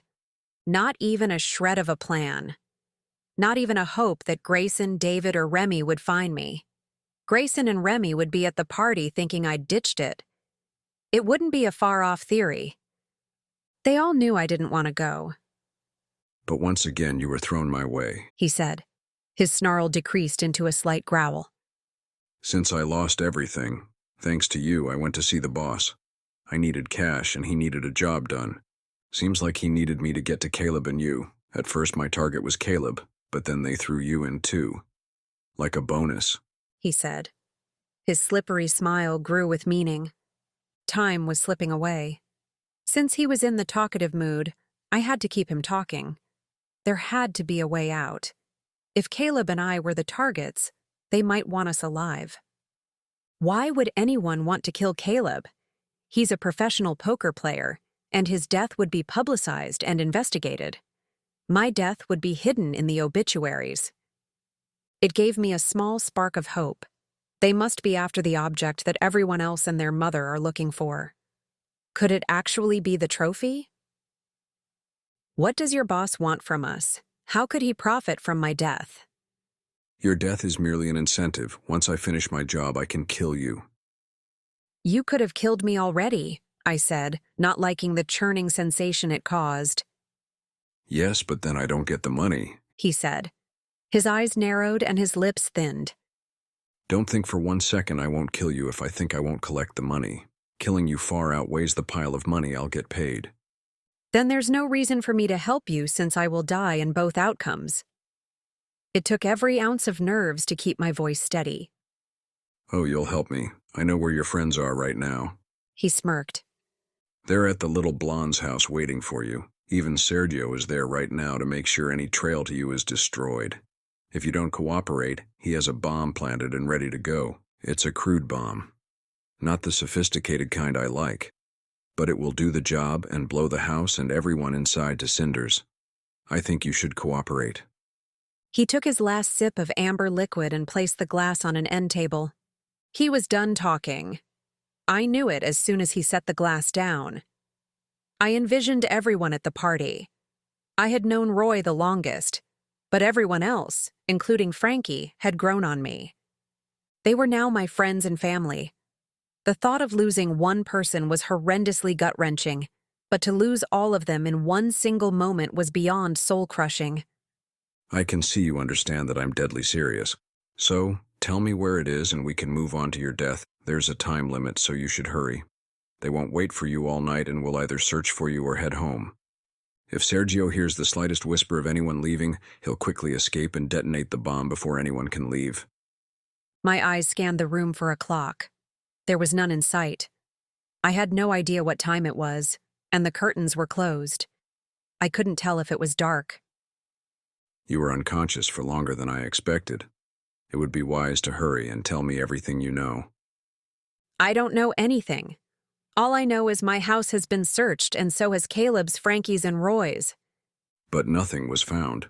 Were you the one who searched them? No, but I had Sergio tail the person who did. Nothing was recovered. Are you sure? Sergio doesn't seem like he's playing with a full deck. Sergio was acting. I'd warn you not to take him lightly. In his home country, he's known as the Terminator, and his family is. He stalled, and I detected the faintest shudder. Glancing at his watch, he said, You're running out of time. I shivered. Is this about Caleb's trophy? Daegor narrowed his eyes and nodded. Yes, I want it. It's in my apartment. Just go get it. I had no idea why the trophy was so important, but everyone seemed to want it. And to me, it was an ugly, twisted blob that I didn't have the skill to win in the first place. Daegor searched my face. His cold, dark eyes pierced through the space between us. Your place was searched. How is that possible? The trophy was in the oven, and then it melted into a blob. A tear stung the corner of my eye. Now that Daegor knew the location of the trophy, there was no need to keep me around. He could kill me at any time, and I was completely defenseless. It melted? His voice was laced with fear. Yes, it's on the living room coffee table. It looks like an abstract art blob. Daegor contemplated. It could be ruined. If you're talking about the trophy, yes, it's ruined. No, I meant... He trailed off, but recalled himself quickly. Never mind, it won't matter since you're going to die anyway. Just do it already, I growled. I didn't want to die, but if I had to, then I wanted it to be over with quickly. Daegor was dragging it out, enjoying every minute that pushed me into further anguish, panic, and despair. Daegor's eyes blackened as he strode a few steps to me. There's nothing I want more than to kill you, but I need the trophy first. Hopefully you didn't destroy the part I need, or I'll make sure to kill you agonizingly slow. I kicked at him. My bound legs connected with his stomach, knocking the wind out of him. My aim wasn't good. I was aiming for his crotch. Daegor wheezed as he clutched his chest. I braced for his counterattack. I may be tied up, but I refused to sit back and die, especially at the hands of Daegor. I swung my legs off the couch. I could stand, but the ties didn't allow for much movement. I couldn't hold my arms up, and I couldn't move my feet. He may as well have wrapped me up like a mummy for all the movement the ropes allowed. Dagor was recovering from the blow. It was dire that I attack again, but I was very limited. I steadied myself on my feet as I sped through my options. I could hop over to him and headbutt him, but seeing as I had previous concussions, I didn't want to try that route unless I had to. I could ram him with my body, but he was a bigger, thicker man. I didn't think it would do too much. He'd be able to react quicker and pummel me. Dagor turned, hammering me with eyes that were slits filled with hatred. I felt the malice in every bruise he ever gave me. I was out of time. Every nerve and fiber of my muscles lit on fire. He wasn't going to take me so easily, not without a fight, not when I had reasons to fight. I wouldn't want any of my friends to give up, and I wouldn't either. I hopped 3 times to close in, hopping once more to kick my feet up into the air and slam him in the stomach. All of my weight was in that kick. There was nothing to hold me back, nothing to stop me. He doubled over in pain and shock while I crashed to the floor, bound by the damn rope. I whimpered as a spasm wound its way through my legs from the contact. I gritted my teeth at the pain and listened to hear Dagor wheezing. He was doubled over near me. I swung my legs up, smashing his head with my feet. Spit from his mouth flung out from the contact as he toppled over and fell to the ground. He was only slightly dazed. His anger would return with vengeance if I let up. Keeping him down was my only way of survival. I swung myself around to kneel. A small distance of space between us was easily crossed by shimming along the floor. I didn't wait for the right moment. I struck as soon as I was in range. My bound hands, fisted together, swung down at Dagor, first at his groin, then at his head as he curled into a ball. He was conscious and roaring with anger. His body shook as he fought to overcome the assault. If he managed to get up, I was a goner. I wasn't ready to be a goner, nor could I lose my friends. I hit him again with my fists, again and again. There was nothing to stop me. The turn-off switch in my brain had been overwritten. As long as I was hitting him, he wasn't hitting me or someone else. I didn't know how long I had been mercilessly punching Dagor. My fists were numb by the time I heard someone call my name. My whole body was numb. There was no hurt, no emotion, no thoughts. Just survival. The voice sounded far away, perhaps on the other side of a tunnel. I didn't recognize the voice, but as it drifted closer, it flipped the switch off in my fists. I glanced down at Dagor, who was unconscious and battered. His face was bruised and bloody. So were my hands. I quickly kicked myself away from him, away from what I had done. Tears spilled down my face. I didn't have time to think. I had to escape. I pulled myself to the sofa to assist me in standing. There had to be a knife somewhere so I could cut the ropes. I leaned on the sofa and shifted my feet. My wobbly legs protested as I stood. 2 hands clamped around my waist. I jerked from surprise. Who had entered the room and when? I spun around to see who it was, but twisted like a knot in my bindings. I cried out as I lost my balance. I felt a tug at my clothes to keep from falling, but I crashed down onto the floor. My head bounced off the coffee table on the way down. I was able to see 2 things before I passed out. Dagor was bloody and sprawled out, and Sergio was standing above me with dark eyes.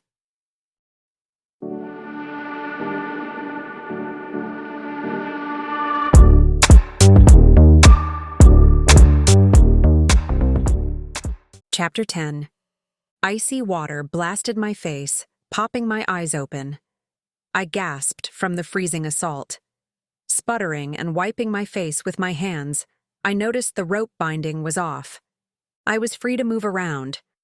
Dagor was still next to me on the floor, unconscious. I scrambled to distance myself. "I'm glad to see you're awake," Sergio said. My eyes flashed.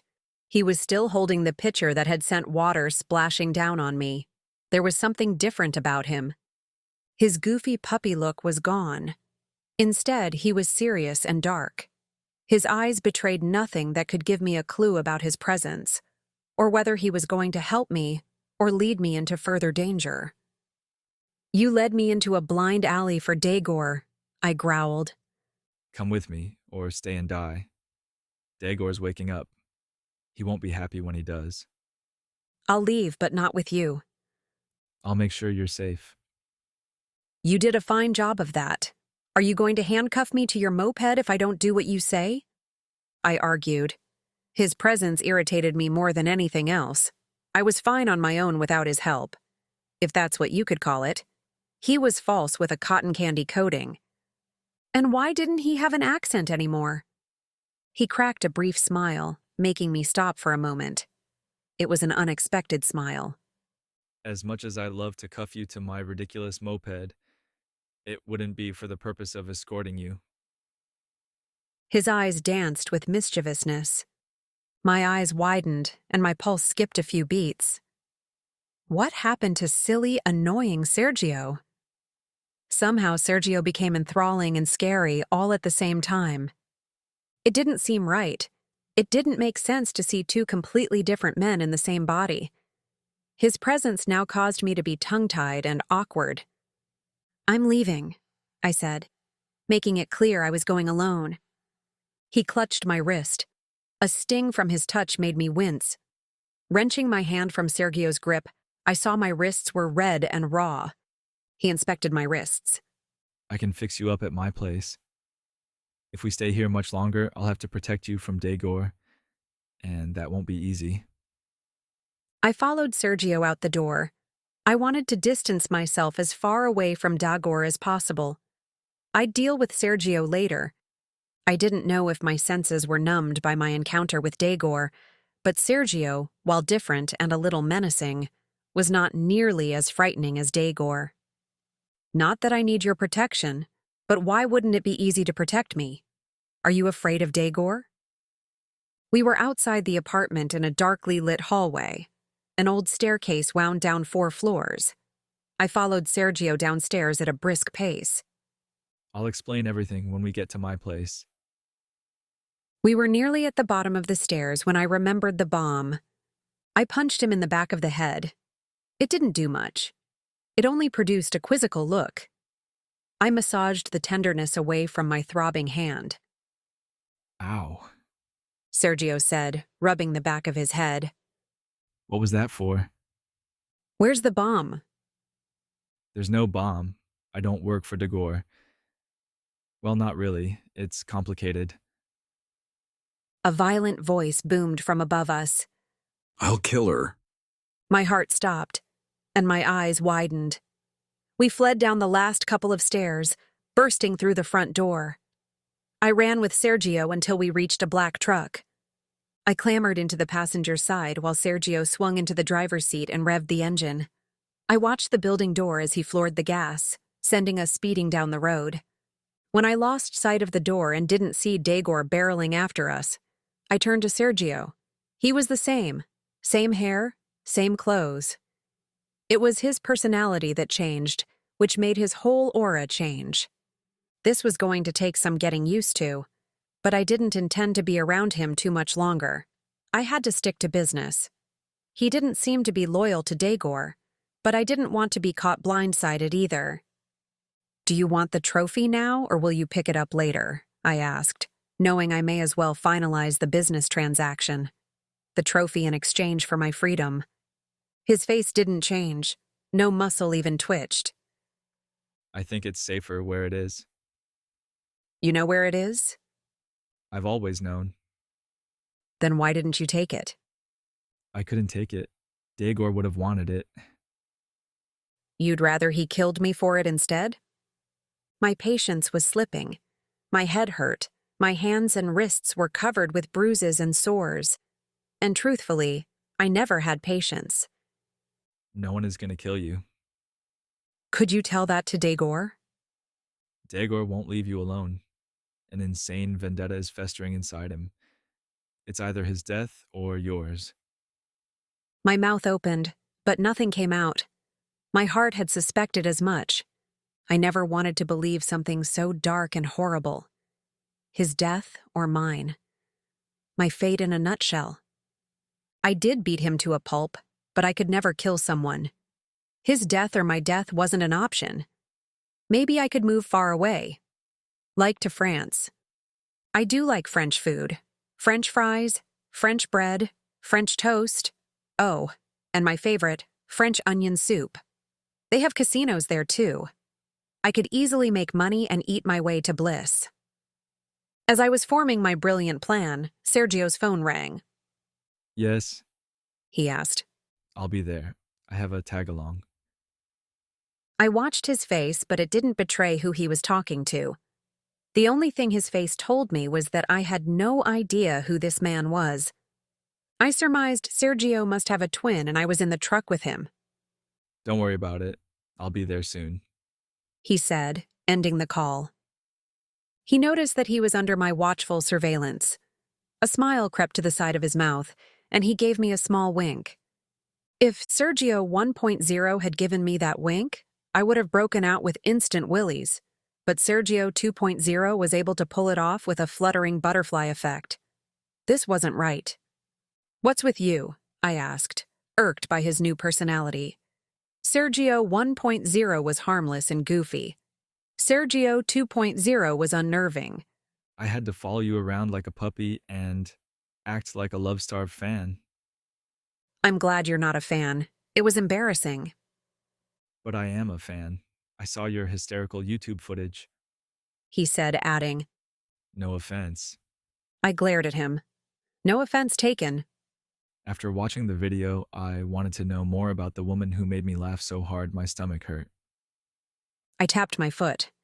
I hated reliving that single hideous moment over and over. I'm glad his stomach hurt. Serves him right. He didn't notice my irritation. I searched for you on the internet. You're a steady professional poker player who moved from Colorado to Las Vegas. Your parents are still in Colorado. Your senior picture was adorable with your angled haircut that flared out and the big zit on your forehead. Frankie didn't put that picture on the website, did he? No, I don't think so. I'm not sure where I found that information. I sighed with relief. I didn't like my picture floating in cyberspace, but at least Frankie didn't have it. I'd never hear the end of it. It's a horrendous picture with a zit that could rival mountains. Sergio turned into a parking complex. "Where are we?" I asked as Sergio swung into a parking spot and killed the engine. I hadn't been keeping track of where we were going. So much for my self-preservation skills. I couldn't forget he led me into a blind alley for Dagor to catch me. Bastard. I punched him in the arm, wincing in pain as the punch connected. His arm was solid and my hand was bruised. What was that for? He asked, not having the decency to rub away any pain I might have caused. For leading me into the blind alley for Dagor to catch me. I was going to come back for you. I just didn't think it would take me so long. He nearly killed me. Sergio smiled. I think you won that round hands down. A grin bubbled up. I didn't like to think I'd almost killed someone, but with Dagor, it truly was him or me, and Sergio's praise made me happy in an odd way.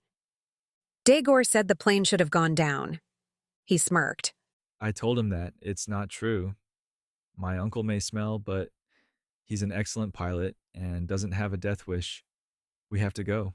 We're late. Late for what? I asked as I climbed out of the truck and followed him to a set of elevators.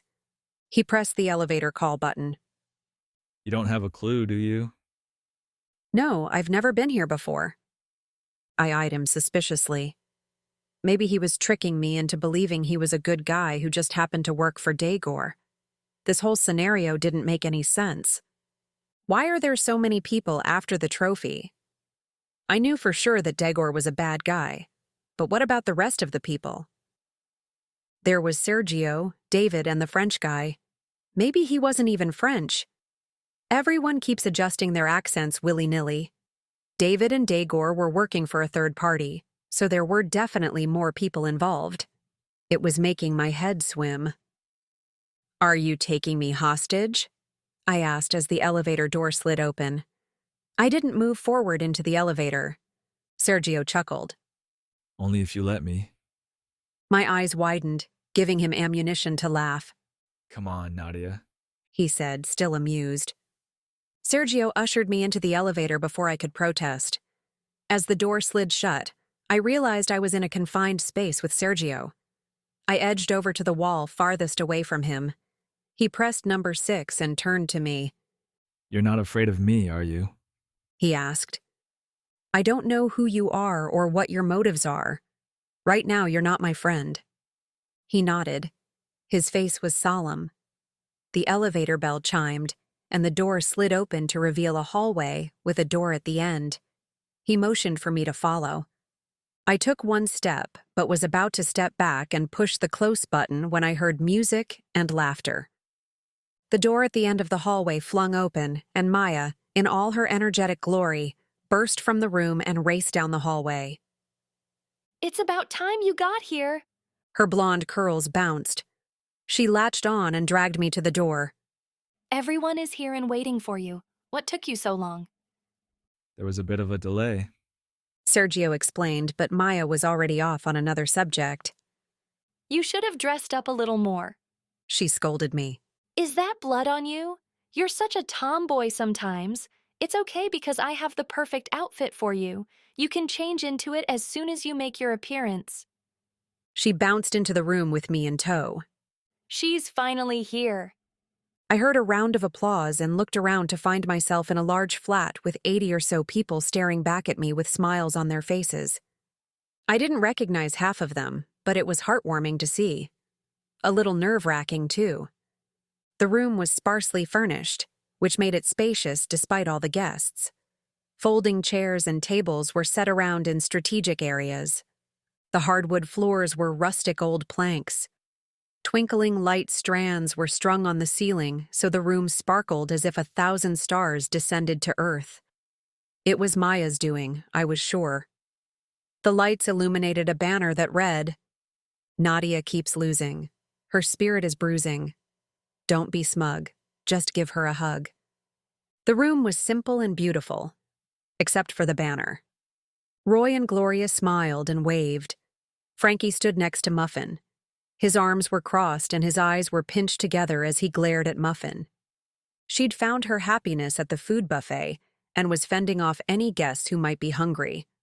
Remy loomed in the corner like he was on duty and ready to assault anyone who stepped out of line. Danny, Frankie's other chapel employee, stood next to him, snapping her bright green bubble gum that matched her green hair. Remy didn't seem to approve of her. His eyes scanned her in puzzlement and then quickly went back to the rest of the room. Lenny scoped the room for his next paycheck. My eyes darted around the room until they rested on their target. 2 targets, actually. Caleb and Grayson were standing together in a mix of women I didn't know. They were corralled into the middle to make them easier prey. They both smiled at me and were about to come over when arms flew out from the swarm of women, keeping them captive. I sighed. It was hard not to be jealous, but it was so common for women to fawn over Caleb and Grayson that I'd be in a constant state of jealousy. I guess eventually I should let them go. Not that they were mine to begin with, but neither were good for me or around for the long haul. But not now. Not with this silly Nadia revival celebration. Perhaps I did need a little revival to raise my spirits. I hadn't deemed they were down, but while observing so many happy people, I realized my happy meter wasn't quite up to par. I needed to change. I guess many things needed to change. Sergio was next to me. His hand rested on my shoulder. Let me show you the bathroom. You can clean up. I followed him down a hallway where a few people mingled and smiled as we passed. "Is this your place?" I asked Sergio. Yes, for now. He opened a door that led to a bathroom. I wanted to make sure Dagor didn't find the party. He doesn't know where I live. There wasn't anything fancy or unique about the bathroom, just a regular bathroom that had everything I needed to clean myself. Maya's chosen outfit hung on a hook. Does anyone else know why the party was changed? Only Grayson and Remy. It was nearly impossible to change Maya's mind about having the party at her house. I let Grayson know about Daegor's plan, and he was helpful in making the change. His dark eyes studied mine. I didn't tell him anything else. Just that Daegor was planning on crashing the party. I nodded. That was my cue to keep quiet about Sergio and the trophy. I wasn't sure if I was going to stay completely quiet. For right now, there was no need to say anything to anyone. Why did Daegor say you were known as the Terminator? I asked. It was a lingering question that had bothered me ever since Daegor had mentioned it. Sergio was surprised at the question. His silly grin returned and grew on his lips. Daegor said that? Sergio gave a small laugh. Someone must have told him. Friends call me by that nickname, but it's not like it sounds. I'm a huge fan of the Terminator movies. I was hooked as soon as I saw the first one. I rolled my eyes and shoved him out of the bathroom and shut the door. I could hear him chuckle as he retreated down the hallway. I peeked into a narrow cupboard by the sink and retrieved a washcloth. The washcloth was new and fluffy. I soaked it in running warm water, letting it squish in my hands until it was the perfect temperature. Pressing the washcloth to my face, I let out a deep sigh. How did I manage to end up in these predicaments? And how will I survive if Daegor finds me again? It was something to worry about after the party. I forced a smile on my face. Tonight, I'd have to please Maya. Tomorrow, I'll figure out a plan that doesn't involve killing or being killed. And it would hopefully involve getting rid of the trophy, so I didn't have to worry about anyone stealing it or killing me for it. I don't care why so many people want it. I just don't want it. I guess that's easier said since I don't know why it's sought after. If I was told it held a virus that would kill all mankind, I'd be a little more apt to destroy it and move to Antarctica. I scrubbed the blood from my skin. I'd have to shower when I got home. Otherwise, I'd have nightmares about bits of Daegor still on me. A cold shiver ran down my spine. I struggled into Maya's outfit. I didn't dare look in the mirror. With Maya's taste in clothes, I was hoping I wouldn't scare the guests with excessive amounts of glowing white skin that the mini skirt and tight shirt didn't cover. I attempted to fasten all the buttons on the shirt, but I couldn't close the top two nor the bottom one. I heard a knock on the door and a giggle. Maya. Nadia, are you ready yet? I swung open the bathroom door. I had thought to scold her, but her mouth was turned in a massive smile. Her eyes sparkled with animation. It was puppy dog infectiousness. Maya could end world wars just by showing up and smiling. I couldn't help but smile back. I'm done, I said, tugging on my shirt. Maya bounced up and down. I knew the outfit would fit perfectly. I hate to break it to you, but I can't fasten the buttons. I know. That's why it's perfect. I'm finding you a man tonight, and this outfit will attract them. But your hair is rather a mess. Flip your hair a couple of times. I did as she asked. I didn't want to waltz into the party with both tight clothes and messy hair. The two together would have tagged me in the workin' hose department. That's better, Maya said. I think my work is done. The guys will be chasing you. I thought this was supposed to be a revival party, not a boy chase girl party. It can be both. What about Grayson? Wasn't I supposed to marry him and become your sister-in-law? I asked. She had admitted that to me a while back, and it struck me as endearing. A sly smile made me narrow my eyes. She was up to something. You will be my sister-in-law, she said matter-of-factly. Why do I need all the men chasing me? Wouldn't I just need Grayson chasing me? Men want what other men want or have. It's really simple. Attract lots of guys and make them want you. The one you want will be right behind them. Could it really be so simplistic? Maya nodded. Her excited eyes shimmered. You'll see, she said, leading me from the bathroom and down the hall toward the party. I was hoping to slip into the crowd unnoticed, but leave it to Maya to announce my arrival for the second time. She nodded to Remy, who whistled sharply. It produced an immediate head turn in our direction. You all know why we are here tonight. Maya said in a loud, perky voice. This is Nadia's revival party. She needs us to be here tonight to give her encouragement and support. Her life has been like gum on the bottom of a shoe lately. Danny snapped her gum in agreement. Maya nodded. Exactly. I tugged on Maya's shirt hem to signal her to stop. This was embarrassing. I didn't think my life was like a piece of gum on someone's shoe. Caleb caught my eye as he pressed his lips together in an attempt not to laugh. Grayson fared only slightly better. To start things off, each person will hug Nadia to help revitalize her. My eyes widened. All these guests were going to hug me? I backed away, but Maya caught me. I didn't even know half the people here and they were going to hug me? I'll go first, Maya said. My eyes widened more as she latched onto me, squeezing me until I gasped from lack of air. She then released me from her mutant bear hug grip. Remy, do you want to go next? She asked. He looked even more uncomfortable than I felt. He inched up to me and gave me a one-arm swing around with a back pat. It was the new style of man hugs, and I was okay with it. I just hoped everyone followed his style and we could get this over with quickly. With Maya in charge of the hugging operation, she made sure everyone had their turn. It was nice when familiar faces like Roy and Gloria gave me a hug. But then there were others. The women I didn't know would hug me briefly, then roll their eyes at the attention I was receiving. The men I didn't know gave me brief, crushing hugs with some added lingering, goosing, one-liners, or phone numbers. Sergio returned to his awkward, goofy persona and beat everyone in line. He was brimming with enthusiasm for his favorite star. He had changed into a new t-shirt. It had a picture of his face and mine. A crown was superimposed onto my head, and the title read, Our Love is Like a Storybook Story.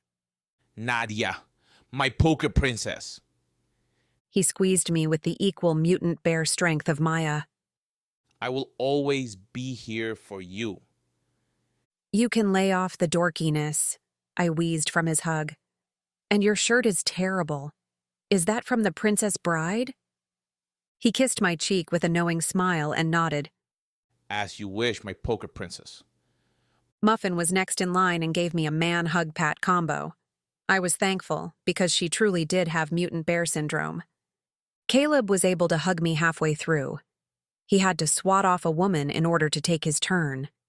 His arms wrapped around me in a warm embrace.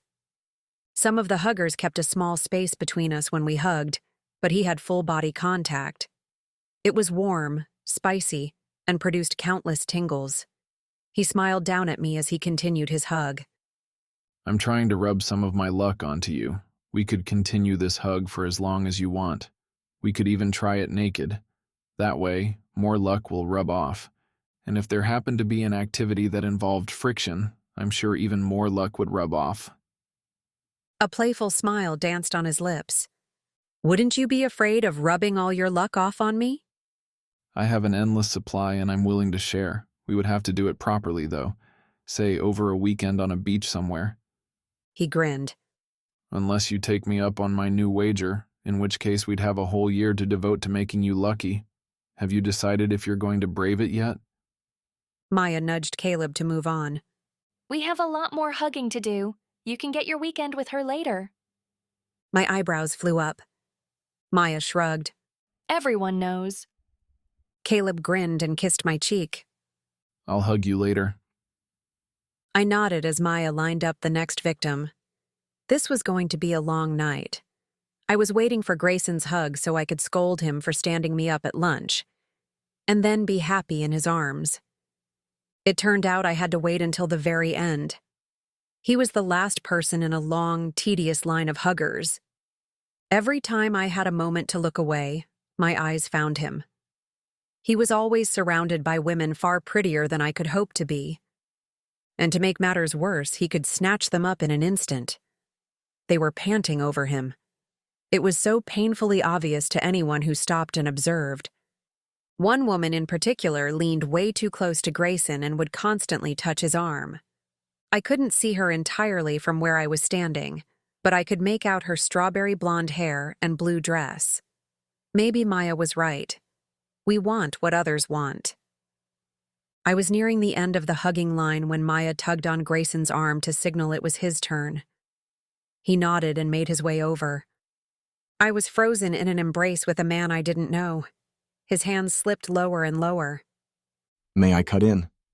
Grayson asked. The man seemed a little disappointed for being cut short, but mumbled and moved away. Grayson took his place. I hoped he would continue the hand path the other man began. Grayson wrapped his arms around me and gazed down. I loved losing myself in his steel gray eyes. They had such strength and hardness, but they could change. I'd never want to see them angry and cold. That would scare me. When they were heated, they looked like hot fluid metal that could melt me to my spot. How's the hugging coming along? He asked with a smirk. Better now. I'm glad Maya made me wait. I don't like being last, but now there's no one to cut in. Yes, but I'm afraid she has more up her sleeve. I'm sure she does. She and Frankie have been brainstorming for this party. Between the two of them, you can be sure there's something else planned. I shook my head. It's better not to know their plan. I'd rather be shocked in the moment than to be shocked now and have to wait for it to happen. Very wise. You stood me up today. What do you mean? You said you were coming back to the casino for lunch. Grayson's mouth opened. His thoughts were lost for a moment. Nadia, I'm so sorry. I was in a meeting and there were so many distractions I completely forgot. Will you forgive me? I nodded. I forgave him the moment I realized he'd stood me up. It wasn't a pre-planned lunch, and we weren't supposed to see each other for 6 months. So to even talk and hug him was more than I had asked for. How could I be mad? I caught him inspecting my face. What's wrong? I asked. You looked a little disheveled when you arrived. I was wondering if you're okay. It's a long story, I said. I wanted to tell him what happened, but right now I just wanted him to hug me. And I needed time to reflect. Pieces of my memory were slipping away as if things had happened years ago and time was fading memories. What's with Sergio?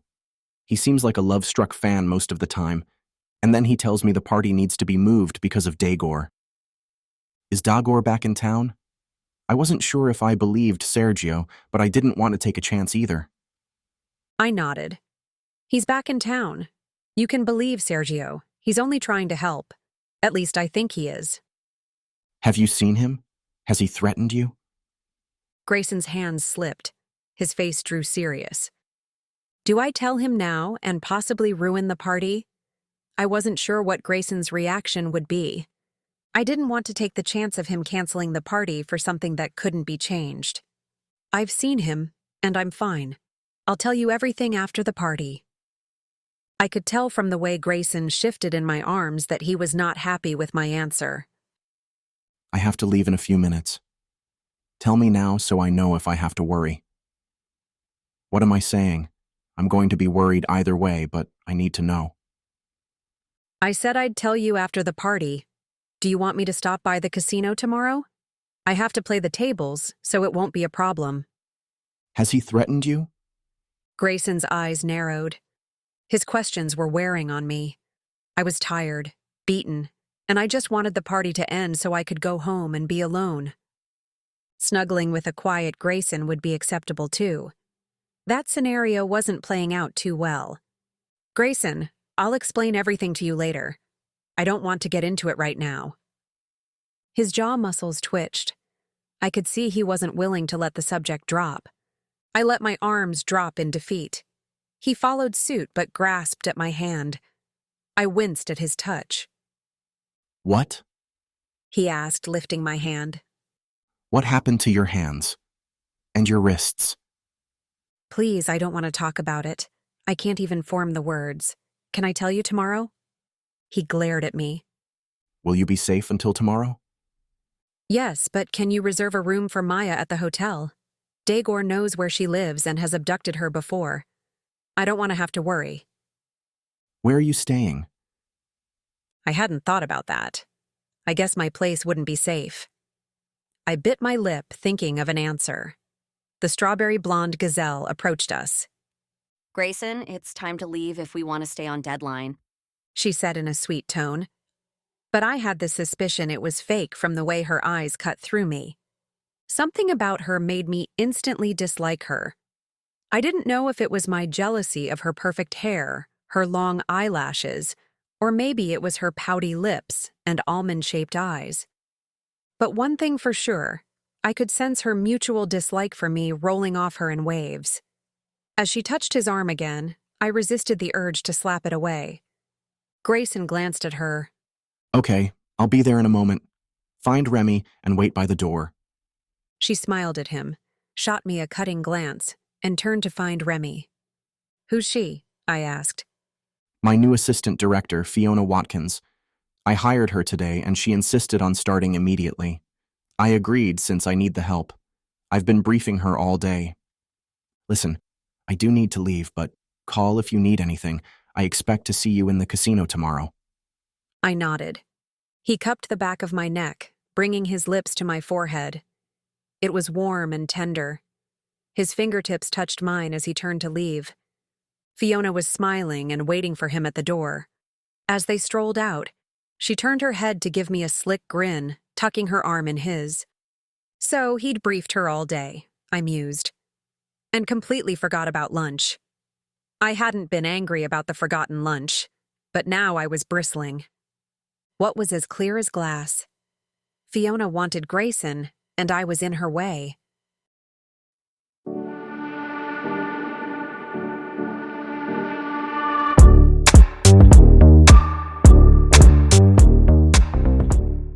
Chapter 11.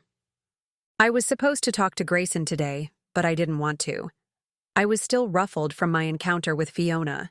I knew I'd end up making a fool of myself. I wondered if he was aware I'd stayed at the casino hotel with Maya. I might be able to slip out without either of them knowing. I'm sure Fiona was doing her utmost to keep Grayson occupied so he wouldn't think of me. The venomous talons of jealousy were digging in and grabbing hold. Last night was a very long night, and I didn't get a good night's sleep. My first priority should be to shake Daegor off my back.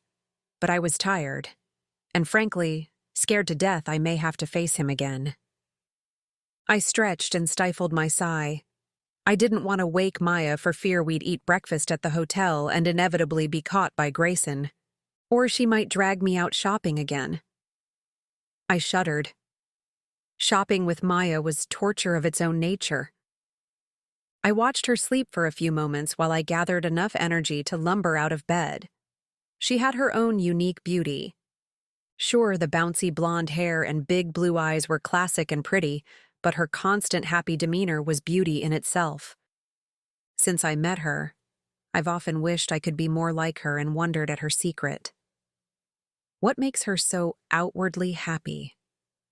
I slipped out of bed and tiptoed to the bathroom. I'd shower and escape before anyone was the wiser. I turned the water on to let it warm up. My outfit from last night hung haphazardly on the hook. I'd have to wear it again until I could change at home. Stepping into the shower, I let the warm water flow over me. I had been able to scrub all Daegor remnants off last night, but the need was still there to scrub away bits of memory. Eventually, my skin was raw, but the memories still adhered. I twisted the knob to shut the water off and used a white, fluffy towel to soak up the water beads on my skin. Grayson's Lost City Hotel was a step beyond comfortable. While the main casino's theme was ancient lost cities under the sea, the guest rooms were more to the taste of a spa. Relaxation and serenity was the theme, with natural tones being accented by pale blues and greens. The bedding was the new style with a comforter tucked inside of crisp sheets. Large, poofy pillows lined the headboard. I struggled into the tight-fitting outfit and slipped on my shoes. I didn't have a brush. I dug an elastic hairband out of my purse. It would have to do. I gathered my wet, snarly hair in a twist and wrapped the hairband in place with a snap. I didn't bother inspecting my work in the mirror. It would only lead to disappointment. I tiptoed out of the bathroom to see with relief that Maya was still peacefully asleep. I snatched the notepad and pen from the table and scribbled a note. Hi, Maya. I'm off to work. Thank you for a wonderful evening. Please speak to Grayson before you head home. Nadia. Grayson would hopefully stop her from returning home and keep her at the hotel. Slinging my purse over my shoulder, I slipped toward the door. I gently closed it behind me so only the latching door click was audible. I tiptoed to the elevator. Pressing the elevator call button, I contemplated what I'd do if the door opened to reveal Grayson riding the elevator at the same time. Ding. I held my breath as the elevator door slid open. No Grayson. I stepped into the empty elevator and pressed the ground floor button. If he wasn't in the elevator, then he must be on the casino floor waiting to spring on me. Ding. The elevator slid open. I tentatively stepped out, waiting for my name to be called. There was nothing but the dinging bells from slot machines. I could sense something was wrong. Grayson always snuck up on me and had his spies everywhere. I presumed at least Remy would attack me with a barrage of questioning. Today, I was able to walk freely out of the casino. A few taxis waited outside the hotel lobby. It wasn't a peak hour, so the drivers stood around shooting the breeze. The first taxi driver in line saw me approach and jogged the few paces back to his vehicle. I slid in the back as he started the engine. Where to? He asked. All Celebrities Chapel. He nodded and pulled from the curb. Sergio had urged me to stay at his place last night so he could keep an eye on me. I quickly declined. It was time for me to stop running and start taking action. It had all begun with the trophy, so that's where I would start. I'll grab the trophy from the apartment and head to the police. This could stir up a huge amount of anger from those wanting it, but it would also put an end to the trophy hunt. I didn't want innocent people hurt. The taxi dropped me off at the door. Will you wait here for a moment? I asked the driver. I just need to grab a few things. I'll wait, but the meter is running. Okay, I agreed, stepping out of the taxi and dashing inside. I'll make a speedy exit with the trophy. I didn't know who was lurking around. Dagor already knew the trophy location. He might have already broken in and stolen it. I stopped at Frankie's door. I didn't have to worry about waking him up. From the bickering resonating down the hall, he was awake and not happy. Frankie whipped open the door after the first knock. His hair was standing every which way and dark. Droopy bags circled his eyes. It was a scary sight. What do you want? He barked. I was ready to ask him if he was okay, but the answer was obvious. Muffin was grating on exposed nerves, and he was ready to pop. Can I have my money from the bachelor party gig? Since the lumberjack moved in, I've had about 2 hours of the most horrendous sleep. Her snoring could initiate an earthquake. I haven't had time to do anything. Frankie's eyes bugged out. I can't take much more of this. I'm coming unglued. She's taken over the bathroom and stretched out all my fine Italian leather shoes. He whimpered. My bed has a permanent sag in the middle from her. Can you transfer it to me or write me a check? I could, but she's rearranged my things. I can't find anything. Frankie checked behind him to see if Muffin was hovering. He whispered, I think she's stolen my checkbook, but I can't prove it. My eyes widened. Muffin had taken over Frankie's apartment. I was screwed with no money, no car, and a taxi waiting for me downstairs. I didn't have time to straighten Frankie's disastrous situation out. But Muffin might come in handy as a bodyguard. I was hesitant to enter my apartment alone. But with her at my side, I could focus on grabbing the trophy instead of watching my back. I'll give you 5 minutes to find your checkbook. Muffin can come upstairs with me. Perfect. Keep her upstairs. I agreed. I didn't know when it would be safe to return to my apartment. She could fend off attackers, maybe toss Dagor into the next county. Frankie's brightness switched to maximum wattage. Thank you. Now get her the hell out of here. Just find me a check. Hey, Godzilla woman. Frankie hollered. You're staying upstairs? She stomped out of the bedroom. I don't think so. I just got this place in order, And you haven't made me my breakfast yet. I could practically hear the taxi meter ticking and my remaining money flying out of my pocket. "Let me know when you've figured this out," I said, and bolted upstairs to my apartment. I didn't have time to wait for Muffin.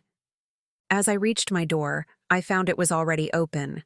I listened for a moment, but all I could hear was Frankie and Muffin screeching at each other. I've never heard Frankie yell, at least not at this decibel. Even when he screams about finding a spider, it's at half this decibel and more girly. I pushed the door open a little farther, stopping when I heard a man's voice. What makes you think you can trust them? I trust them with the information more than I trust any government.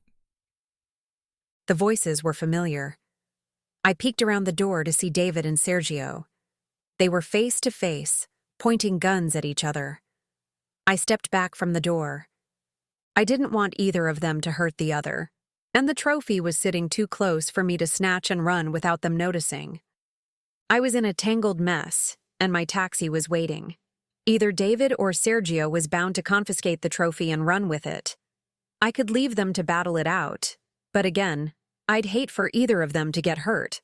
However, they had guns and money to back them up, while I had no money, no weapons, and no help. I nodded. Hiding was the best option.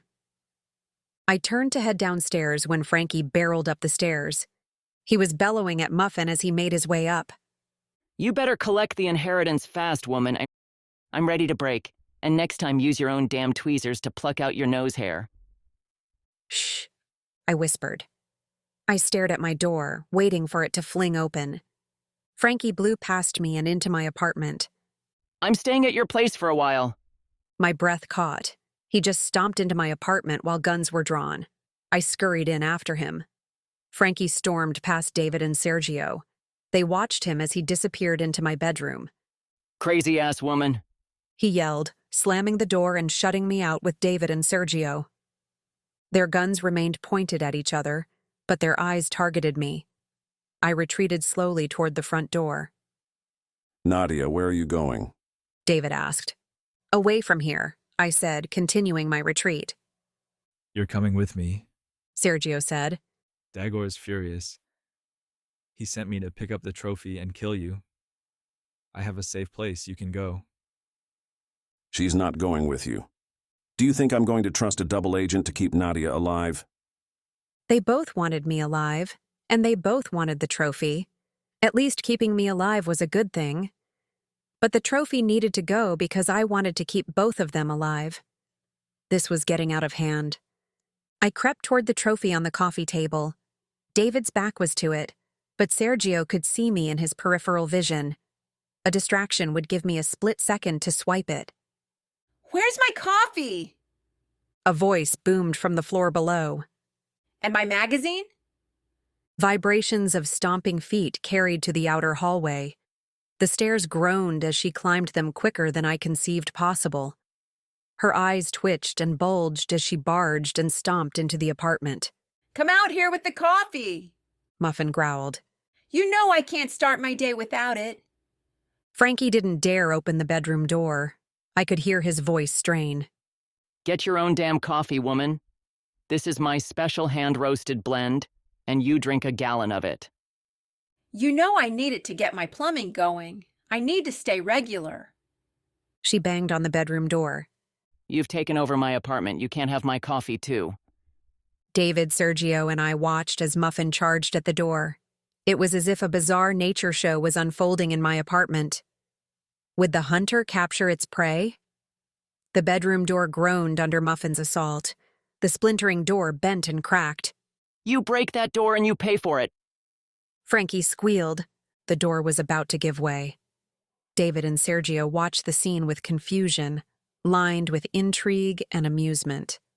They were briefly without thought as to why they had guns pointed at each other.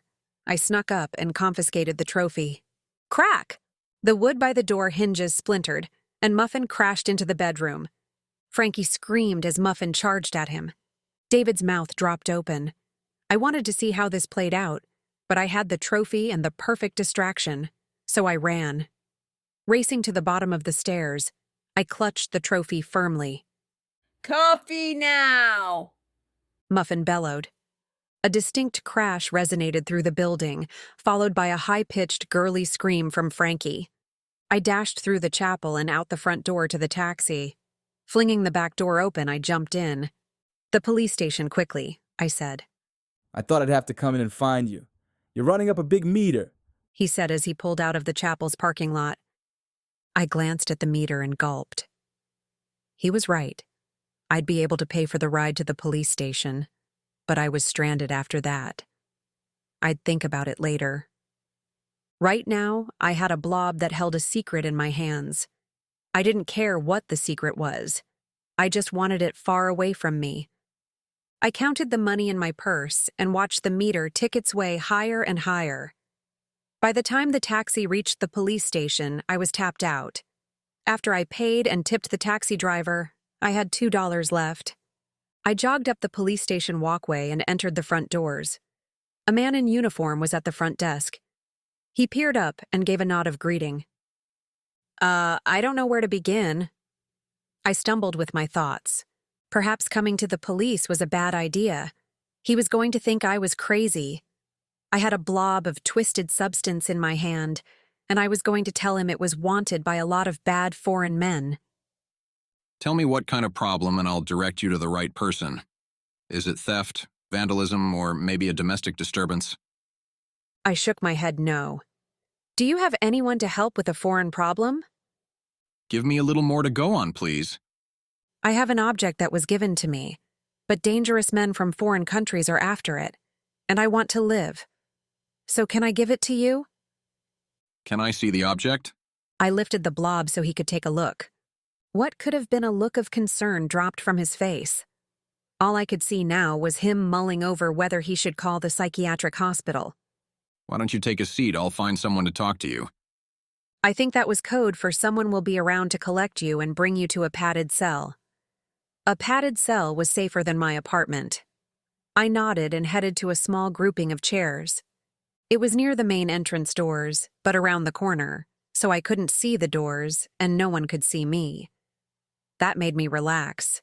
At least if Dagor was dumb enough to drive past a police station, there was no way he could see me. I waited for 20 minutes and watched people come and go. I hadn't realized how busy the police station was in the daytime. At one point, the front desk had a line. A couple of unfortunate people were also sent to wait by me. I casually glanced at them as they sat down. One man, who wore plaid polyester shorts, black mid-calf socks, and blindingly white shoes, had been sprayed with pulsing neon orange graffiti. I felt bad for him. Bad style was no reason to graffiti someone. If that was the case, I'm sure I'd have been tagged several times. The other person sent to wait with me was a woman. She was decked out like a gypsy psychic. Perhaps someone had stolen her crystal ball or her tarot cards. "You've been in a lot of danger, my dear," she said, settling next to me with a smile and searching eyes. "I've been better," I said. She couldn't fool me with her phony psychic tricks. I was in a police station waiting for help. Of course I was in danger. "You need to make up your mind," she warned me. "What do you mean?" I asked, scanning the room to see if anyone was coming so I could escape from her watchful eye. "About the men in your life. You need to make up your mind." How did she know? Is she for real? I don't know what you're talking about. "Well, soon it won't matter. You'll be married by morning." I smiled. She was nuts, and that made me feel better. "You don't believe me, do you?" You seem nice, but no. How could I believe something like that when I have no one to marry? And I don't want to get married right now. She nodded her head. "I understand. There will be a time when you need help. Run straight into the lights. They will protect you." Sure. I fidgeted in my seat. When were the police going to see me? I tapped my foot anxiously on the floor. I inspected my fingernails, which desperately needed some work. 2 fingernails were broken and there were hangnails and cuticles galore. Maybe Maya could fix them. I hoped Maya was okay and still in the casino with Grayson. I didn't think he would have let her leave the property without Remy tagging along. I fished out my phone, surprised it wasn't ringing. Since I didn't stay at the casino to talk to Grayson, I thought for sure he would have chewed my left ear off. But there was nothing. No missed calls or anything. I shoved the phone back into my pocket. He must be with Fiona and she's keeping him busy. I gritted my teeth. I spotted a corkboard with wanted criminal postings. I stood and wandered over to it. It was the perfect distraction to take my mind off of Grayson, and hopefully the clock would tick a little faster. I studied the hard, glaring faces. Some were repeat offenders' mugshots, some were artist renderings of those who were never caught, and a couple were from snapshots a friend or family took, never thinking it would wind up on a wanted poster. Holy crap! The blob dropped from my fingers and landed with a resounding thud on the tiled floor. I scrambled to pick it up and smiled shyly at the eyes that shot in my direction from the ruckus. I whipped back to the picture of Muffin. She barely cleared the frame of the shot, but there she was. I read the briefing. Her name was Bonnie Lane Gatlin. I scanned the stats that were listed on her poster. She's 36 years old, 6'8", and wanted in 4 states. The reward was $10,000. Good luck just fell in my lap. I had $2 in my pocket. Now I might have 10,002. And here, I'd thought I might have to live with her for the rest of my life, thanks to Frankie. Now I can collect a reward and get her out of my apartment. I suppressed the urge to jump up and down with a hoot and turned with a megawatt smile to speak with the uniform at the front desk. There was a man standing there. He was nondescript and average, in a t-shirt and sunglasses. He flashed a badge or identification at the cop. It was the French guy. I froze next to the wall. The trophy was still in my clutches. My protective hands tightened. He had to be part of some government organization. Maybe a foreign office. Why else would he flash his identification to the police? A jittery sensation to hide overcame all of my senses. He might belong to a government, but I didn't know for which country, and I didn't know what he wanted. Either way, I didn't want him to have the trophy. He was part of the problem. Until I knew what the secret was, he wasn't going to have it. I trailed the edge of the wall behind him and bolted out the door. The hot Vegas air nailed me on contact, and I cursed Nevada. How could anyone run for their life in this state? I jogged through the station parking lot. Nadia! I turned my head to see Katerina waving at me. She wore a white silk shirt with a black bra underneath, ultra-short shorts, and heels so high that she could pass for a giraffe. "Can't stop," I called as I continued to run. My feet hit the sidewalk and I flew down the road. I zigzagged down streets and blocks I had never been on before. Nadia, wait! Katerina shouted. I stole a glimpse to see Katerina keeping up with me in her high heels. Dang. If I liked her, I might be impressed.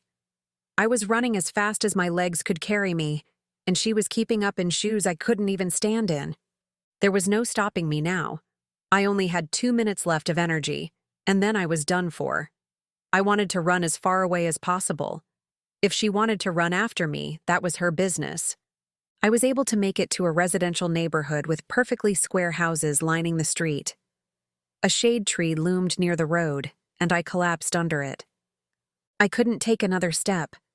Every breath burned with exhaustion. Katerina was a half block away and closed the distance as I tucked the blob behind me.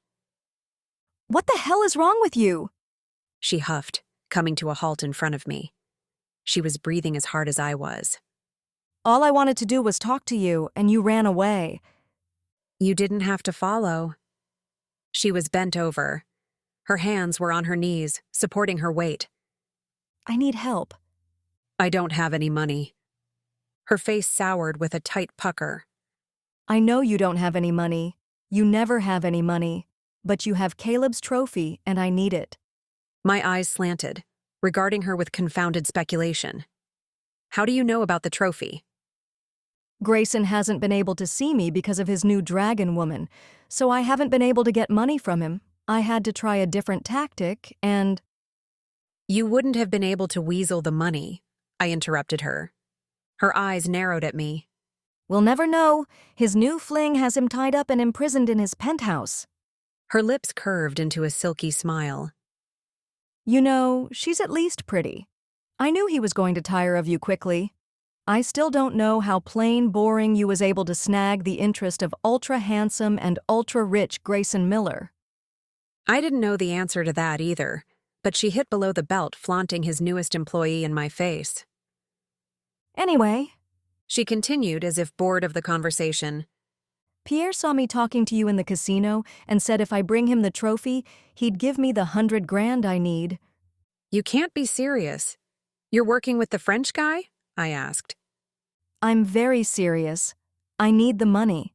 Hand over the trophy and I'll spare you. You'll spare me? I snorted with a surprised laugh. This couldn't be happening. I must have entered into a crime spoof somewhere along the way. Where are the hidden cameras? A blast of spray caught me off guard. My eyes and lungs ignited with a burning, piercing pain. I wheezed and choked, gasping for air. My eyes and sinuses sprang forth with tears and fluids to flood the chemicals away. The intense, searing pain made my eyes clench tight. The persistent, uncontrollable coughing left me speechless. Wow, this pepper spray works better than I thought, she said, rolling me out of the way with her heeled shoe and prying the trophy out of my hands. It's not very pretty, is it? But then, neither are you. The sound of screeching tires caught my attention. I was on the ground in tears and drool. My eyes continued to involuntarily seize shut, and my senses were in a roar to run. It was an impossible task as my body boiled like lava. A vehicle screeched to a halt in front of us. I heard the door latch open. No, that's mine, Katerina shouted. I continued to listen and heard shuffling and grunting, followed by an ear-piercing scream that zapped through me. I was able to pry open my eyes enough to allow me to scramble on all fours to a house near me. I didn't know what was happening, but I knew I was in danger. I'll be back for you. A deep, gravelly voice threatened. The sound of spinning tires biting at the pavement resonated down the quiet residential road. The racing engine and tires peeled around a corner, assuring me the vehicle was gone. It was Dagor. I knew his voice too well. He must have the trophy now. Cat? I called out. My watery vision was blurred and shapeless. Hard as I tried, I couldn't see Katerina. I was alone.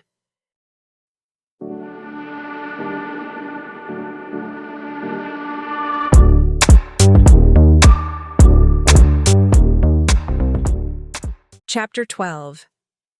I had $2 and a cell phone. The only people I trusted to help me were Grayson and Remy. Even though this problem originally stemmed from Caleb's trophy, I didn't see how he could help. Grayson and Remy had resources at their disposal. I dug into my pocket and extracted my phone. Through my blurry vision, I was able to decipher Grayson's name in my contact list. I pressed it and waited. Fiona Watkins speaking. How may I help you? I squinted at the phone to make sure I'd dialed properly. Hello? She asked. Is Grayson there? I asked, confused. Yes, he is. He can't take your call. I need to speak with him. It's urgent. I'm sorry, Nadia, but he's busy and has to concentrate on work right now. He doesn't have time to spend with you. How did you know it was me? Caller ID. Please don't call again, she said in a pleasant voice and hung up. I rolled over on my back in defeat. Something squishy pressed into my back. Propping myself up on my elbow, I whimpered. I didn't need eyesight to tell me what I'd just rolled in. Even though my sinuses were haywire, the stench was enough to reveal dog poop. If I wasn't already crying from the pepper spray, I'd be crying over the dog poop patty stuck to my back. I fumbled with my phone and dialed Remy. Fiona Watkins speaking. How may I help you? Where's Remy? Grayson's and Remy's calls are being forwarded to me, Fiona said. Don't bother trying to call Steffi next. She's under strict orders not to let any personal phone calls through. You're blocking your boss's personal phone calls? I've been charged with the task of helping Grayson get his casino in order. He needs to focus on work, not other people's personal problems. Sudden panic jolted me. Where's Maya? How should I know? She's probably at home. Didn't she talk to Grayson this morning? No, I sent her away. Grayson has important work to do. Not that I could expect a poker player to understand. She said and hung up. I heard the call end with the finality of a door slamming shut. I cried, adding to my already streaming tears. Maya was a sitting duck for Daegor. I had no money, nowhere to go, and Grayson was blinded by a miniskirt and heels. And I had a back full of dog poop. I don't know how long I was on the ground crying and wiping my nose with my shirt collar. I was a disgusting mess, but there was nothing I could do. My sinuses were draining faster than I could wipe them. Nadia. I was able to see Sergio running into my line of vision. Beyond grateful, I wanted to give him puppy kisses all over his face for finding me. But I was covered in my own slime, so I was pretty sure he wouldn't be too thrilled. Plus, it might cross the friendship line I wanted to keep on the straight and narrow. Honey, are you okay? Sergio asked, kneeling next to me. He brushed a trailing tear away. I shook my head. Kat sprayed me with pepper spray. I feel like crap, and there is crap on the back of my shirt. I wondered what smelled. He said. I wanted to laugh hysterically at the ridiculous situation, but I couldn't. Every inch of my upper body was burning out of control.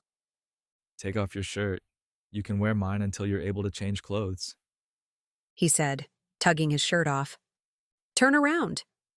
When he turned around, and I was pretty sure there was no possible way he could see me, I eased out of my shirt, making sure none of the poop traveled anywhere else. I slipped on his plain black t-shirt. Since Sergio wasn't much taller than I was, the shirt nearly fit. You can turn around. I'm decent. Thank you for your shirt. What should I do with mine? Why don't you leave it here? We wouldn't want to be charged with poop theft. Ordinarily, I might object to discarding a shirt in someone's yard, but it was covered in poop, and I felt like poop. I dropped the shirt unceremoniously onto the ground.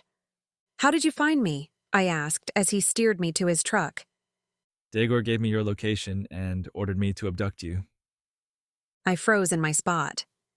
Come to the truck. I have some treated wipes that'll take the chemical burn away. Why? So you can bring me to Daegor? My little poker chip, do you believe I bring you to Daegor? You did once. He sighed and turned toward his truck.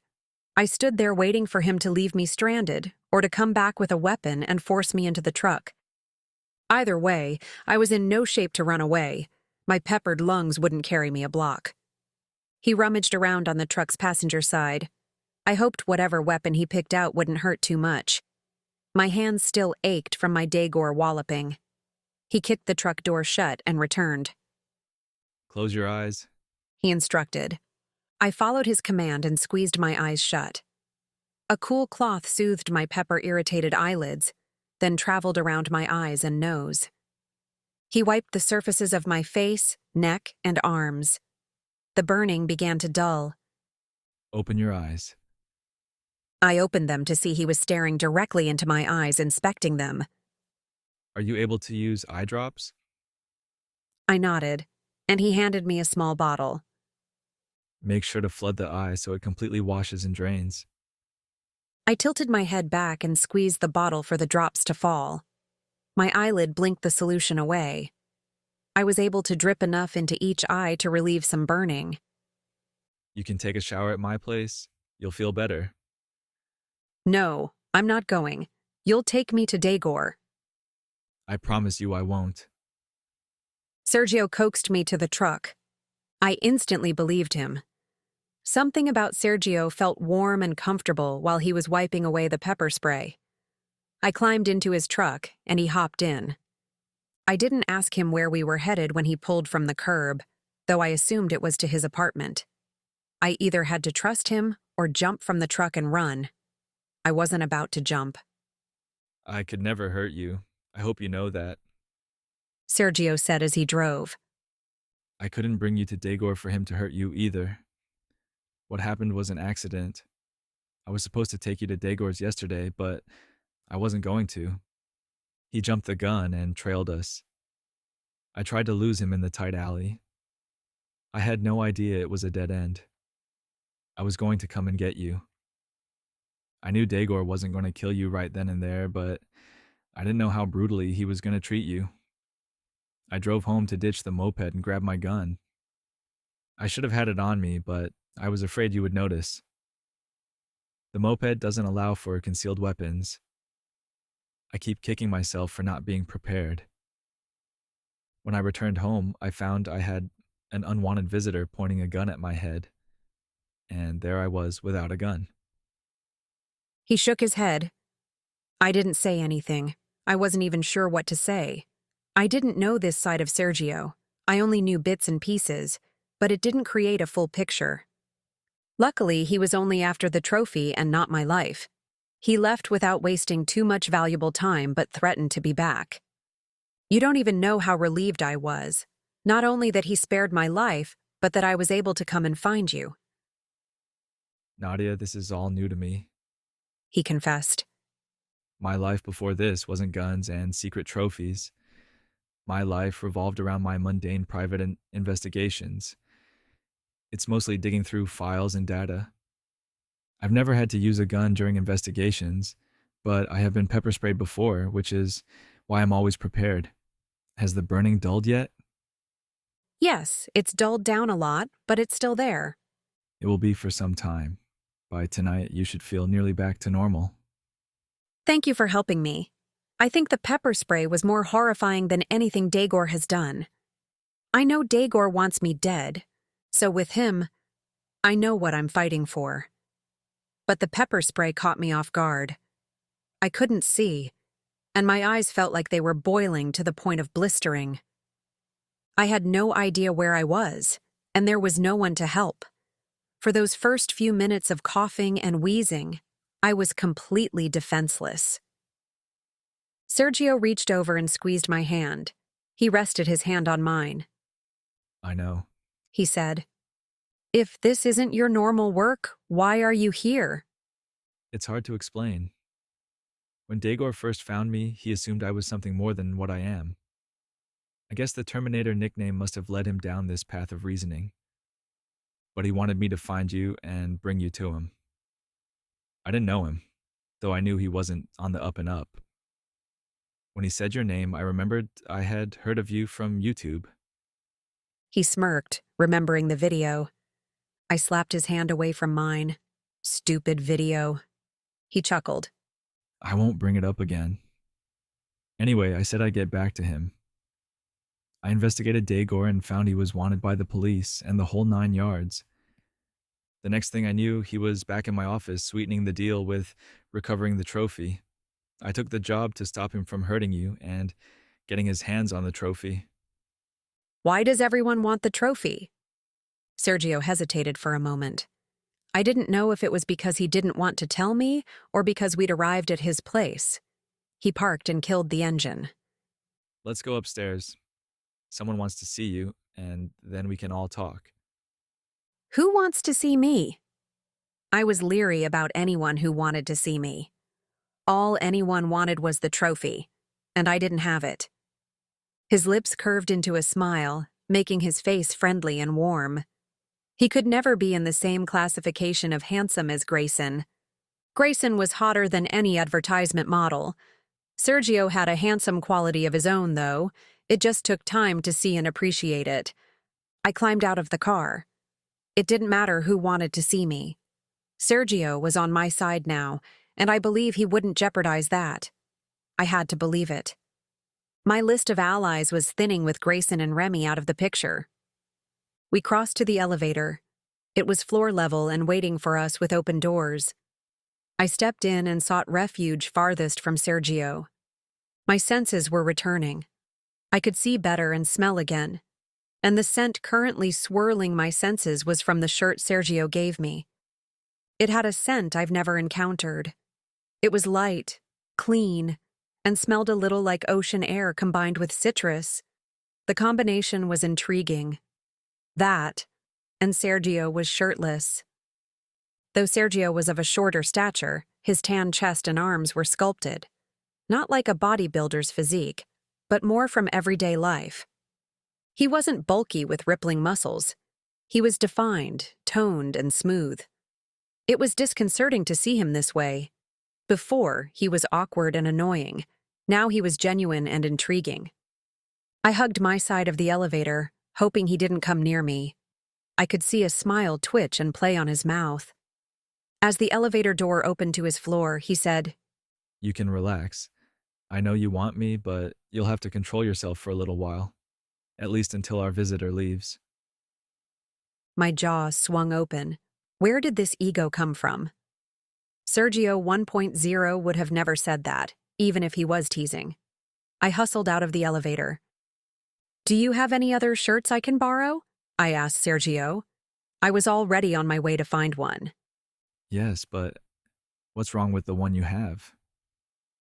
It's a little itchy, I lied.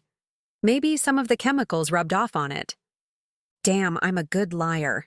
I even believed that one myself. I'll find you an outfit to change into.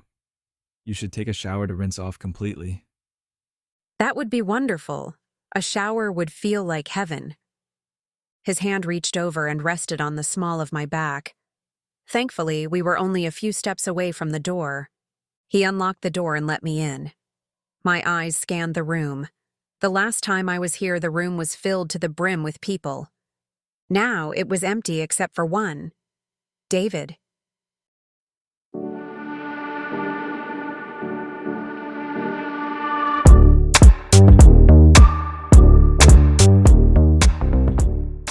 Chapter 13.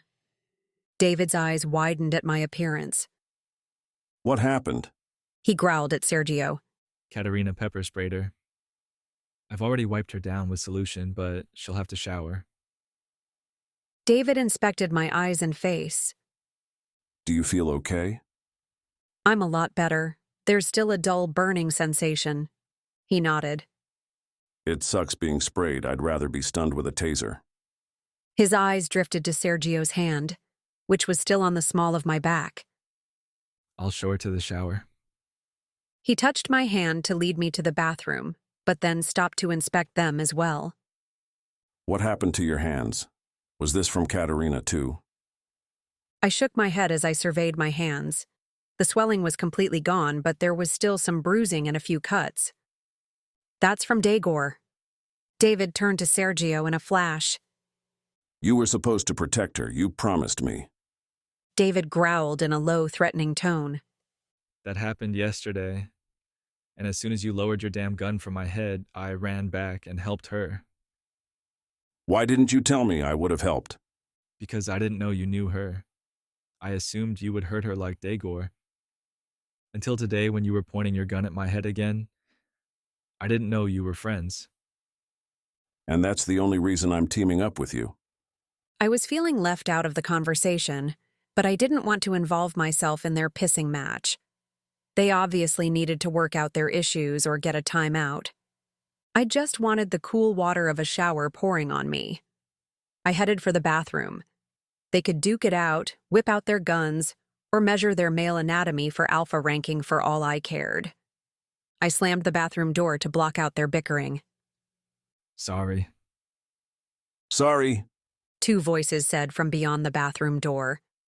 It was quieter on the inside of the bathroom. I turned the shower knob to lukewarm and stepped inside. The water stung my raw and tender skin. The water quickly bit those spots first. After a few moments of wincing, the stinging and burning dissipated. After 10 minutes of water pouring over me, I decided I should go into the living room to see if the boys were still alive. I turned the water off and stepped out of the shower. I found a towel in the narrow closet and patted the droplets. I cracked the bathroom door open and listened. I detected the soft murmur of voices. They must be playing nice now. Sergio, I called. Do you happen to have clothes for me? Yes, I'll be right there. I'll bring them to her, David said. I have to get them from my closet. Give them to me. I'll give them to Nadia. Why? You could be a pervert. Are you kidding me? How do I know you're not the pervert? I rolled my eyes. Daegor would have been easier to deal with than these two. I slammed the door closed. Sorry. Sorry. A minute later, Sergio's clothes were delivered to me by Sergio, with David close on his heels. I snatched the clothes and shut the door. Are you happy now? I heard Sergio say. Yes. I slipped on Sergio's t-shirt, making sure there weren't any lingering Sergio scents. Otherwise, David might have to have the pervert talk with me. I slid on the black running pants. Both fit rather well considering they weren't mine.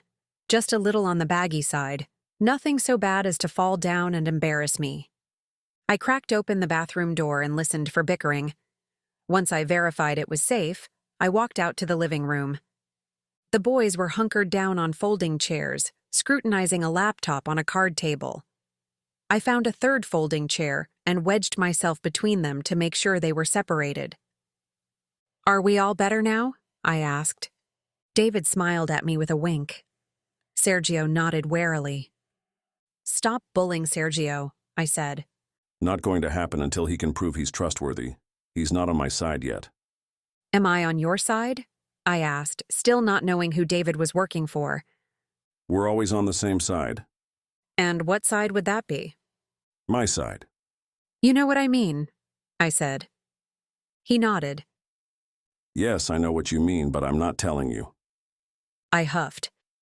"What are we looking at?" I asked, inspecting the laptop screen, which was currently showing a city map.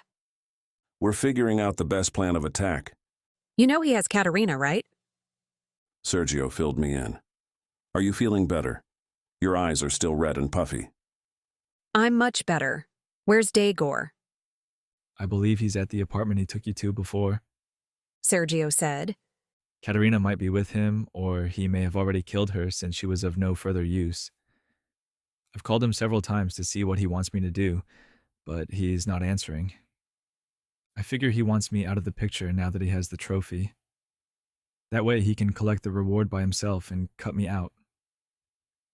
How do we get to him? I asked. That's the problem. I don't want to go in there with guns pointed if Katerina's still alive. He would use her as a shield and shoot back. David said. Is there a way to lure him to a safe spot? I don't think so. Sergio said. His eyes brightened after a moment of thought. I could make another call to him. I'll leave him a message saying I have Nadia in my custody. He would jump at the chance to finally get his revenge. He would even risk missing his ride to Panama just so he could finish his twisted vendetta. Obviously, Nadia would be somewhere safe and we could nab him the trophy and then find Katerina. It could work. Sergio said thoughtfully. Where should we tell him to go? He'll ask me why I can't bring Nadia to him. If he thinks there's still a bomb in Maya's house, you could tempt him to come and push the button, I said. Tell him Maya and I will both be inside. He would go for that. He does have an insane amount of hostility toward you. I think it would work. Oh. I turned to David with concern. I have to call Maya. She was supposed to stay at the casino so Daegor couldn't find her. But when I called Grayson today, his new assistant director wouldn't put my call through. I even tried Remy, but she took over his phone too. I was full of pepper spray and couldn't do anything or see anything. I should have called Maya right away, but I wasn't thinking clearly. Are you kidding me? Maya could be anywhere. I fished out my phone and dialed Maya. She answered right away. I pressed the speakerphone button so David could listen. Maya, where are you? I asked. I'm out shopping. Why? David tapped me on my shoulder. Tell her to go back to the casino, he said in a low whisper. Who was that? David and I gaped at each other with large eyes. How did she hear that? It was Grayson. He needs you at the casino. Grayson, is that you? Maya asked. What's with your new assistant? She seemed nice at first, but then she wouldn't let me talk to you. It was very odd. She said you were busy and couldn't take personal phone calls. I looked to David for a response. Just get to the casino. I'll explain there. he said, mimicking Grayson's voice. I thought he was spot on, but Maya wasn't fooled. David? My eyebrows shot up. How did she know? David glared at me. That was Grayson, I fibbed. He was walking out the door when he said that. Maybe he sounded like David. They are brothers, after all. Oh! Sadness suffocated her single word. I punched David in the arm as hard as I could. He winced, but didn't make any sound. Maya, I'll meet you at the casino. We can split a pitcher of margaritas and talk about how dumb Fiona is. Yeah, okay. Maya said, slightly happier with the promise of talking about Grayson's newest employee. Call me as soon as you arrive, I said. Okay, bye. I ended the call. David blew out a long and slow breath. That was close. I nodded. I was thankful Maya was safe despite Fiona's interference. Grayson was going to hear an earful from me the next time I saw him. But since he's on lockdown with Fiona, I didn't foresee that happening anytime soon. Sergio, make the call to Dagor. We don't have much time to spare. Let's get this done. Sergio picked up his phone from the card table. I'll make the call in the bedroom so there isn't another mistake on voices. We nodded and watched him disappear into the bedroom. He closed the door behind him. I need to go home to Maya. David said. I miss her so much. I haven't heard her say my name for so long I nearly forgot what it sounded like. You've been gone way too long. I know she'll forgive you, but I hope she at least makes you suffer for a while. He tousled my hair. I've suffered enough, believe me. And I did. We sat together, lost in thought. Let's roll. Sergio said on his way out of the bedroom. He'll be at the house in 30 minutes. He didn't tell me where the trophy was, but I think it may be with him because he said I had to finish Katerina off at the apartment. I think that means he wants to split as soon as he kills Nadia. David and I stood to leave. Go to the casino and meet up with Maya. David said to me. Sergio and I can finish this. I didn't want to see Dagor ever again, and I wasn't keen on seeing Katerina either. Not going with them was no loss. I'll get a taxi, I said. I would offer to drop you off at the casino, but Sergio and I can't be late. With Dagor so excited to kill, he may be early. It's not a problem. I'm used to taking taxis. Why don't you take my moped? Sergio offered. It would save me taxi money, but it could also create a hospital bill that would cost more money. However, I only had $2 on me, so the taxi wouldn't get me very far. The moped is insured, right? You won't be mad if I accidentally total it, will you? Sergio grinned. The moped was for your benefit. What better way to look goofy and friendly than on a moped? As long as you won't be mad if I ruin it, I said, contemplating if I was going to make it to the casino in one piece. Sergio and I followed David out the door. I stood between them in the middle of the elevator. When the elevator arrived on the ground floor, Sergio led me to the moped. Go ahead and check it out, Sergio said. Straddling the bike, I hesitantly lowered myself onto the seat. With the kickstand on the ground, it was sturdy enough that I could play with the steering and controls. The key goes into the ignition here, and the start button is here. Sergio showed me the throttle, brakes, and the blinker. And here is the horn. A burst of giggles escaped my lips. It sounded like a kid's bike horn. And here's the helmet. You should wear it, Sergio urged. It was a no-frills black helmet with a chin strap. My brain couldn't afford any more concussions. I accepted the helmet gladly. I stood while he lowered it onto my head and looped the strap to tighten it. David and I are leaving. I suggest lapping the block a few times so you get a feel for it. I nodded. When he didn't move, I lifted my eyes to find him gazing at me. There was something in the way his eyes lingered. I wanted to know what it was. It was as if he was happy to be near me, but it saddened him as well. Sergio? He hugged me. Not his goofy Sergio 1.0 clumsy hug, but a hug that made the world vanish for a flittering moment. It was unexpected and tender, although it was crossing the friendship line. Somehow, I didn't mind. He lowered his lips to mine. I watched in slow motion as he closed in for a kiss. Was I going to let this happen? I needed time to think. Would one kiss hurt? It might enlighten me as to what I want. Do I wait around for Grayson when he doesn't want a relationship? Do I take Caleb up on his insane wager? Or do I want to try a new possibility? A hand shot between our faces before the kiss could be sealed. David glared at Sergio while his hand remained a barrier. Sergio scowled at David. I sighed and started the moped. She's not yours. David barked at Sergio. I'm not Grayson's either, I said. He made that clear. David opened his mouth to speak, but I turned my head and gently twisted the throttle. I teetered for the length of 2 cars. Then I was on my way. The moped was easy to drive. I just had to remember to take it easy on the throttle and the brakes.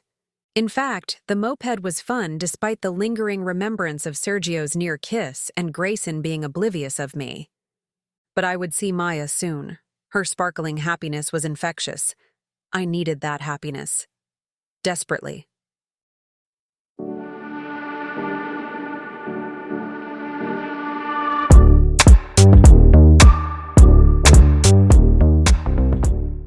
Chapter 14. I drove the moped around the block for a few laps and then deemed myself ready to buzz around on busier roads. The only time I became nervous was when I was surrounded by trucks. I quickly escaped by zooming ahead and turning down a road that led to the strip. I pulled into the casino parking lot and wedged the moped in a corner that had a sliver of space. It was prohibited, but taking up an entire space just for one little bike seemed wasteful. The tiny space was perfect for the moped, and it was closer to the door. I smiled at the moped. I was beginning to like that thing. Perhaps I could buy it off Sergio when he returns to Panama. I sighed. Sergio had to go back to Panama. Perhaps it was better that David stopped what couldn't have started. My emotions were on a sled ride, whooshing to the bottom, then struggling to climb to the steep, exhausting top. Nadia. I glanced over to see Remy jogging toward me. I hooked my helmet onto the handlebars and swung my leg over the bike to stand.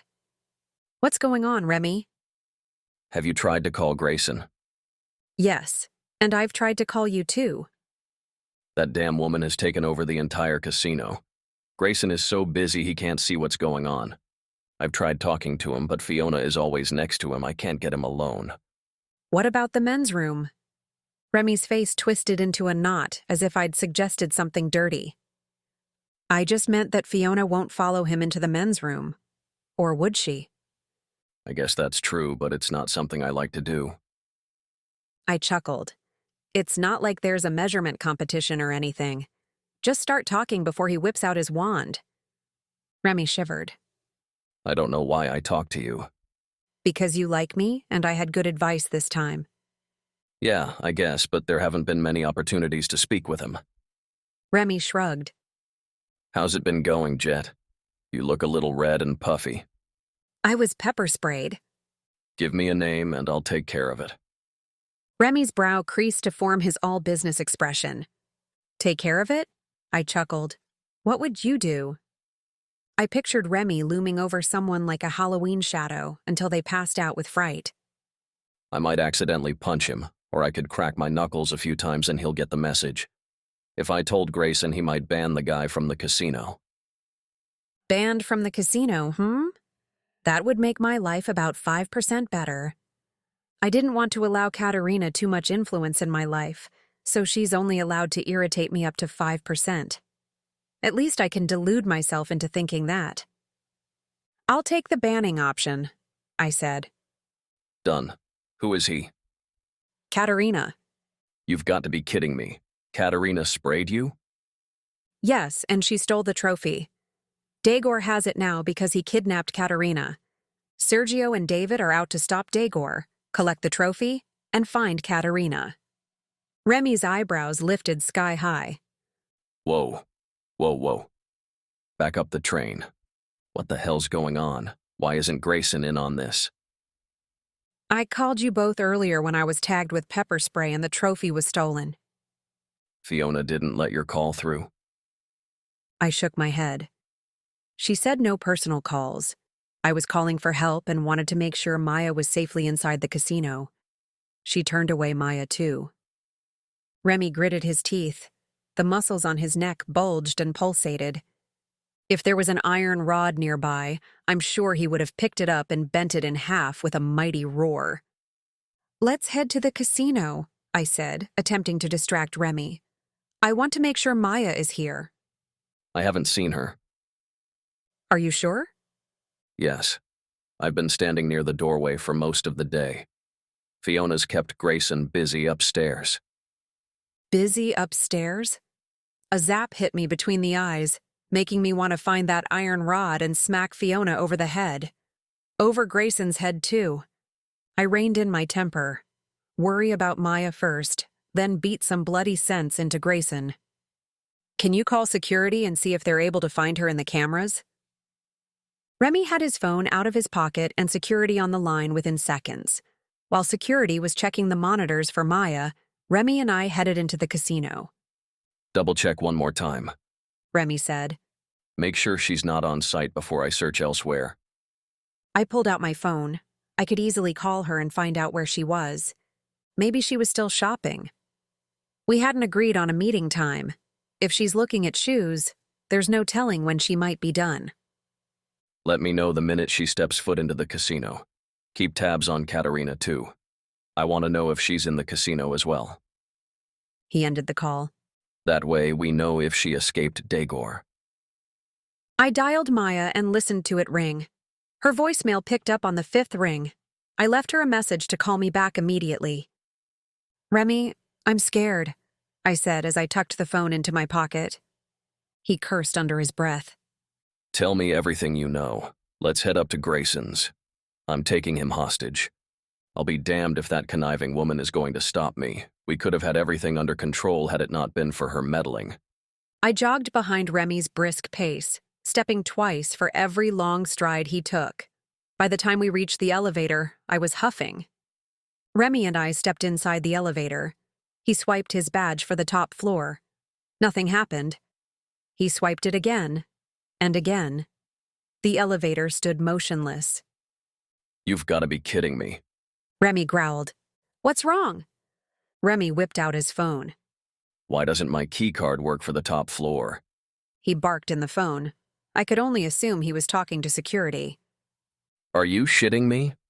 I was hired to protect Grayson and I can't access his floor. Does she have the authority to do this? Remy's neck veins pulsated. I stepped away just in case they burst. How much access do I have? His fingers curled into a tight fist.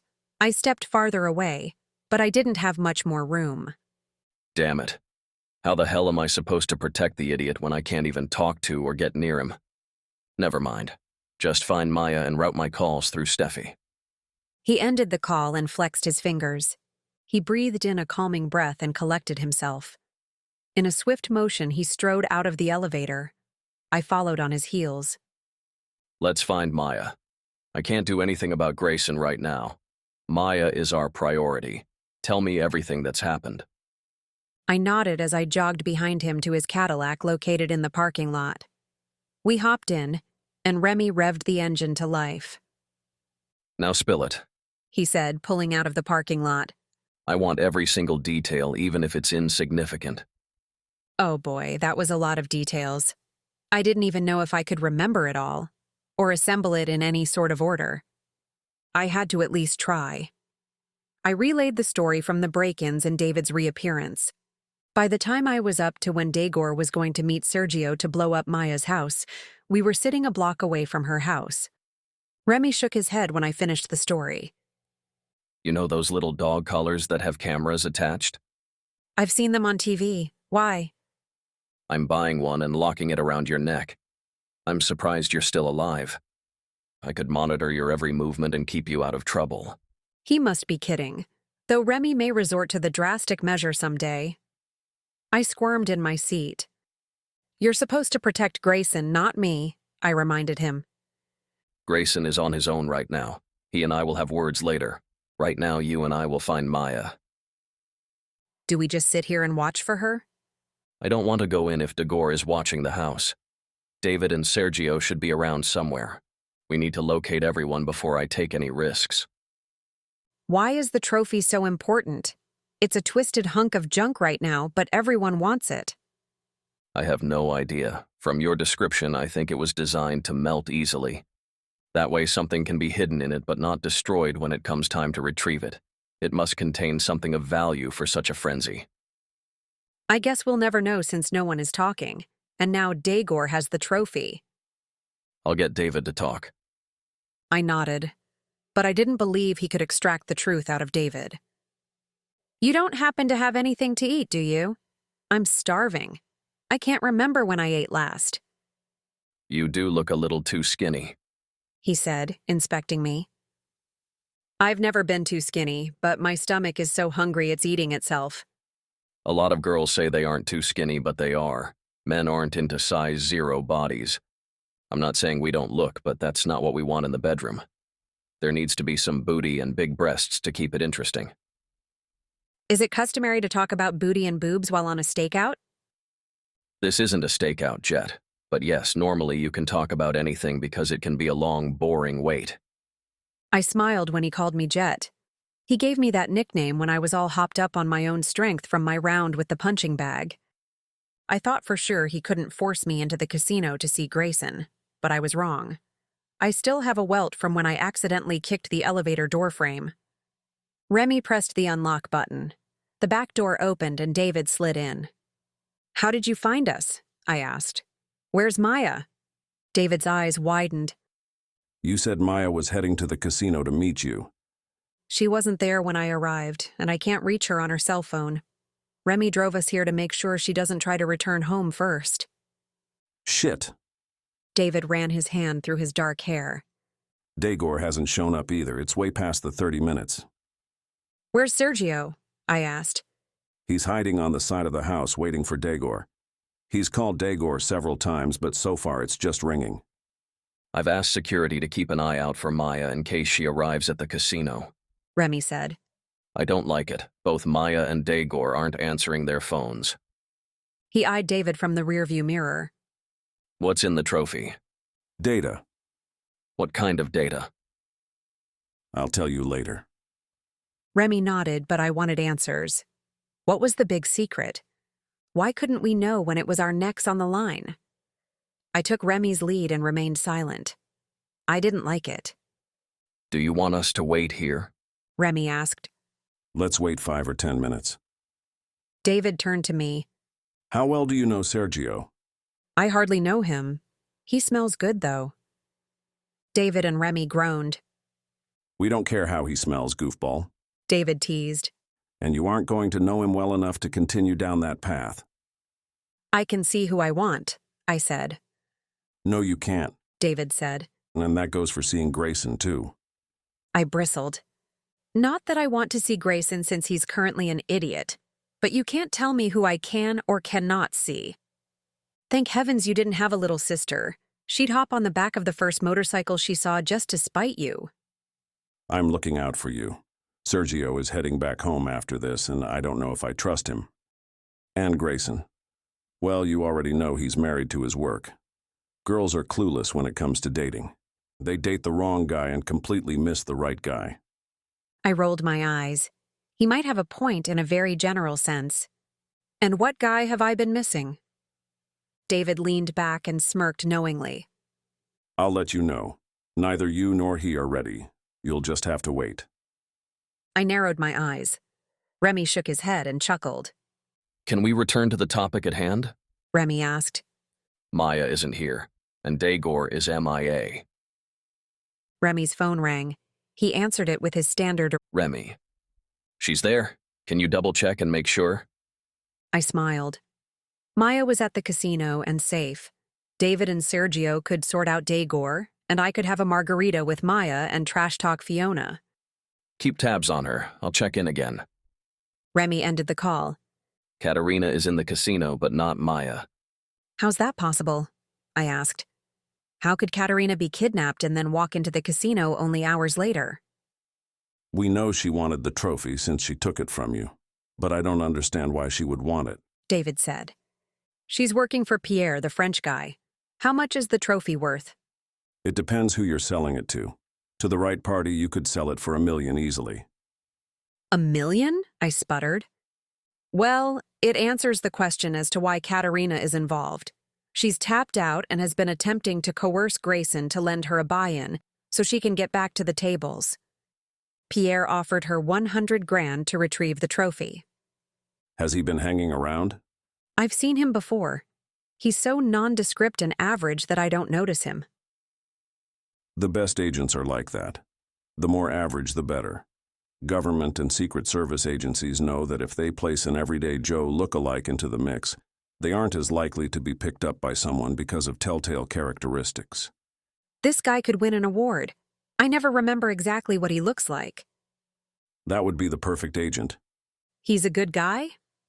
He's in the good guy range. But I wouldn't trust him and don't want him to have the trophy if I can help it. If he hands it over to the military, it could start a war. A war? I gulped. And here I thought it was just a hunk of junk. Remy, return to the casino and drill Katerina on Dagor and the agent. See what she knows and what she was told to do. She's not acting on her own right now, so be wary. We already know she has pepper spray. Nadia, go with Remy and sit tight. I don't want you getting involved, but I don't want you at home either. I nodded. If there were foreign agents, Dagor, and pepper spray involved, I wanted nothing to do with it. I could wait in the lounge or maybe play a few hands. It was the chicken way out, but I wasn't feeling too confident. Remy could handle Katerina on his own. David slid out of the Cadillac and disappeared. Remy started the engine and pulled away from the curb. I tapped my foot and hummed, "Twinkle, Twinkle, Little Star," while Remy drove us back to the casino. He flicked a few curious glances my way. It's calming, I explained. I have so much nervous energy, I could power Vegas. Don't worry about anything right now except keeping yourself out of danger. Once we arrive at the casino, I'll find Katerina. She has a way of making men talk. I'm hoping she used those skills on Dagor and Pierre. It's the only possible reason she's alive and free. I shuddered. Yuck. Remy chuckled. She isn't my cup of tea, but most men who see large cleavage would do anything to see the rest. I groaned. I don't want to talk about Kat's cleavage. Why isn't she your cup of tea? I like classy, not trashy. Really? I pictured you as the trashy type. Are you kidding me? I have a Cadillac. Trash isn't allowed in a caddy. Caddies are also the choice of pimps. Remy's lips thinned into a straight line. Jet, you need to take that back. No way, I said with a grin. Remy could make a person nervous and timid when he's angry, mostly because of his size and gorilla strength. Teasing him about his caddy was fun, and it took my mind off of Maya. Whenever I see a pimp in a movie, he always has a large white caddy, an ugly fur coat, and a fedora with a red feather. That's not how it is in the real world. The movie industry took the good name of Cadillac and smudged it. While movies aren't always accurate, there are truths in it. You can't watch tons of movies where they all have pimps with caddies and then tell me it isn't true. It's now the pimp industry standard. Pimps today will drive caddies just to be like the pimps in the movies. It's an evolutionary cycle. An evolutionary cycle based on movies? That's absurd, Jet. You're just mad because it's true. It's not true. I saw a pimp the other day with a hybrid. I can't imagine a pimp with a hybrid. That doesn't seem right. I'm just telling you what I saw. The man may have some business sense and is economical. It would be less of a target for cops. So, you admit that cops may not look for a pimp in a hybrid, but they certainly would look for a tricked-out caddy in the slums. I grinned. I'm bringing back the Cadillac and making a new evolutionary cycle. You're not making a good case. He threw me a cutting glare that I took as a warning. How am I not making a good case for it? This was just too easy.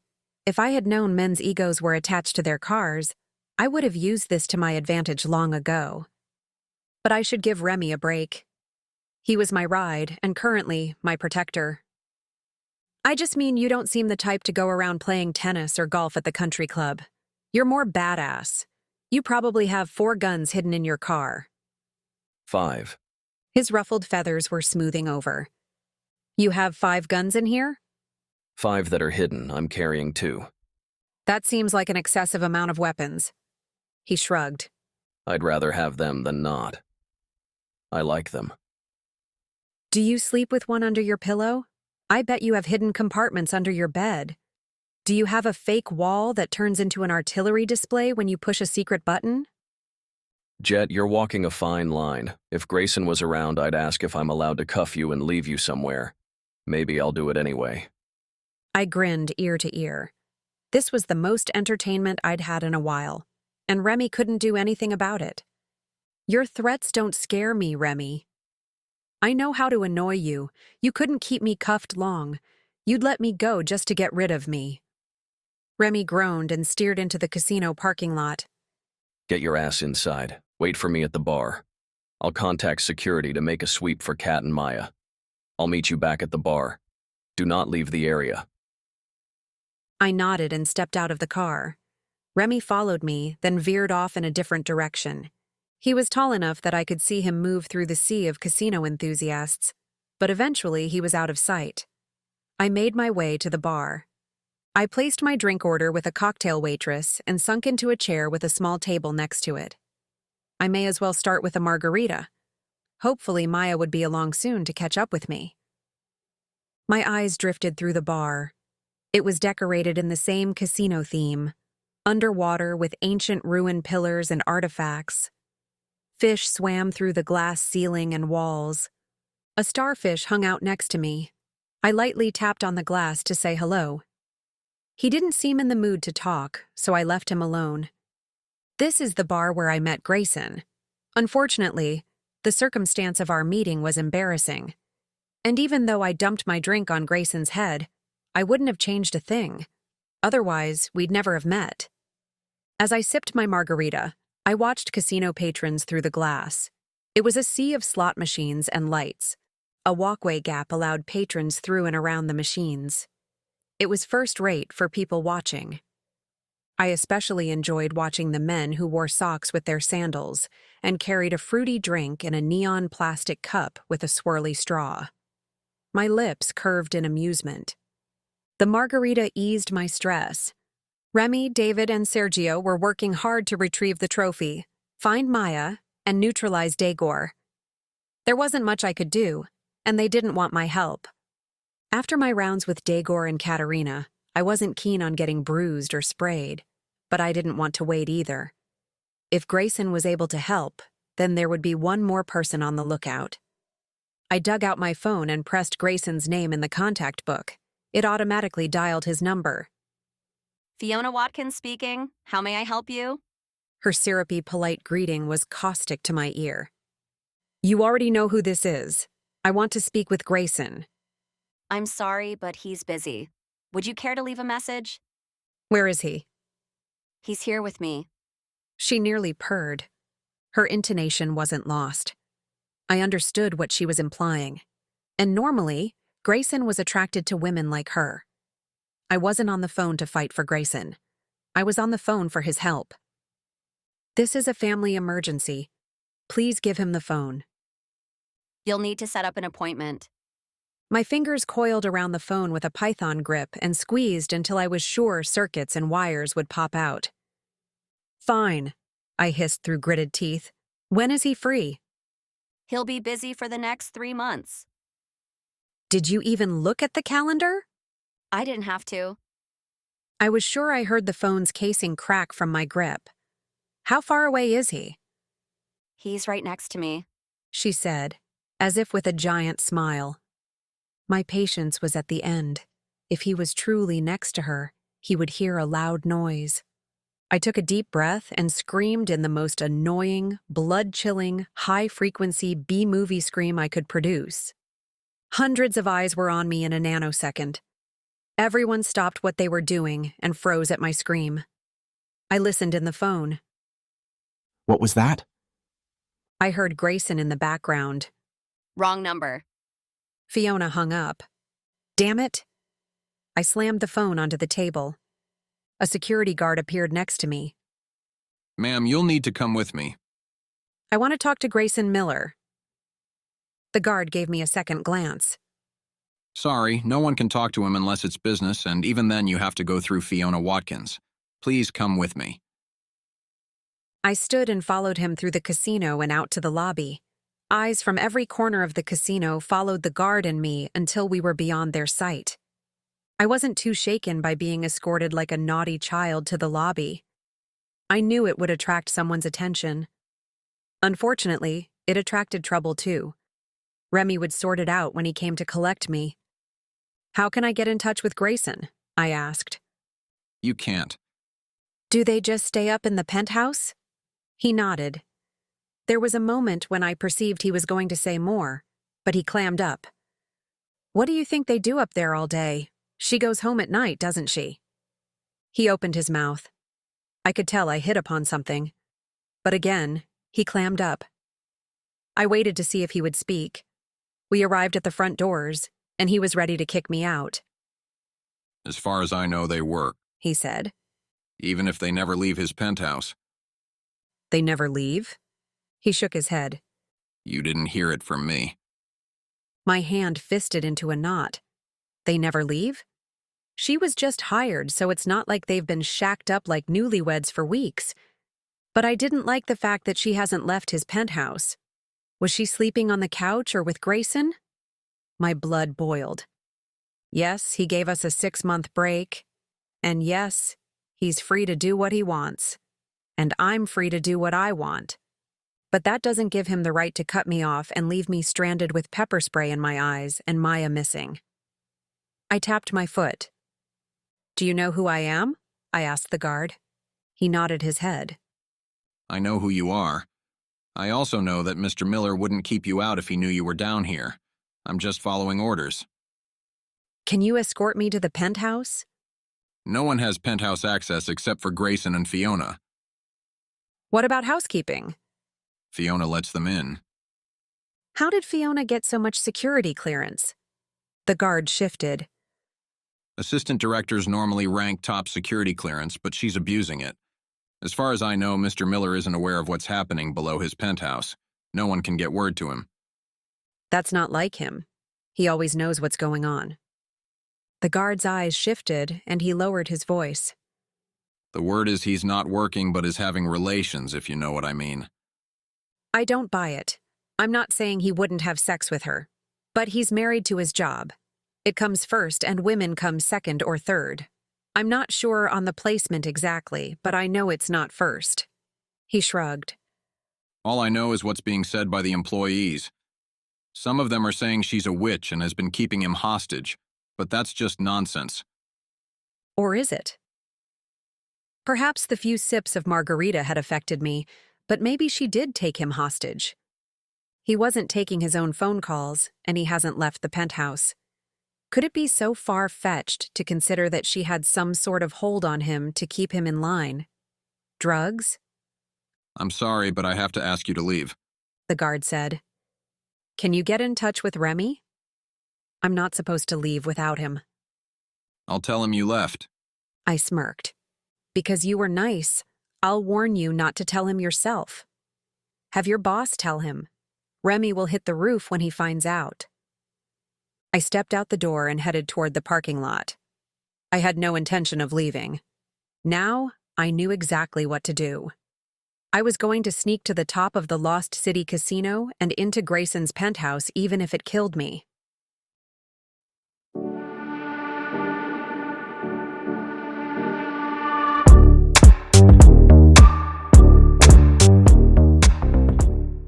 Chapter 15. I stood in front of the casino as if I was waiting for a taxi. I'd been taking taxis for weeks now, so it wouldn't be out of the ordinary. Through the lobby windows, I peeked at the guard. He turned from the lobby and stepped back into the casino. Cameras would watch to make sure I didn't come back in. But if I made it appear as though I left and then circled back, no one would be the wiser. I waved down a taxi and waited for a couple to step out of the back seat and pay their fare. I slipped in behind them and smiled at the driver. "I have a favor," I said. "I don't do favors," she said, and she looked like she meant it. Her dyed hair was the blackest shade of black. Tattoos littered every inch of her skin from the neck down. A bullring nose piercing detracted from her otherwise simple face. "I have $2. Can you drive out of the parking lot and then right back?" "You've been kicked out of the casino, haven't you?" I nodded. "Yes, and I have to get back inside." "It rarely works when people try. I've had a few like you. They always come right back out the door with a security guard attached to them." "I'm hoping for a miracle. Will you do it for $2? "That won't even cover starting the meter." "Can you do it without starting the meter?" "Does this taxi say charity on it? Get out so I can pick up a paying customer." "Listen, I want to sneak up to the penthouse and no one is able to so far. I'm going to try the stairs and see if I can't sneak around security." This perked her curiosity. "What's so important up there?" "The CEO is in the penthouse. I have to see him." "Jilted lover?" she asked with a chuckle. At least it amused her. "Yes, and I'm going to make sure he pays." Actually, I was going to make sure Fiona paid, but Grayson and I were going to have words too. "Sure. Why not? Give me the $2. I'll drive you around the block." I handed her $2, and she pulled out. "Does this CEO have a new girlfriend and you're ticked?" "He has a new assistant and she's duping him." "Or he could like her." "Possibly." I didn't want to think of it like that. Even if he did like her, it didn't give him the right to allow her to take over his life and cut everyone off. Or did it? No, I had to stick to my plan. Any pondering or wavering would stall me. I'd end up talking myself out of it, and then I would have to sit around waiting for people. That's not going to happen. If they were risking their necks, then I should be helping. And so should Grayson. "Do you have a crowbar?" I asked. I thought she would tell me no, but instead her eyes sparkled when she said yes. "I like a girl who fights for what she wants. It's not like you'll get too far, especially with a crowbar in your hands." "Will you pull over and give me the crowbar before we return to the casino?" She pulled the taxi over to the curb and popped the trunk open. She jogged to the back, retrieved the crowbar from the trunk, and hopped back into the driver's seat. "Here you go," she said as she passed me the crowbar. "Just give me your name and phone number in case you sneak past security. I'll need the crowbar back at the end of my shift. I don't give this much help to anyone, but I love a good man-beating story to tell my customers. It makes the day go by faster." She winked at me in the rearview mirror. I scribbled my name and phone number onto a crumpled receipt I found in my purse and handed it to her. "I'll make sure to bring it back." The taxi turned the last corner and stopped at the front door. Sergio's pants were loose enough on me to slip the crowbar in without it sticking out. I looped the claw end over my waistband and yanked my shirt over to cover it. "Good luck," she called with a chuckle. "I'll see you soon." I dashed inside with a run hop due to the crowbar. I veered to the elevator and saw the doors open. I sped my run hop to make it before the doors closed. I slid in with a few other passengers and pressed the button for the floor right below Grayson's. Keeping my head down, I tried to avoid camera exposure. The elevator stopped on the 7th and 10th floors, and my fellow elevator riders stepped out. I was alone to ride the remaining floors. I tapped my foot on the floor. Being the only person in the elevator, I was easy to pick out on a security monitor. The elevator dinged, and I flew out. There had to be a staircase close by. I turned to the left, but there were only guest rooms. I turned around and ran-hopped to the right. A stair sign hung on a plain door. Twisting the door handle, I breezed through. My heart thudded against my chest. I only had to climb one flight of stairs to Grayson's floor. I removed the crowbar from my pants so I could climb the stairs without hard metal jabbing me. I didn't stop to search for cameras. They were in the stairwell somewhere, and they were on the penthouse floor too. Security rarely roamed the hotel hallways and were mainly stationed in the casino and high-traffic areas. If they spotted me, it would take a few minutes to catch me. I climbed the last stair and ran to the door. I tested the handle with a jiggle to make sure it was locked. I would have felt like an idiot breaking into an unlocked door. It was locked. Wedging the crowbar into the door frame, pesky bits of reasoning and second thoughts were jabbering, but I was concentrating on yanking the crowbar with all my weight. The door creaked and shifted on its hinges, but didn't give way. I had to pop it open, and it wasn't budging with my weight. Muscle power was required. Since my arms weren't strong enough, I had to use my legs. I eyed the surrounding walls and picked a good position. Placing one foot onto the wedged crowbar, I tested it to make sure it was sturdy enough. I leaned against the wall with my back and brought my other leg up to the crowbar. The door didn't budge, but I hadn't put all my muscle and weight on it. With, unfortunately, no limbs on the ground to keep me from falling on my butt, I proceeded. I pushed my back into the wall and my feet against the bar. The resounding crack of the door and the thud of my body crashing to the floor echoed through the stairwell. Groaning as I rolled over, I picked myself up off the ground. Perhaps I should have listened to my inner voice. This was going to hurt tomorrow. I snatched the crowbar off the ground and raced through the door, which was now bent and hanging crooked. Security had to be aware of my location by now. I scurried down the small hall and halted in front of Grayson's door. I held up my hand to knock, but I stopped before I could make the sound with my fist. What if he didn't want to see me? What if Fiona and Grayson came to the door with robes on? My heart dropped. I would die. My heart would keel over and I would die. I'm sure it would happen. Security would tackle me in less than a minute. I had to make a decision. Do I turn back? Do I run away? Do I continue no matter what's behind that door? I was here for Maya's sake, for David's sake, and for Remy's sake, not for mine. I wasn't in any danger, but the rest of my friends needed help. And Grayson was going to help, damn it. I slammed the door with my fist, again and again until it opened.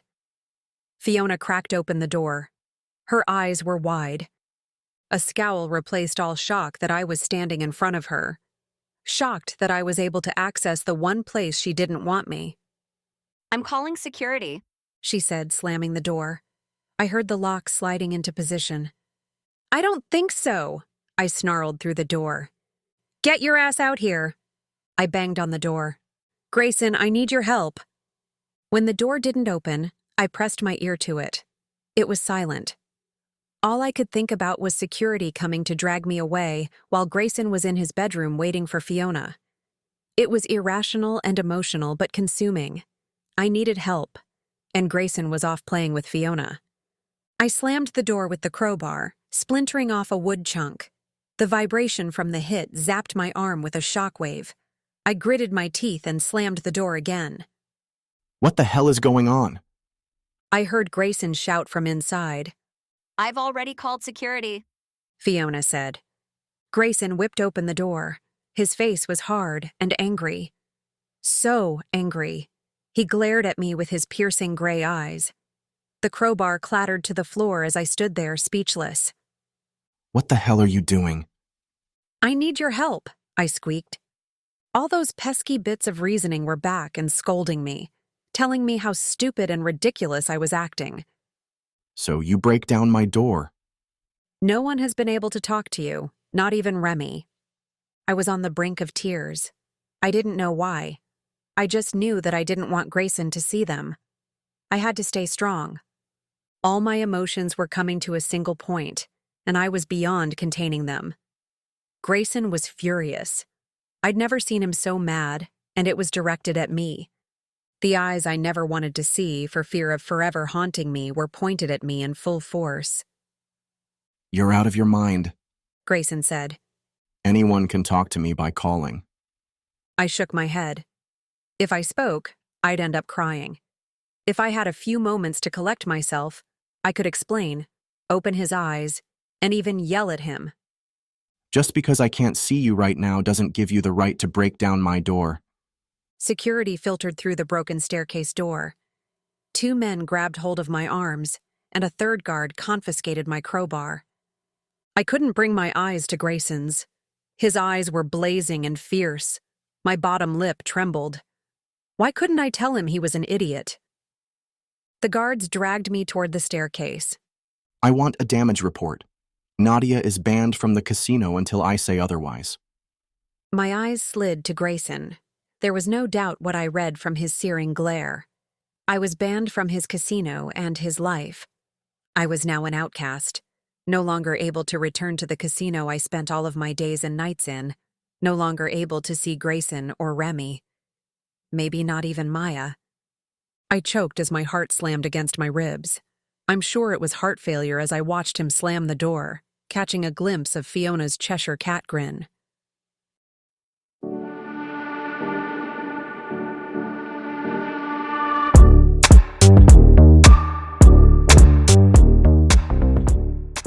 Chapter 16. A tear rolled down my cheek, followed by 100 more. I was an idiot for thinking I could rescue Grayson from Fiona when he didn't want to leave. He wanted her, not me. He wanted to work around the clock with Fiona at his side and not worry about the world around him. And his family who needed him. Remy will have my head for this. He was searching for Maya, and I was breaking down doors and making an ass of myself. I'll head home and stay out of their way. I needed a good cry and a long nap. Security escorted me through the casino and out the door with a shove. Don't come back. I stared blankly ahead. Don't come back, I repeated to myself. A horn blasted a short beep. I jumped and refocused as a taxi pulled up. It didn't work, did it? The taxi driver called out. I made it up there and saw him, I said, stepping toward the taxi. You made it to the penthouse? It was the worst mistake of my life. The agonizing instant replay that repeatedly ground its way through my mind made me want to bludgeon my brain with the crowbar to knock out the memory. I didn't think you'd get that far without them throwing you out. I see they took the crowbar, she said. I peered down. I wasn't carrying it. Everything happened so fast I forgot I was missing the crowbar. Security wouldn't give it back to me even if I asked, but Remy could get it. I'll get it back, I said. Remy is going to be so mad at me, though. I'll buy you a new one. It'll be safer than having to explain to Remy. You know Remy? Yes, but after the stunt I just pulled, he's not going to want anything to do with me. Do you really think Remy could get the crowbar back? I'm positive he can, but I don't want to ask him. She grinned. I'll ask him. I've been waiting for a chance to talk to him. This will be the perfect opportunity. You've got a thing for Remy, huh? She nodded with a smile. He's a good guy, I said. And he's super hot. I wouldn't consider him super hot. Not that I go around assessing his hotness. But he was tall with wide shoulders and bulging muscles. His eyes were dark, and his skin was olive. His shaved head made me want to give him a noogie. His wide stance made me instantly picture military or law enforcement. He was no nonsense and slow with a smile. But that's just Remy. It made him who he was. He's going to be angry today. You may want to come back tomorrow and ask him when he's in a better mood. That's a good idea. Do you need a lift? No, I have a moped. I'm calling it a day. A horribly nasty day. Have a good one. Now I have a story and a chance to talk to Remy. My day is coming up roses. She smiled and waved goodbye. I turned to view the casino one last time. One final time. The instant replay footage was on autopilot. It had rewound to the first time I met Grayson when I accidentally spilled a drink over his head. It fast-forwarded to us sitting close on the couch, drinking wine and watching surveillance tapes. And then it stopped on our first night together. I heated at the remembrance of his lips on mine, his hands, firm and soft, following my lines, always playing and teasing. Fast forward again to his violent eyes that seared through me. My insides wilted and withered as his eyes burned into my memory. I will never forget those eyes. Never. I was outside of the casino, gazing through the window. I was barely aware of my surroundings. My eyes weren't seeing. They were focused on the past, not what was happening in front of me. A reflection of a flash of blonde caught my attention and brought me back. Maya? I whipped around to find Frankie. He wasn't blonde. He was feathery. Molting yellow feathers cascaded a bodysuit. Thank God I found you. He squawked, waving at feathers clinging to his face. She's gone insane. I can't stop her. Frankie, what happened? Why didn't you just call instead of coming here half-hatched? What are you dressed up as anyway? I called you, but you didn't answer. I knew you had to be here. She's driving me mad. I can't take it anymore. Who? I asked. Who do you think? The damn gorilla I sold my life to for a yacht. I'm going to burn my sailor outfit. I'll never ever dream of owning a yacht again. He blew at a feather tickling his nose. What did she do? She used my tweezers to pluck out her nose hairs. She's plugged my toilet so many times I have plunger blisters. And now she's moving your stuff out because she said she's moving in for good. That perked my attention. Where's Gus? She probably ate him as a snack. Come on, you have to kick her out of the building. It's your building and your wife. You deal with it. And if she ate Gus, you and I are going to have a problem. She's taking over your apartment. I wouldn't want to come between newlyweds, I said. All I had to do was call the police. Muffin would be locked up, and I would have a fat reward in my pocket. Frankie needed to squirm a bit. Perhaps he'd start thinking through his schemes instead of running headfirst and dragging me with him. You've been dreaming about owning a yacht. You should stick it out for better or for worse. His feathers fluttered as he waved his arms around in wide, sweeping gestures. He resembled a half-plucked chicken trying to take flight. I can't take it anymore. Just help me. I'll give you anything you want. He begged. Anything? I want my car fixed immediately with the money you owe me, and I want you to take down the horrible website. I'll give you the money for your car today, but I can't take down the website. Why not? It's good business. Frankie, the website is tacky. He bristled, making his feathers shake in an undignified fashion for a sparsely covered chicken. I've never done anything tacky in my life, except for buying those brown snakeskin shoes with the pilgrim buckle. But other than that, I'm not tacky. His molting arms crossed, defying me to challenge him. I'm just saying the website doesn't represent me as a poker player. He considered it and nodded. I'll make your website suit you as a poker player. Deal, I said. Let's get out of here before I get banned again. I think barnyard animals are against casino health codes. You've been banned from the casino? Even with Grayson as the CEO? My shoulders drooped. Grayson was the one who banned me. I didn't like his casino anyway. Who needs an underwater archaeological wonder when you have classy Bellagio just down the way? And you can never trust a man with money. I arched my eyebrow. I wasn't acquainted with this Frankie, but in his way, he was being supportive. What did you do? I know. You wouldn't play naughty nurse with him, right? Or maybe he wanted you to be a sprightly mermaid since he's got the underwater theme. I'm telling you, men with money are kinky bastards. You can't trust them. I snorted out an unexpected laugh. It was nothing like that. I'll tell you later. Would this be considered something that represents you as a poker player? Getting banned from a casino for not having role-play sex with the CEO? You'll need to give me the whole story so I can make an editorial statement. I groaned. Frankie drove his car. I settled onto the moped and followed him to the chapel. I had to make a phone call to the police but couldn't do it while driving. As I pulled into the lot, a pounding sound thundered from my apartment window. Dust particles flew out of the open window and down to the parking lot. I parked and kicked the stand down. I hopped off and ran over to Frankie. What's going on? She's showering white chunks all over Lucille. I just had her waxed. We get our waxes together. She doesn't scream in pain like I do. Too much information. I dug into my pocket. I need to call the police.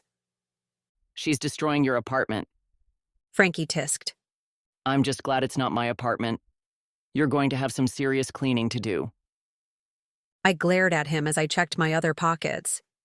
I have no idea where my phone is. See, I did try to call you and you didn't answer. I wonder if I lost it while trying to bust open the door. That would do it. I've lost phones before like that. I eyed him.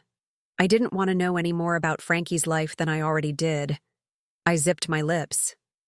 Let me borrow your phone. He extracted the phone from the feathery suit. What are you supposed to be? I asked, eyeing his costume. I'm making a cluckety chicken costume. No one from other states will know what the cluckety chicken is. It doesn't matter, they're drunk anyway. I could tell them I was Big Bird and they wouldn't have a clue. Then why don't you just make a Big Bird costume? Because I want to sing the cluckety chicken jingle. He flapped his arms as he sang the jingle. Cluckety, cluckety, cluckety, I'm the tasty cluckety chicken. Cluckety, cluckety, cluckety, your fingers you'll be licking. I guess every celebrity impersonator needed a dream. I didn't need to understand it. I just needed to accept it. I snatched the phone from his wing. Do you have the police department's number in here? Yes, it's in my favorites. My eyes slid to him. You're kidding, right?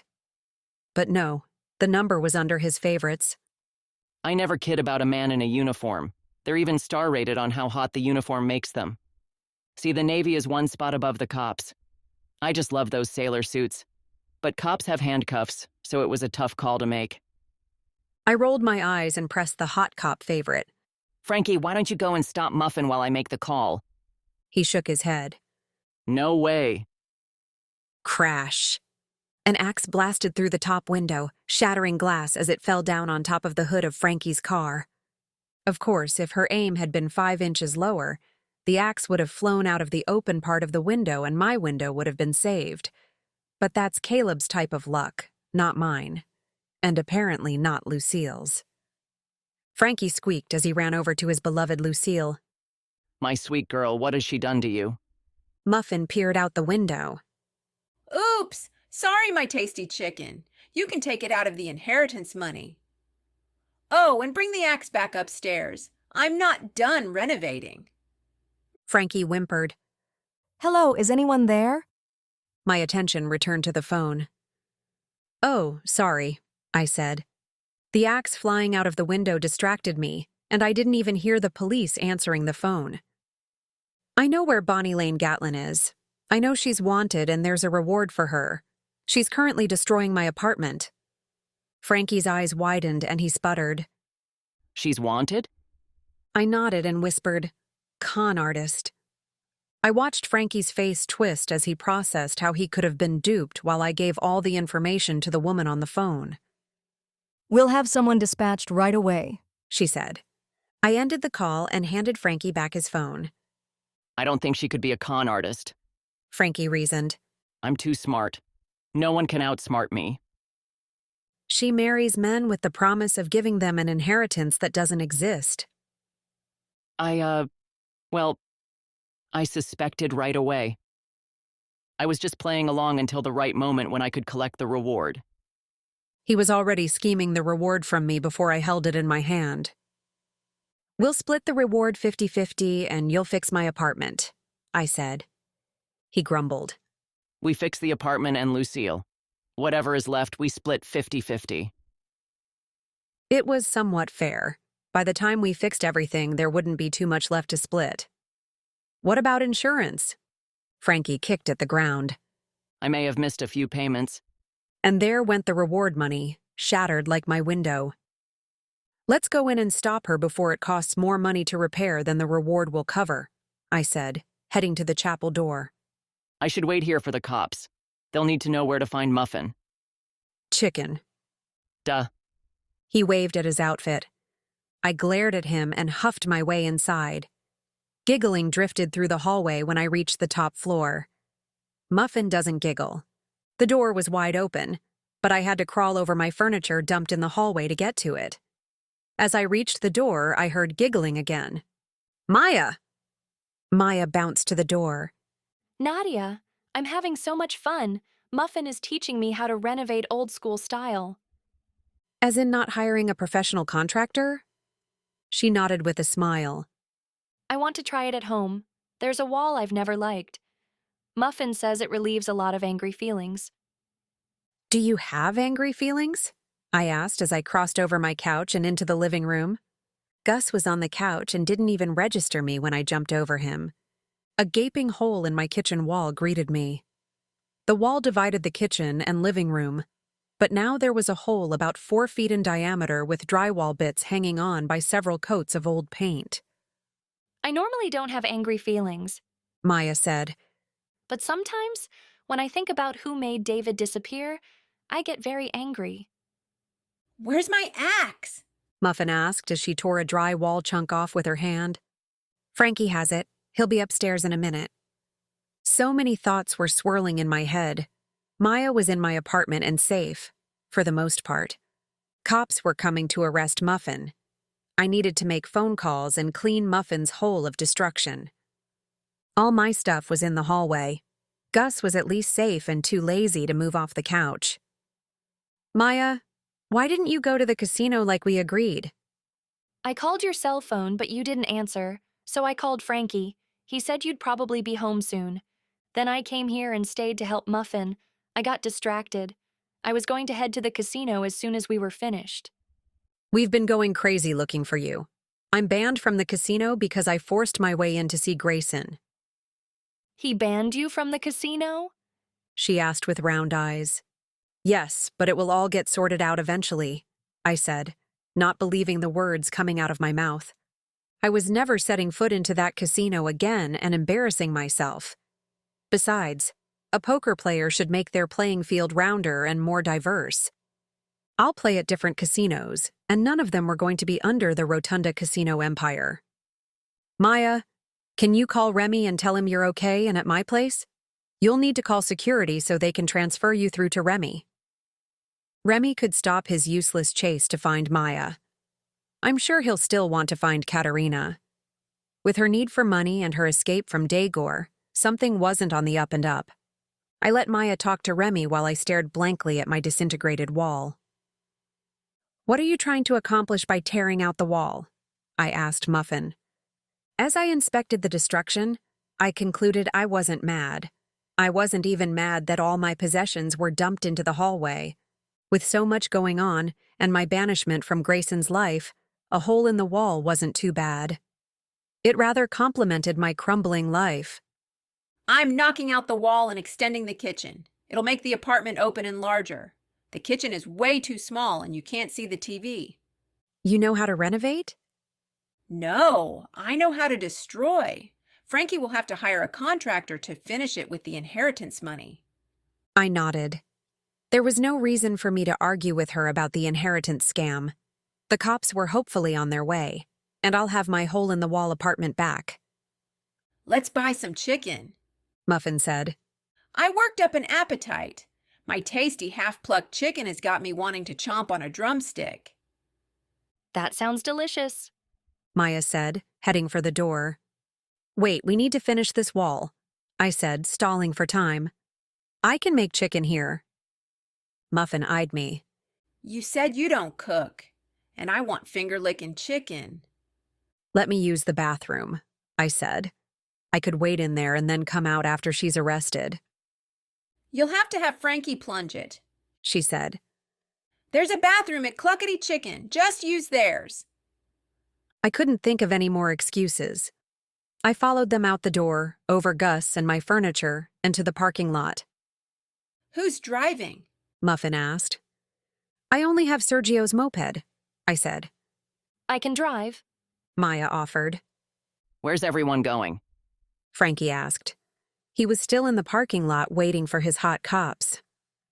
We're heading out for chicken, Muffin said. Frankie eyed me. You can't go. My uniform is almost here. Work it out yourself, Muffin said. I'm hungry and I'm gonna eat. Just wait for your uniform. We shouldn't be long, I said with a shrug. I didn't know what else to do, and I didn't have any cuffs to keep her here. Then again, I didn't think cuffs would even fit her. I hoped the cops were better prepared. Maya and Muffin hopped into the car. I slid into the back seat. Nothing I did seemed to turn out right as of late, so I was going along for the ride and having a snack. Sometimes the best thing to do is nothing. Maya steered her way to the Cluckety Chicken while Muffin recited the memorized menu. I'm ordering a bucket of extra crispy Cluckety chicken and the mashed potatoes with extra gravy. Oh, and some of those little pies, maybe 2 of each flavor. I might have some green beans, but that might put me over my calorie limit. I'll skip the green beans. I'm ordering the kids' meal. It's the perfect size, Maya said. Yeah, a small wing like you can't eat like me. I have to work to keep this figure. It requires a lot of dedicated time in the kitchen. Just throw me a biscuit back here and I'll be fine, I muttered. I wasn't hungry. All hunger ceased when Grayson banned me. Damn those eyes. You need to work on your figure, Muffin said. Maya and I have our bodies perfectly attuned. You should take a lesson. I eat when I'm hungry. Do you eat at the poker table? I'm sure you get hungry, and you probably don't eat. You just sit there. That's why your butt is bigger than the rest of you. My butt isn't bigger than the rest of me. Have you looked in the mirror? You have a skinny body and a large booty. I turned to see what Muffin was talking about. Maya, do I have a large booty? A little, but men like to watch you walk, She said. I panicked. I spun around, tangling myself in my seatbelt. Men don't watch me walk. I think I'd have noticed. You're freaking me out. How fat is my butt? Maya giggled. It's not fat, just padded. Forget the biscuit, I said. I'm not eating for a week. It's sexy. Grayson can't keep his eyes off of you. It makes you curvy instead of a stick. If I don't eat and lose my butt, then Grayson can keep his eyes off me. His hauntingly scary eyes. Not that I'm ever going to see him again. We drove into the Cluckety Chicken parking lot. Maya found a spot close to the door. Muffin exited first, followed by Maya. I trudged behind.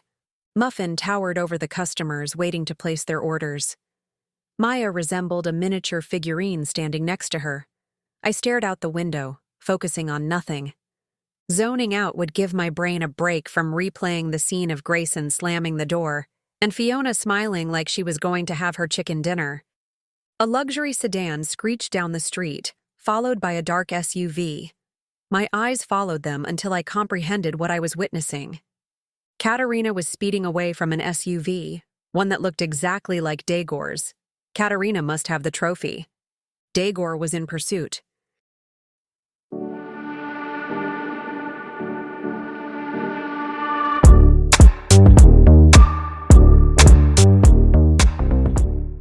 Chapter 17. I tugged at Maya. Give me your car keys. Daegor and Katerina sped by. Maya turned on her heels and dashed for the door. I'm driving. I've always wanted to be in a chase. What about my chicken? Muffin hollered as we flew through the door. We'll be back, Maya called. Oh, hell! Muffin pouted as she barreled after us.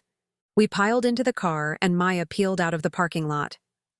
Where do I go? She asked. Turn left and head straight down the road. You'll have to speed to catch them. They had to be going at least 15 over the speed limit.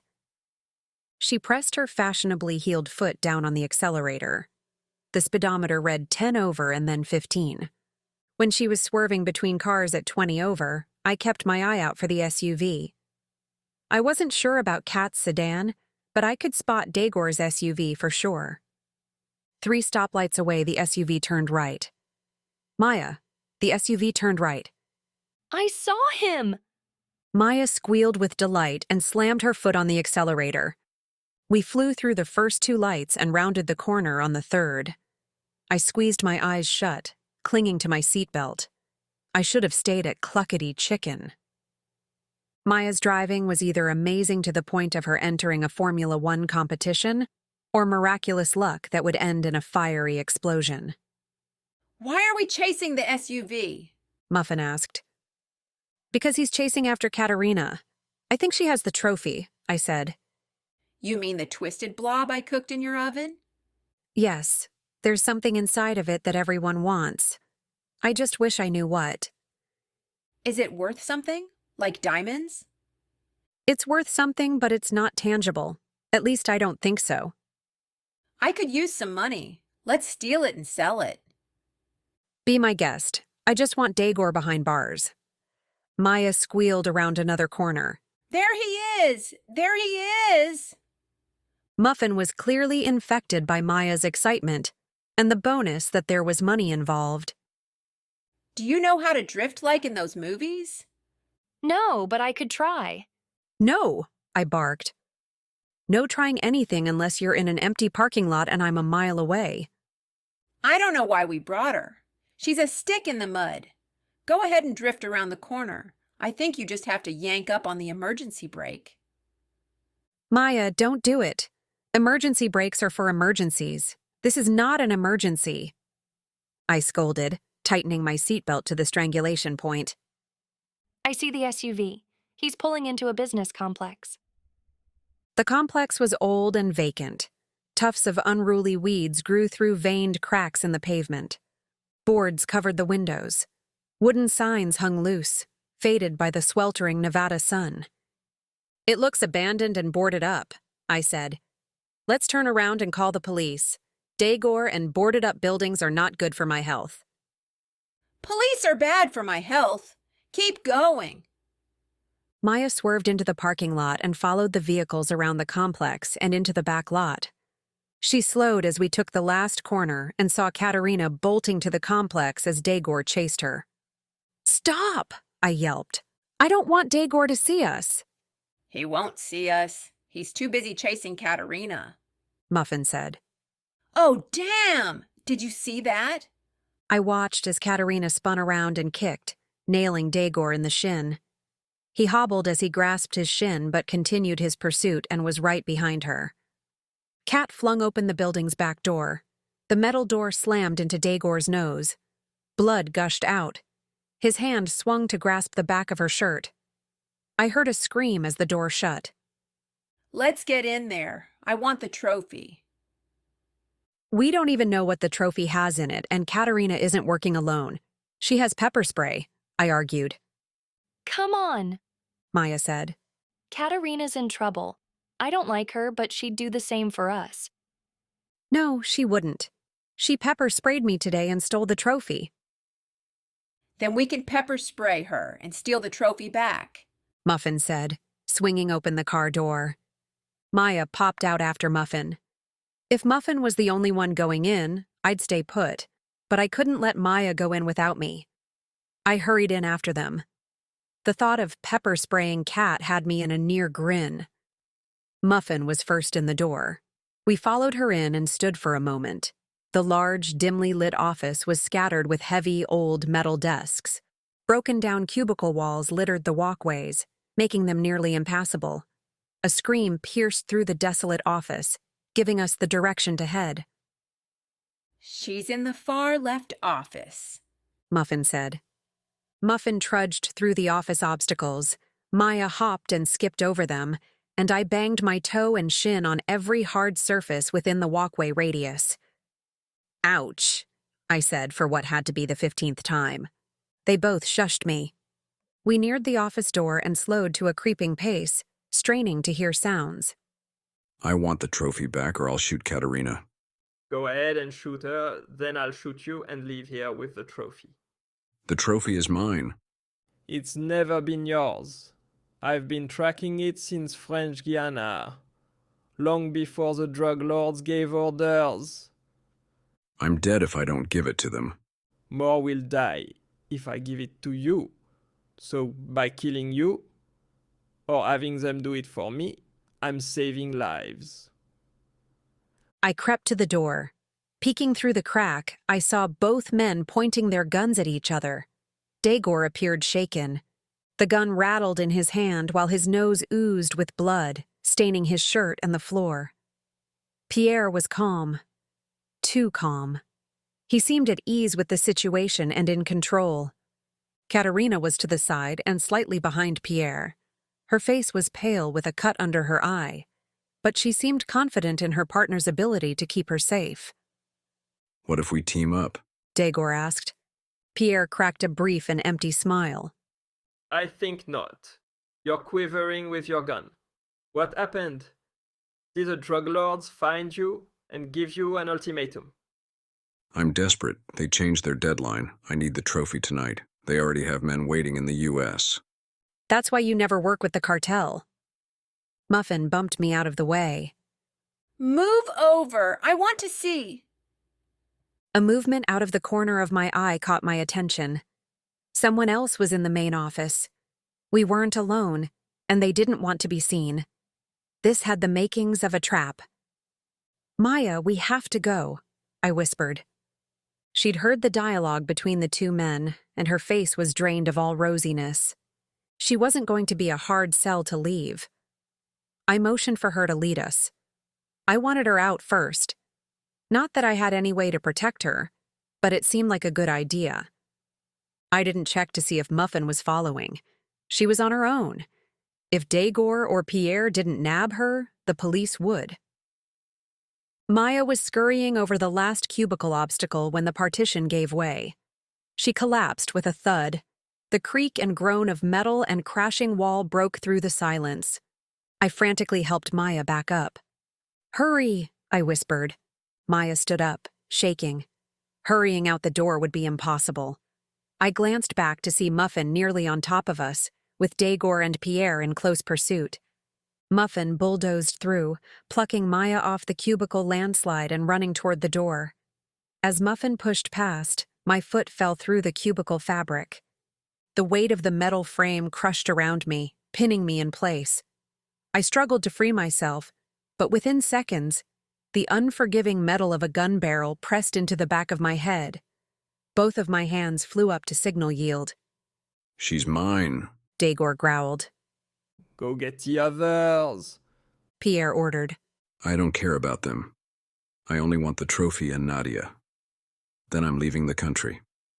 I don't care what you want. She's not leaving here until I know who she's working for. I'm not working for anyone, I pleaded. Pierre used the framing to jump over me and run to the door. He cracked it open with his gun to peek out.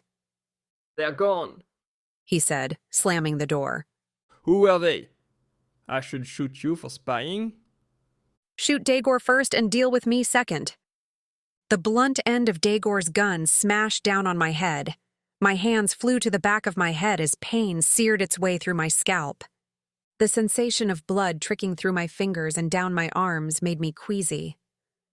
My stomach groaned against its lining. I'd never believed someone could see stars when they received a hard blow to the head, but sure enough, little pinpoints of light swirled in my hemisphere. My leg remained trapped by the cubicle frame. I leaned my weight against the broken wall to prop myself up. Leave her alone until my questions are answered. Pierre snarled at Dagor. He lifted the twisted metal off my leg to free me. Get into the office. Dagor, if you want to leave without bullet holes in you, then leave now. If I was Dagor, I would have run. Pierre's words weren't a threat. They were a promise. But upon seeing me, Dagor's composure renewed, and he sneered at Pierre. His gun no longer rattled in his clammy hands. I rubbed my newly freed leg with my blood-covered hands, accidentally smearing the red stain on my clothes and skin. Crawling the rest of the way, a movement behind Pierre and Dagor caught my attention. Someone was definitely hiding here. I hoped they were friendly. They were very careful not to get caught. A gun nudged my back, spurring me to hurry. I scrambled along the collapsing walls and found my way to the office. I paused at the door before the gun jabbed me forward. The hard metal barrel bruised my skin. "Stop poking me with the gun," I said, rubbing my sensitive skin. Get in there. I stepped through the doorway to see Katerina inspecting the trophy. Her eyes drifted to me as I entered. She made no sign or movement that she intended to help me. Instead, her eyes glittered and her lips curled, showing just a hint of her teeth. If you boys need any help with her, I have some pepper spray left. I know she loves it. Pierre glanced at Katerina but didn't give the order to have me sprayed. Instead, he steered me to an old metal chair with a cracked and weathered leather cushion. I sank down into it, relieved my knees wouldn't have to support my shaking weight any longer. I watched as Pierre leaned against a desk. His hand still wielded his gun, though it wasn't pointed directly at me. Who were your friends? There was no harm in telling him general information. He might even be satisfied and wouldn't pursue the matter. The giant one is a con artist who wants the trophy but doesn't know what its value is or why anyone would want it since she was the one who cooked it. The blonde was just driving us because we had no other means of transportation. His eyes set on me intensely. He didn't speak right away. Why were you at the tournament? Were you trying to win the trophy? Of course I was trying to win. I needed the money, not the trophy. Then how did you become involved? His questioning made me slightly relax. He wasn't like Dagor. Dagor would have beaten or strangled me in an attempt to wrench the information. With Pierre, we were chatting like we were at a tea party. Minus the tea, add some guns and blood. Caleb won the tournament. He always wins. He sent the trophy to me so he didn't have to lug it home. Does he know what the trophy is? No, and neither do I. Why would anything of value be placed inside a trophy? He smirked. It was a mistake. The trophy had an identical twin and was to be transferred to a drop-off spot. It was discovered that they were switched. Why does everyone want it? That's none of your concern. Now I know you are of no use and will only get in my way. Let me get rid of her for you, Dagor said. I could hear his excitement blooming at my impending demise. He was nearly panting from delirious delight. Pierre held up his hand, stopping him from continuing. Not quite yet. I know Sergio has been around your apartment. What's he to you? He asked me. He was working for me. Dagor answered instead. But since I had the trophy, I cut him out of the deal. Then she stole it.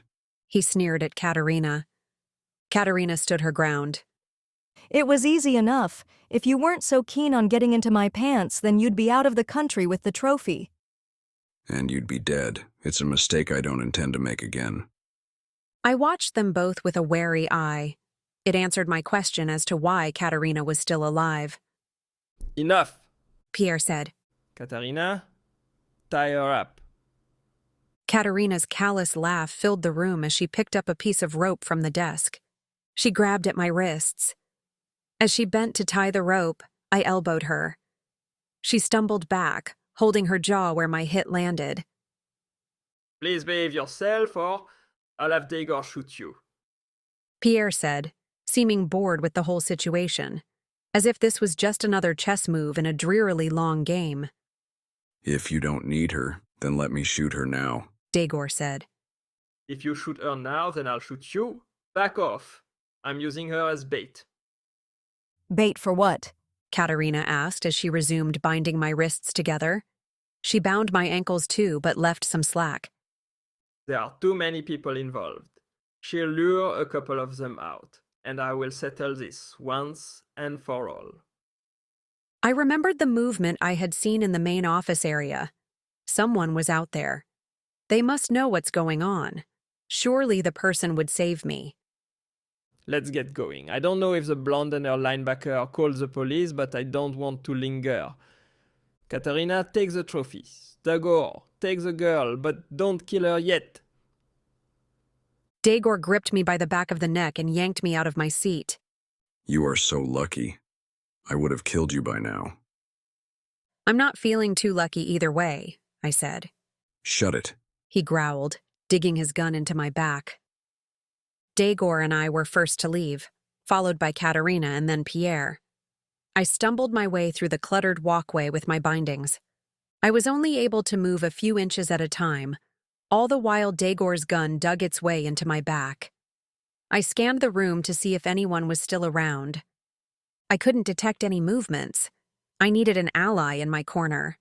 There were 2 guns and pepper spray, and I was tied up like a hog ready for the barbecue. Muffin would never call the cops to rescue me, but Maya might. She wouldn't leave me here when she knew Dagor was after me. Then again, Muffin could overpower Maya and almost anyone else. Into the vehicle, Dagor demanded. I headed toward the SUV with my tiny steps. "This would be faster if you untied my ankles," I said. Are you in a hurry to die? I shut my mouth. The sound of tires crunching their way through decrepit pavement made us all turn. 5 black luxury SUVs drove through the lot, blocking off the exit and sealing us in the back lot. Shit, they're early. Dagor growled, jerking me in front of him to use as a human shield. His hands tightened around my upper arms, squeezing off blood flow. He had every reason to be nervous. The drug lords had arrived, and there was no escape. For any of us.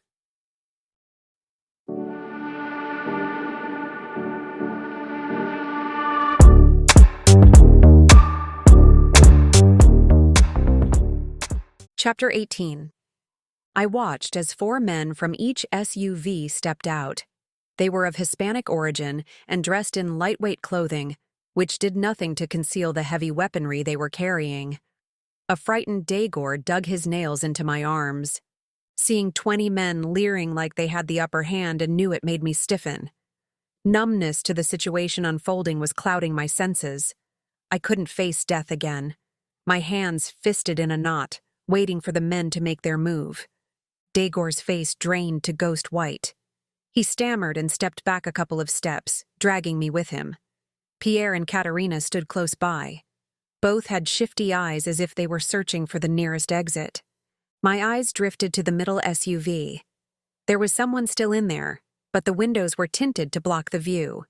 20 men had guns, and Dagor was using me as a shield.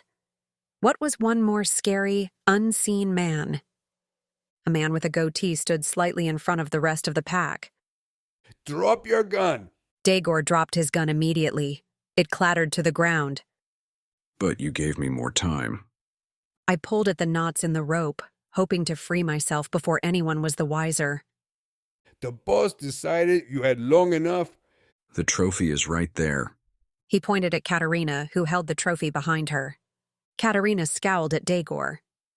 "Hand it over," the man said. "I was offered a lot of money to obtain this trophy," she said. "Are you going to pay me?" My eyes widened at her bold question.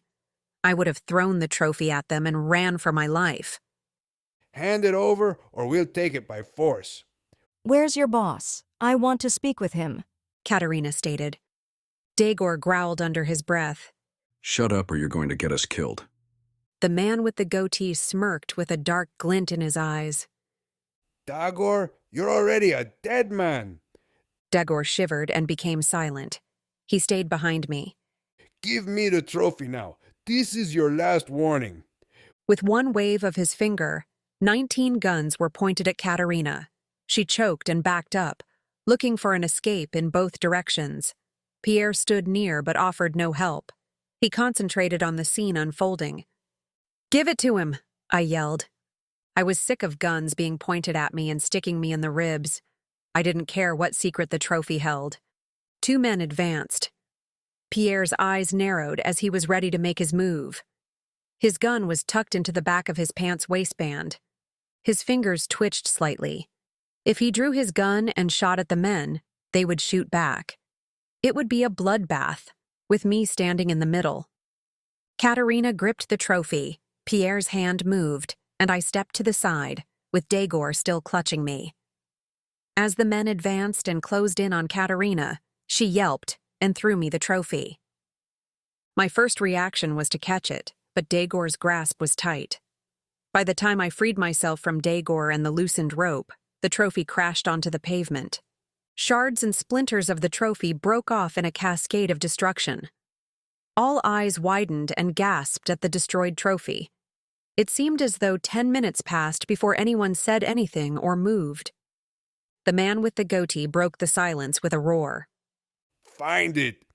3 men scurried over to the debris, searching the scraps for their secret. I took a step back, wanting to distance myself. A crunching sound under my shoe made me halt and peer down. I was sure it was just more debris from the wreckage. A black speck caught my eye. I reached down casually so as to not draw any unwanted attention and plucked a piece off the ground. A trophy chunk was stuck to a small black encasing. I broke the black nugget off the trophy chunk. What's that? I jumped from surprise. It's just a part of the trophy, I said, palming the black secret and tossing the trophy chunk to the ground near the men who were searching the debris. As soon as the man turned away, I pocketed the black case. I don't know what made me do it. I wanted the secret far away, but I didn't want the cartel to have it. A high-pitched squeal broke through the air. It traveled from the front lot all the way to the back lot.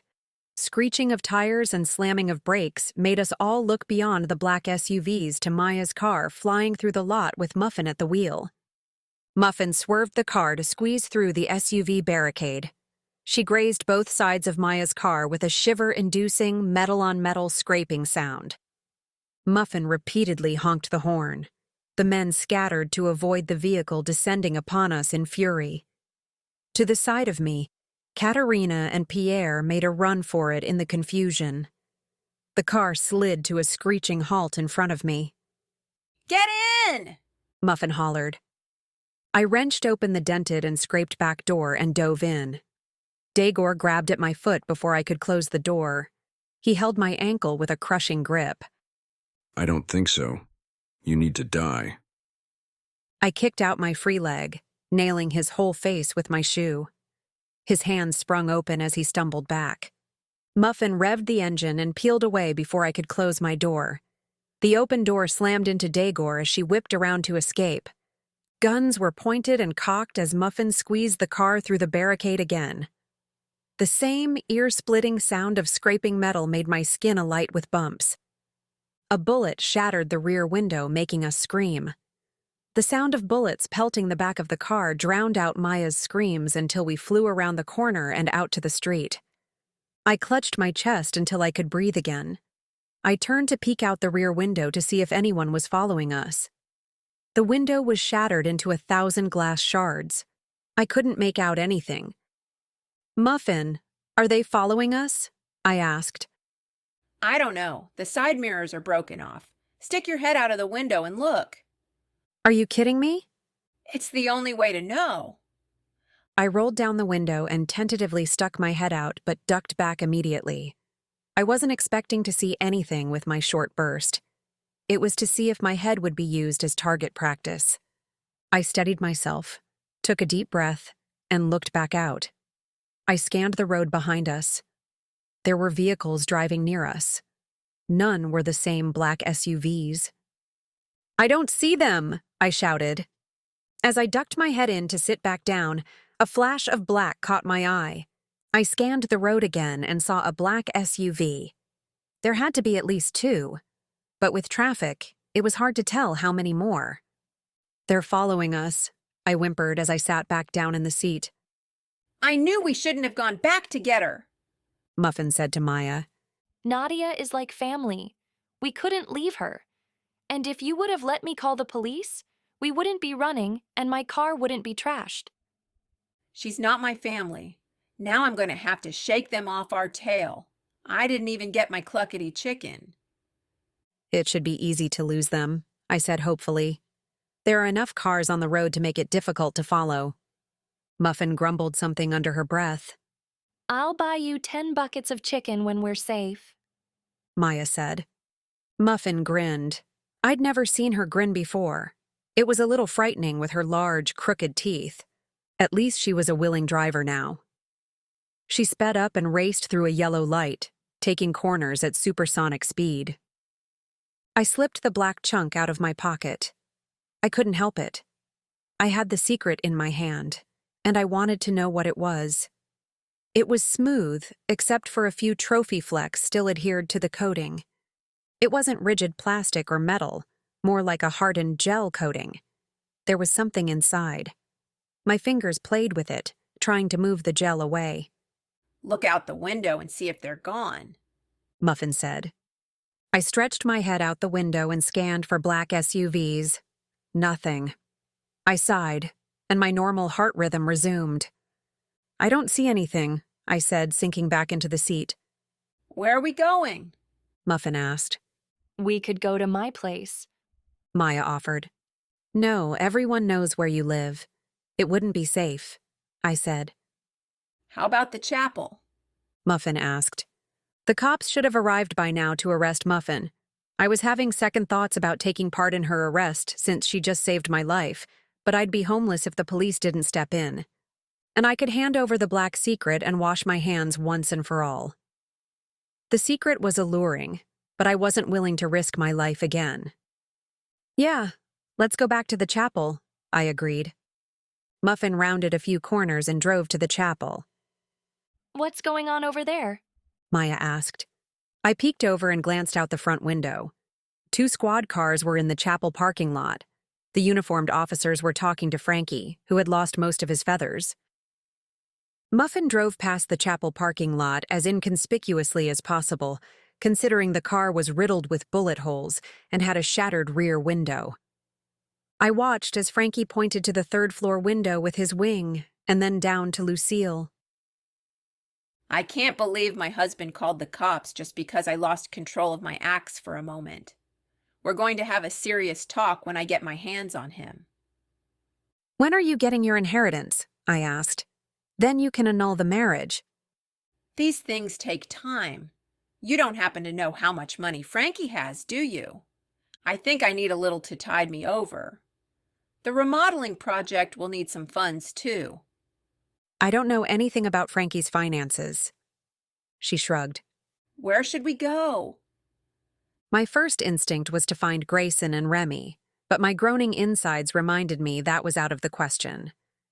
I didn't know where to find David, and since Maya was with me, that was out of the question too.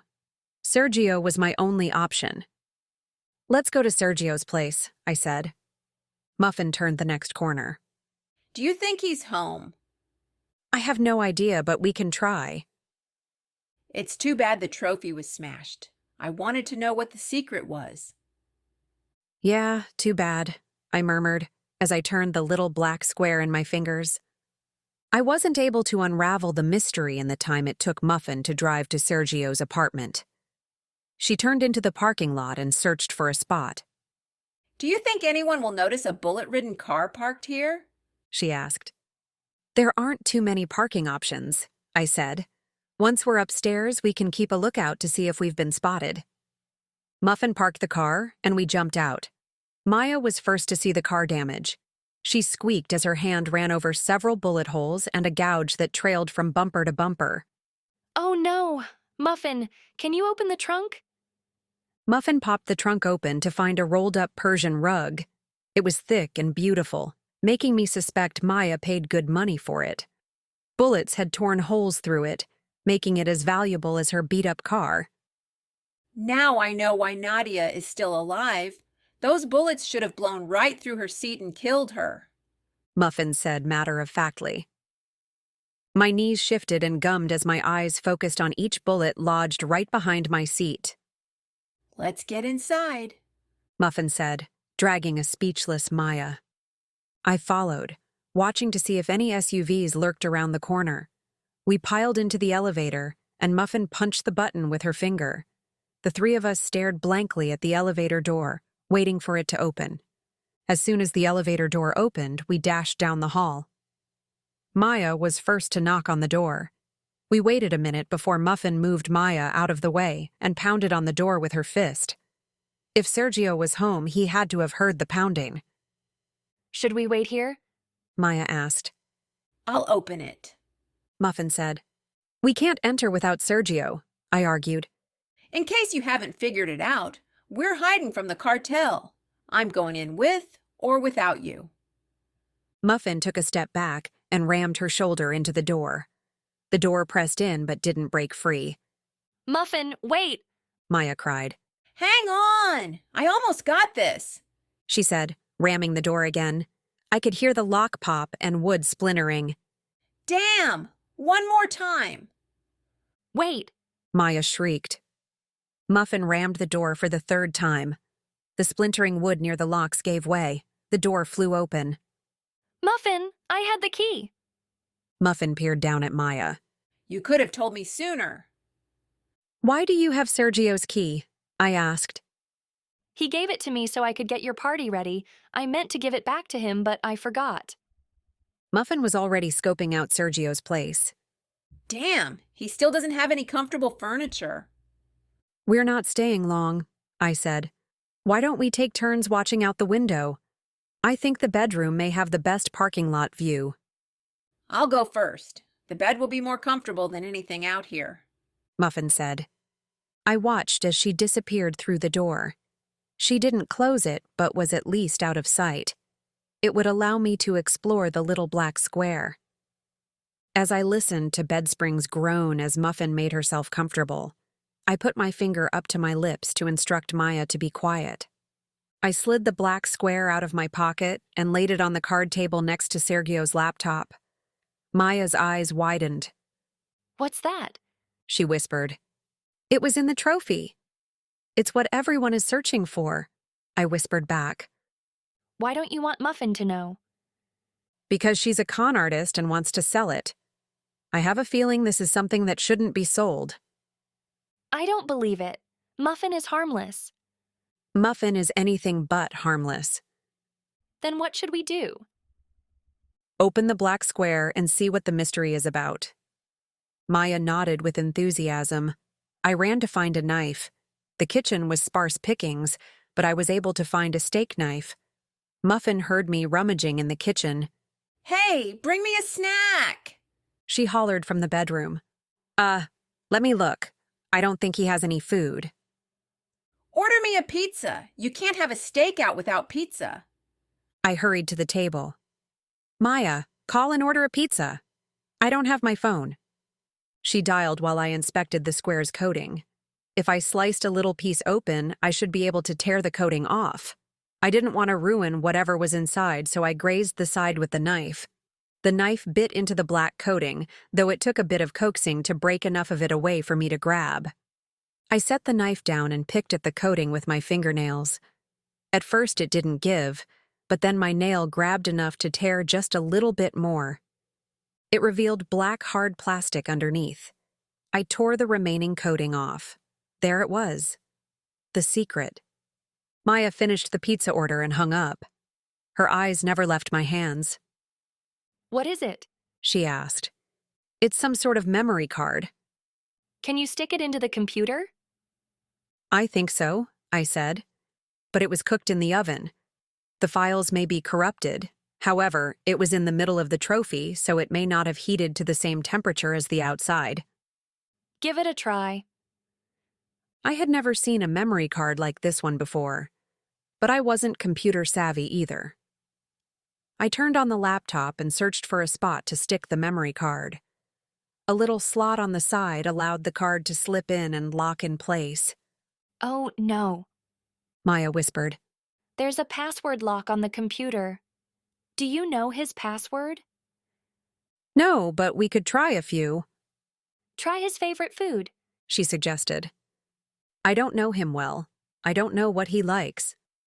He likes you, she said. I'm not his password. Just try. I rolled my eyes and typed Nadia into the password field and hit enter. Nope, it didn't work. Keep trying. He has several pet names for you. I don't think he would use any of those. Just try. I typed in poker goddess, my queen, poker queen, little poker chip, Nadia Wolf. Nothing happened. Try poker princess, she said. I heard him call you that one time. I typed it in and hit enter, crossing my fingers that he didn't use something so ridiculously sappy. Not that his attention to me was as unwanted now as it had been previously. Without his goofy poker goddess worshipping, he was nearly normal. That didn't work either, Maya said. I thought for sure it would. I think I might know. I typed in Terminator and hit enter.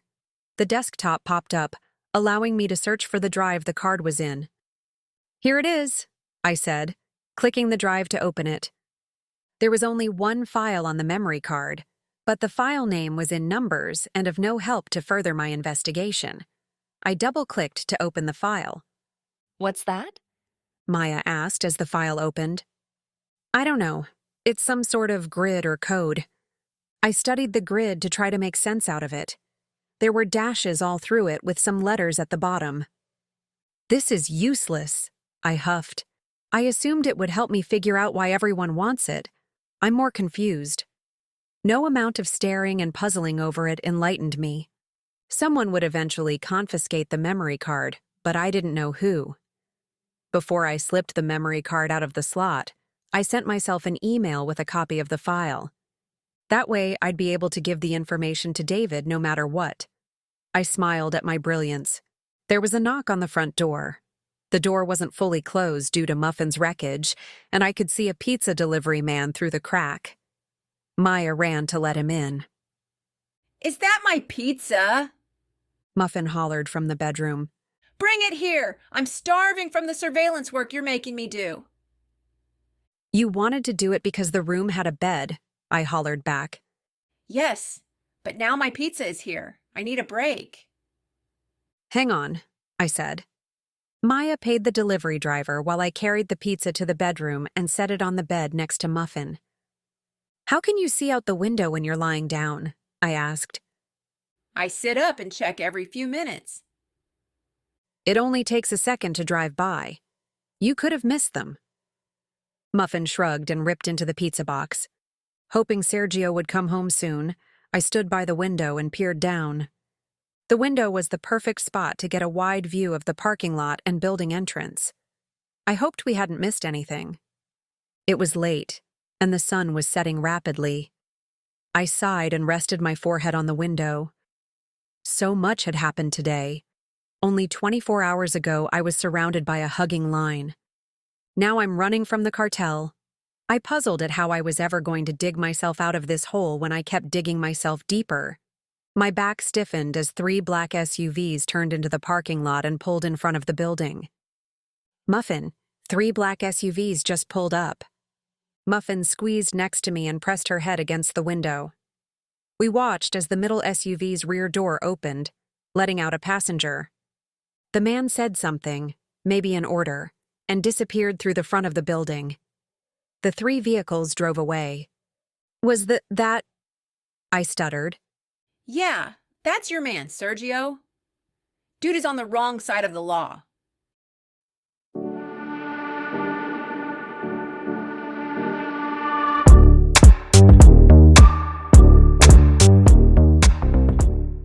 Chapter 19. We're in Sergio's apartment and he's on his way up. What do we do? I panicked. I flew out of the bedroom and into the living room. We have to leave, I said. I wrenched open the front door, motioning for Maya to follow. What's going on? She asked. Sergio's part of the cartel, I said. We ran into the hallway. Muffin followed behind with her pizza box. Let's use the stairs, I said, scurrying as fast as my legs would carry me. Sergio would most likely take the elevator. If we did too, we would end up running into him. I flung the staircase door open. I immediately spotted the top of Sergio's head. He was running up the stairs and rounding the corner. Nadia, he shouted. I retreated through the door and into the hallway, taking Maya with me. There was no way we could wait for the elevator with Sergio nearing our floor. We have to barricade ourselves in his apartment. We hustled to the apartment and secured the door as best as we could. Muffin gave the door one last thump with her fist and knocked it into place. Find something to block the door with, I said, searching for something big and heavy to wedge into place. He doesn't have anything in his apartment. Get the bed. I got this, Muffin said, plopping herself down in front of the door. The doorknob turned, my eyes glued to the knob, waiting for it to turn again. Sergio knocked. Open the door, he ordered. Maya, call the police, I said loud enough for Sergio to hear. I can shoot my way inside and kill you before the police arrive, Sergio said. Muffin gulped down a bite of pizza. I didn't sign up for this. I don't want any part of shooting or police. You guys are all crazy. Who goes around finding a secret trophy and having shootouts with the mafia? You do. We're not the mafia. The mafia is Italian. You're not helping, I barked. I'm out of here, Muffin said. I have my new life and husband to think about. I can't get mixed up in this. Your fake husband, you mean? I've decided to keep him. He's clean. I'll have my own apartment. He has a steady stream of money coming in, and he's not all up in my business. And he likes men, I argued. All the better for me. I don't need no man chasing me around the bedroom, groping me all over. Can you argue later? Let me in and I can explain everything. Explain what? Muffin snipped. How you used Nadia to steal the trophy. How you broke her heart. How you have gun-toting friends who shot bullets at her. My jaw dropped open so wide a softball could have been wedged into my mouth. Broke my heart? That was off the mark. I was a little wounded from thinking he was harmless to then finding he was anything but harmless. Just like a man to pretend he's something that he's not. She was completely safe. They have orders not to harm her. They got a little excited when you blew through the barricade. Did you see the bullet holes in the car? Muffin argued. So, now you're the big shot in the mafia. Are you the godfather? We aren't the mafia. Do I look like a godfather? Then who are you? I asked. Please let me explain face to face. I felt a small tug on my arm. Maya was ogling me with her large doe eyes. Hear him out. I believe he won't hurt you. But he was in the black SUV. He's one of them. I was one of them. He said through the door. I had to be. It was because of you that I returned to them again. I know you've seen too many sides of me to understand the real me, but those were for show. When I hugged you by the moped today, that was the real me. Oh! Maya gushed and bounced in place. Let him in! Teetering on whether to let him in, a new concern was developing. Where was David? Did the cartel capture him? Where's Dee? I asked, not wanting to say David's name. He was at the abandoned office building watching from the inside. He's waiting for my call. He must have been the person in the building I kept hearing. Now it made sense why he was keeping a low profile. Maya had been there. If David trusted Sergio enough to risk his wife's life, then maybe I should trust Sergio too. Maybe. Where's Dagor? He ran for it once he couldn't use you as a shield anymore. His only bargaining chip was smashed on the ground. Let him in, I said with a sigh. Maya bounced in her spot while Muffin moved over and yanked the door open. Sergio stepped through and closed the door. Call Dee, I demanded. Sergio eyed me as he pulled out his phone. His face was unreadable. There was no sign of any emotion, just blank. Empty. I shivered. Hey, it's Sergio. Yeah, I'm here. Did you find Dagor? I watched as he paced, his eyes catching mine on every pass. They're here, He said. Yeah, her too. I want to speak with him. Nadia wants to speak with you. Sergio said, handing me the phone. I pressed it to my ear. Tell me what's going on, There's a lot going on right now. David said. Hearing his voice instantly relaxed me. You always seem to be right in the middle. That's your fault. Are you coming over here? I'll be around, but I won't come inside. Keep Maya in the apartment until I can find Dagor. Am I supposed to trust Sergio? I asked David. Sergio glanced warily at me. We're teaming up for now. Until I find what I came for, I'm focusing on that. Did you happen to see anything when the trophy was smashed? Yes, I said, not wanting to give too much information over the cell phone. David might trust Sergio, but I wasn't sure. And he could have his cell phone bugged. I didn't want information leaking out and compromising an already compromising situation. David paused a moment. Do you have it? Yes. In a few minutes, tell Sergio you need to stop by the corner store. He's going to want to come with you. Make sure he doesn't. Meet me there. But... I listened to David disconnect. He said to trust Sergio, but now he's telling me to sneak out of the apartment. What's wrong? Sergio asked. Mixed signals, I said, handing him back his phone. Meaning? I'm still not sure if I trust you, I said.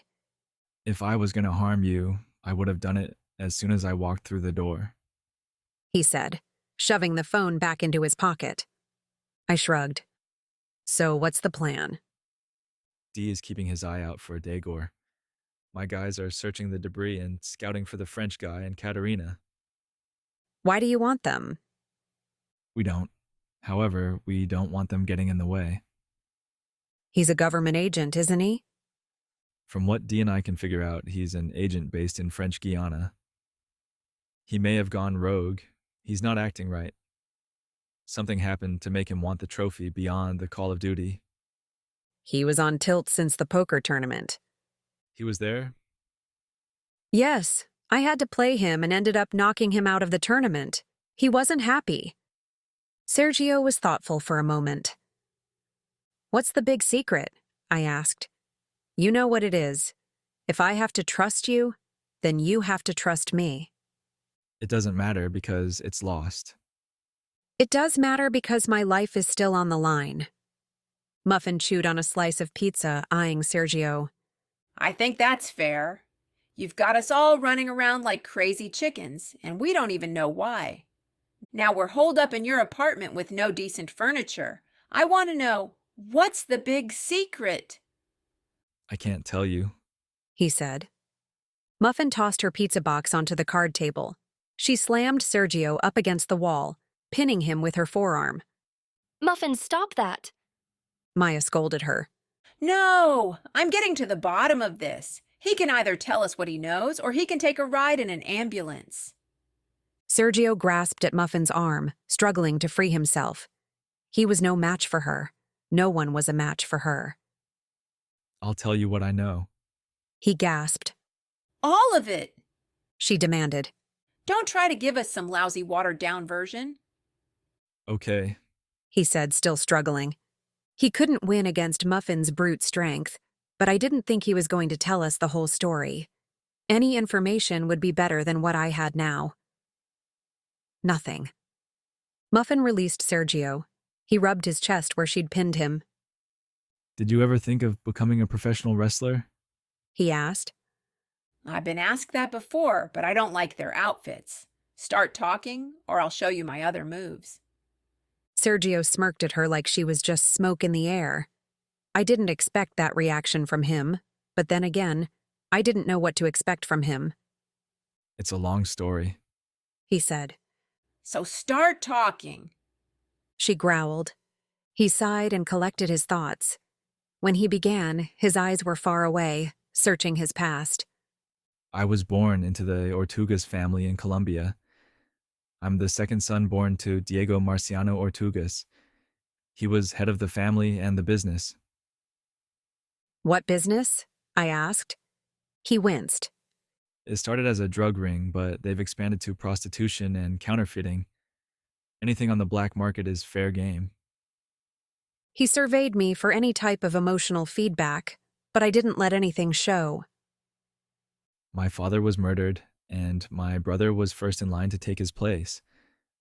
This might be a horrible thing to say because I loved my father, but I was glad he was gone. He ran the family business with a steel fist, and he hurt countless people. It's a bloody and horrifying business, even on the inside. When my brother took over, I requested to leave the family. No one is allowed to leave the business once they've been on the inside. There was no love between the two of us, so he was glad to see me leave. His spot as head of the household was secured. That, and my mother forbade him to kill me. Damn, it's like a royal family and the mafia rolled into one. Muffin said. You don't look like you came from a family like that. I cut all ties with the family years ago and was successful at keeping it that way until a couple of months ago. What about the family I met? Who were they? I asked. I met them a few years ago, and they adopted me into their family. They are very sweet. I wish I was related to them. Okay, now get on with the secret trophy part, Muffin demanded. From what I was told, my brother found a government agent spying on the business. He had him executed. He found out days later the agent had a partner who was still in town. My brother ordered a search to find him and execute him too. But the agent found my brother first and killed him. This was about 6 months ago. There was a funeral service that I didn't go to. I was shocked to hear his body had been stolen, which caused a family uprising. They ultimately buried an empty coffin. 2 months ago, we got wind my brother's alive. Samples of blood work with DNA evidence was uncovered and linked to him. It is believed he's at a hospital undergoing massive reconstructive surgery. With my brother's death, my cousin attempted to take over as head of the family. I didn't care because I'd washed my hands of the family, but with this evidence comes a storm of problems. Like what? I asked. If my brother is alive, his return home will tear apart the family. Those who have already sided with my cousin will not be loyal to my brother. There will be a war within the family, and many lives outside of our own family will be lost. There has been talk that he's been hiding in French Guiana. If he's alive, there are plenty of governments that want him extradited. They'll take military action if they have to. Also, there are unfriendly drug families that want him dead and want my cousin to take over the family so they can join forces. To move forward, they must make sure he is dead. At first, I was going to ignore it. I didn't want anything to do with the family, and the military or warring drug families could have him for all I cared. He ruled the family business with violent fury. But then my mom found me. She begged me to help. If my cousin took over, she would be executed, and they would come for me next to make sure I wouldn't threaten his power. So, here I am, back in the family business. I've rounded up those who are still loyal to my brother and my father before him. If your brother is alive, he must know what's happening. Why is he keeping his existence a secret? So many people want him dead. I can only assume he's buying time to form a plan. How did Daegor get involved? I asked. My cousin hired him. Since Daegor wasn't part of the family, he could work without prying eyes. He had worked with them before, on counterfeiting. Daegor came to me shortly after my mother found me. He didn't know I was part of the Ortugas family and wanted my help finding you and obtaining the trophy. I took the job to keep him at bay and to protect you. It seems as if everything was pushing me to this one spot. And if your brother is dead like it was assumed? Then I go back to the family and slowly run the business into the ground. Hopefully I don't get killed in the process. The likelihood that I'll walk away alive is slim. His eyes darkened into shadows. I shivered and felt the pressing weight from his burden. How is Dee involved? He's working for a special interest and has been watching my family for a couple of years. I'm not sure what their intention is, but they want the information like everyone else. I was struggling to wrap my head around this. Sergio, the head of a drug family? And here I originally thought he was goofy and awkward. And if he's alive? Then I find him and bring him back. If he's alive, then he's hiding and up to no good. He needs to end this before it gets out of hand. You're already a mile beyond that, Muffin said. Why was the information inside the trophy? Why didn't they just email the data? I've known for quite some time that my brother was tapping into my email and phone calls. I'm assuming my cousin is monitoring me now. Other drug families will hack into accounts too. And the military can use their own resources to do whatever they want. Either way, anything sent electronically would be at risk. Everyone in the family circle knows not to use email or phone. The trophy was made in French Guiana, where the DNA sample was taken. It was then sent to Panama to go undetected by customs. It was supposed to be traded out with the real trophy by our casino insiders, but there was a mix-up. Uncle Santos owns the casino, so it should have been an easy swap. Uncle Santos owns the casino? How else could he afford all of his airplanes? He could have flown me in a better plane. Sergio's lips twitched into a smile weighted with darkness. Oh no, I just told David I had the card while I was on the phone, and I sent the file to my email address. If either of those were intercepted, they will know I have it. Sergio's phone rang. Yes? I watched him carefully to see if there was any expression change. Where is he? Sergio's eyes rested on me, and a chill of the unknown creeped inside. I'll be right there. Where are you going? I asked as he ended the call. They think they've found Daegor and possibly Pierre. If Sergio left, then I was free to meet David before anyone would miss me. Stay here, he ordered. Muffin, you're in charge of the door. This is getting old, she said. I've got my new apartment to rearrange. It's still my apartment, I said. Then why is your furniture out in the hallway? Because you put it there. Sergio gave me a kiss on the cheek and ducked out of the apartment. Muffin shut the door after him. Maya slid up to me. Why didn't you tell him? Tell him what? Muffin asked. Nothing, I said. I'm going to the corner store. But it's too dangerous, Maya said. Sergio said to stay here. He's also currently the head of a drug family. I'm not doing what he says. Muffin, let me out. Why should I? Because if I die while I'm at the store, then you can have my apartment free and clear. But you have to feed Gus. Muffin pried the door open. Bon voyage! Muffin! Maya scolded. I'll be back soon, I said, running before either could shut the door in front of me. I waited a couple of minutes before I pressed the elevator button, allowing Sergio enough time to leave the building without accidentally running into him. I tapped my foot in the elevator. My priority was to find David and ask him why he wanted the memory card. I understood why Sergio wanted it, and I was okay with it.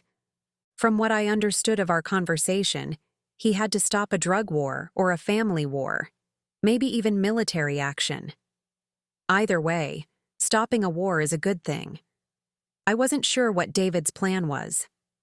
I stepped onto the dark street. Only a few streetlights lit my path to the corner store, which was 4 or 5 blocks down the road. I trekked quickly, turning to peek behind me every so often. It was eerie on the dark road knowing I had the key to a wanted drug lord's DNA. I focused on the sound of my footsteps. If I only had to think about footsteps, then I didn't have to think about anything else.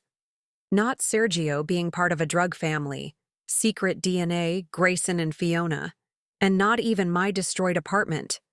It's just me and my footsteps. And someone else's. I quickened my pace to a near jog. The footsteps matched mine. I flashed my eyes behind me while I ran faster. It was Daegor. I know you have it. Daegor shouted, keeping up with me. He was only a few feet away. His arm reached out to capture me. I don't have it. Daegor whacked his arm across my back. I stumbled and tripped on a sidewalk crack. Unable to catch myself, my skin grated against the concrete as I crashed to the ground. Daegor clutched the back of my shirt. Your phone call was monitored. We know you have it. Sergio was lured away so you could leave. So, the phone call had been monitored. If his laptop was monitored, they wouldn't need the memory card or me because they'd already have the information. They didn't know I'd sent the information to my email. Sergio's men were obviously not loyal to him. At least they didn't have the information. Yet. You can have it. Let me reach into my pocket and get it. I could put up a struggle and accidentally destroy the card. Daegor drew his gun and pointed it at my head. If you try anything funny, I'll shoot you and take it from your dead corpse. I reached into my pocket. Wrapping my fingers around the memory card, I pushed my thumb in the middle to snap it in half. The rigid plastic hardly bent, let alone snapped. My hand slipped back out of my pocket, leaving the memory card behind.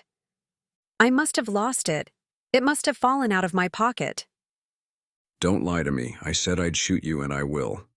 His finger squeezed the trigger. Say goodbye, bitch. I have it. Please don't shoot me, I screeched. Hand it over. I reached into my pocket again, brought out the memory card, and passed it to him. He snatched it from my fingers, letting out a thick, dark laugh. Say goodnight, Nadia. He sneered as his finger moved back onto the trigger. No, wait, I begged. Please don't. I already told you I was going to kill you after I got the information. There isn't anything on the memory card. I erased it. Dagor's eyes darkened.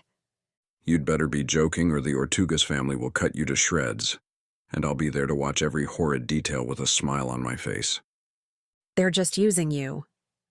Do you think Sergio would keep you around? Sergio is a weakling. His cousin hired me, and I only answer to him. Dagor smiled. Oh, I almost forgot. He extracted a silencer from his pocket with a grin that twitched at the corners. His fingers quickly attached it to his gun while he kept his eyes glued to me. But what about the information I erased? I asked. Won't they need it? I've decided I don't give a shit what they want. I was hired to obtain the memory card, and I have it. If there isn't anything on it, it's not my problem. He turned his gun on me. A smile slithered to his face. I was momentarily blinded by bright headlights from a car barreling down the road. Run into the light. The gypsy had said it, and I had no options. The car was speeding down the street behind Dagor. It was my only chance of being rescued. I snatched the memory card from Dagor and dashed into the road, flagging the racing car to stop. It was too close, and the speed was too fast. I knew there was no way the car could stop in time, nor could I move out of the way. I squeezed my eyes shut, knowing I wouldn't survive.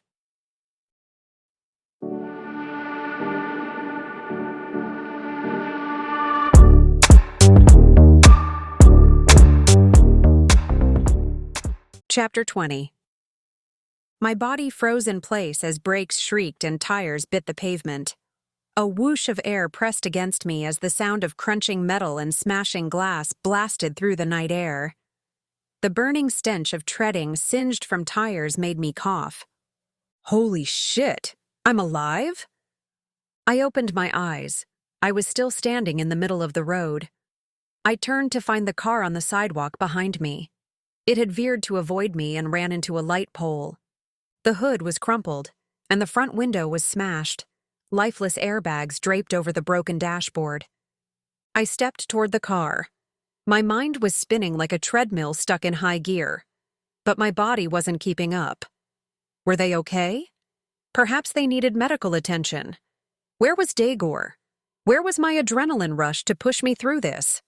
I heard running footsteps closing in. 2 arms circled around and brought me to the side of the road. Stay here, he said. I nodded. David jogged to the car and peered into the driver's window. He said something to the person inside and then proceeded around to the front of the vehicle. A car with a smashed rear window and bullet holes rolled next to me. What happened? Maya asked from the passenger seat. I took a breath to keep me from stuttering. Dagor caught me, and then a car swerved to miss me. Maya glanced over to the totaled car. Her breath hitched as she spotted him. David. David? She whispered to herself, not believing what she was seeing. He glanced over at the same time she spoke his name. He was caught in the headlights, bright as day and glued to his spot like a deer. Maya gaped. Is that David? I nodded and smiled. Tears bubbled up and streamed down her cheeks. She struggled with her seatbelt, trying to escape from the car and run to her long-missing husband. David, realizing there was no way out and that his disappearing act was blown, ran to his Maya. David, is that really you? She cried, yanking on her seatbelt. I can't get this thing off. David smiled as he watched her struggle. The love in his eyes was full to the brim as he ducked his head into the car to help her. She bounded out of the car and into his arms. Their embrace was something from a war story, the soldier returning to his true love. It was full of the pain they had to endure, the struggles they overcame, and the love that was never questioned nor ended. I had to look away. It was all too sweet and emotionally charged. I wiped away a stupid tear away that popped up unexpectedly. I jogged over to the crumpled car. It seemed as though Muffin wasn't a mushy reunion fan either, and followed me over. I thought you were staying at the apartment, I said. We were, but then Maya saw Katerina drive past. We thought she might give you some trouble. I rounded to the driver's side and peeked in. Katerina was pinned inside the car with Pierre knocked out cold next to her. Kat, are you okay? I asked. Yes, I should have run you over instead of the damn light pole. I didn't want to damage the memory card in case it was on you. We were tailing Dagor, hoping he would lead us to you. I ignored her comments. Is he okay? I asked, pointing to Pierre. I'm sure he'll live, but there's a gash on his head. I've already called for an ambulance. I better get paid. Do you have the memory card? I thought it was in the trophy, I said. You should get a real job. I don't have to get a job. Now that you ruined my car, I'm going to sue you. I'm feeling like I might not be able to walk, at least not until a lot of medical bills are paid and a hefty sum is paid for damages and psychological trauma. Muffin's hand shot through the window and grabbed a wad of cat's hair. She yelped as Muffin yanked on it. You won't sue her because you'll have to deal with me. I'll sue you too, you gorilla. Muffin glanced at me. She doesn't learn, does she? Nope. With her free hand, Muffin plucked out a pocket knife from her pants pocket. She flipped it open and held it to Kat's hair. Do you want to keep your hair, or do you want to sue us? Muffin asked. I can buy hair extensions with the money I'll win, she sneered. You might win a settlement, but we have no money. Good luck getting a dime from either of us. Muffin yanked on Kat's hair to expose her neck. She scraped the knife edge along her throat. I knew Muffin was a con artist and not a killer, but even I was momentarily afraid for Kat's life. You're trapped like the rodent you are. Do you really want to mess with me? Maybe a deep, ugly scar on your face would keep you in line. Katerina's eyes bugged out. Okay, I won't sue. See, that wasn't so hard, Muffin said, releasing her hair and pocketing the knife. I hate you. My eyes drifted to the light pole. A bloodstain trailed down it. I hesitantly stepped near the front of the car. Don't look, David warned. He strolled toward me, hand in hand with Maya. It's Dagor and he's beyond dead. Splattered is more like it. 50 pounds of fear, stress, and anxiety shed from my body instantly. Hearing he was dead was like a soothing lullaby. Everything was going to be okay. My life would be normal again. Thank you, Kat, I said. Whatever, she replied. Sirens shouted their arrival in the distance. I looked over to see Muffin scurrying around, searching for the best place to hide. Damn! There's no place to go, she said. Looking for a place to hide? I asked. Yeah, maybe. Bonnie Lane, I already know about you. If you promise to annul your marriage to Frankie and vacate the building, you can take Maya's car and stay at my place for tonight only. Then you have to leave. Maya wouldn't let David out of her sight and would tag along with him. Her car was now junk, and Muffin was starting to grow on me. Like a junkyard dog who snarls, makes messes, and doesn't follow directions, she can be protective and helpful. At times. Deal, she said, and took off. She jumped into the car just as the police and ambulance rounded the corner. She peeled down the street. The EMTs rushed over to Katerina and Pierre. A brief glance at Dagor told them he was beyond help. I stayed and answered a few questions, but knew I needed sleep desperately. I was a physical and emotional plate of spaghetti confusion. Where are you staying tonight? David asked. I pressed the memory card into the palm of his hand. It doesn't matter. Dagor is dead and I'm alive. If I slept in the sewer, I'd be very content. David smiled at the memory card. Stay with Maya. I shook my head. I think you two need some time alone, and I have to feed Gus. I'll sleep on the chapel couch after it closes. He gave me a kiss on the cheek. Thank you. David plucked Maya up and carried her in his arms down the road to the corner store where he was parked. I heard her giggle as he began jogging to rush her home. I smiled. I had one stop to make before I could sleep. I traipsed the few blocks back to Sergio's apartment and rode the elevator to his floor. I kicked open the wedged door. Sergio was still out searching for Daegor, and I didn't have a phone to call him. I'd wait inside. I perched in front of his laptop, contemplating a thought I'd had earlier. If David had the memory card with the information, then he would give it to the mysterious third party. I didn't know who they were or what their intention was, but I trusted David to give the information to a worthy source. Why couldn't Sergio have it as well? It was information on his brother. He wanted to protect his mother and destroy the horrid family business. If he had information about whether his brother was alive, then he could plan accordingly and not be blindsided or plotted against. He was a good man with a horrible past and a hazy future. Why shouldn't I help him? I typed Terminator into the password field and hit enter. Downloading the email file to his drive, I saved it with his password so only he could open it. On a piece of scratch paper, I scribbled a note that only he would understand. At least I hoped. Otherwise, it would just be embarrassing. The goddess has found the key to her Terminator's heart. Use your drive and ambition to win the family over. I closed the computer and laid the note on top. More stress trickled from my pores and freed me from yet another fiasco. Sergio would go home and face a long road ahead. I would miss him, but as a friend. Anything else would mean complications.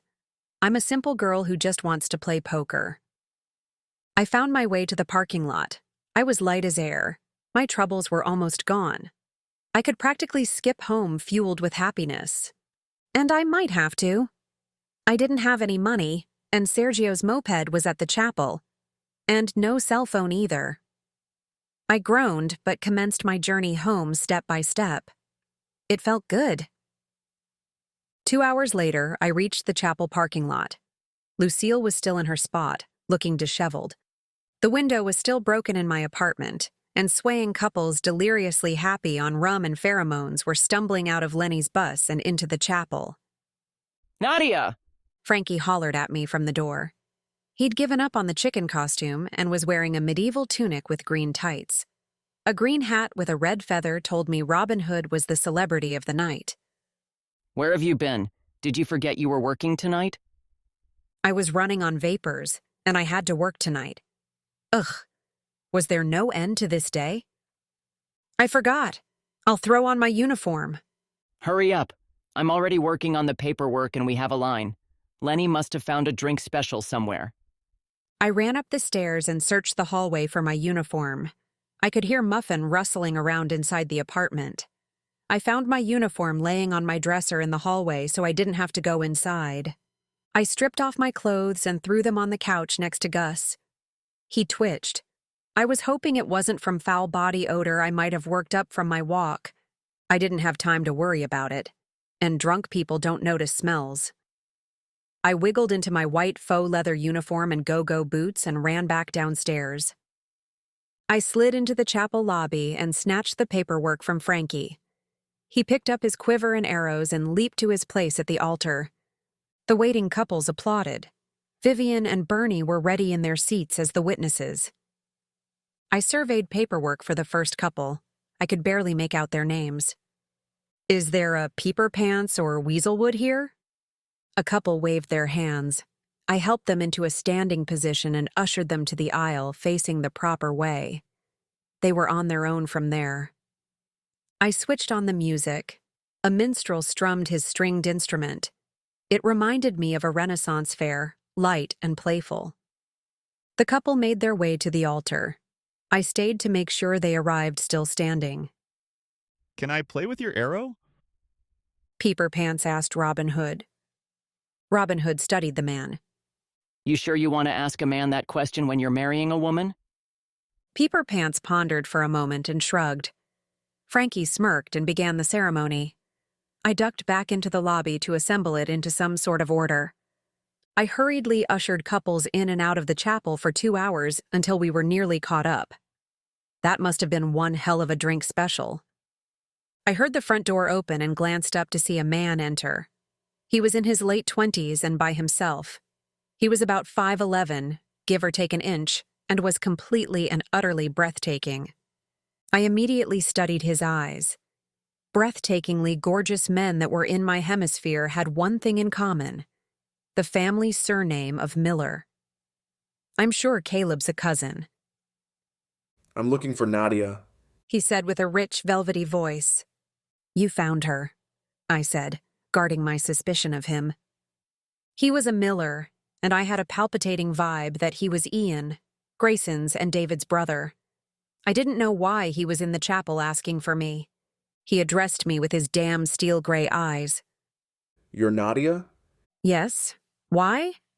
I was asked to give this to you. He said, setting my phone on the counter. You were able to see Grayson? I asked with an arched brow. He shook his head. No, that Fiona woman has some serious control issues. Remy asked me to deliver it. I nodded, understanding the situation fully. Thank you. He smiled, lighting up his mischievous eyes. So, you work here? Obviously, I said bluntly. Remembering he wasn't the enemy, just the enemy's brother, I lightened my tone. I work here to help pay bills. I normally play poker. That's how you met Grayson and Remy? Yes, and then David. You knew David? I still know him. He's made a comeback. Ian stared at me with disbelief. Since when? If you want to get technical, he officially came back tonight. He's with Maya at home right now. Don't you dare disturb them. I won't. He shook his head, having a hard time grasping that his long-lost brother was found and safe at home. I'm stunned. I smiled and called the next couple to the altar. He waited for me until I finished assisting them. How long have you known him? He asked when I returned. Only a few weeks. His eyes rounded. I think I need the whole story. Do you mind if I wait here? I'll buy you a drink after work and we can talk. Sure, I said. All I wanted to do was to crash on the couch and sleep, but Ian needed to hear the story of his brother. I couldn't leave him in wonder. It's been an exhaustingly long day, so I don't want to stay out too late. I'll take whatever time you can give me, he said with a smile that reminded me too much of Grayson. I want to go too, Frankie said behind me, propping up a man who stumbled in the aisle. We can close up shop early. The couples were storming in here earlier, but now they're only trickling in. Frankie knows David too, I explained to Ian. It's easier if you let Frankie come along than to try to tell him no. Isn't that the truth? You should listen to your own advice sometimes and stop telling me no. I'd welcome the extra company, Ian said. I nodded. Closing early would mean going to bed early. I couldn't complain.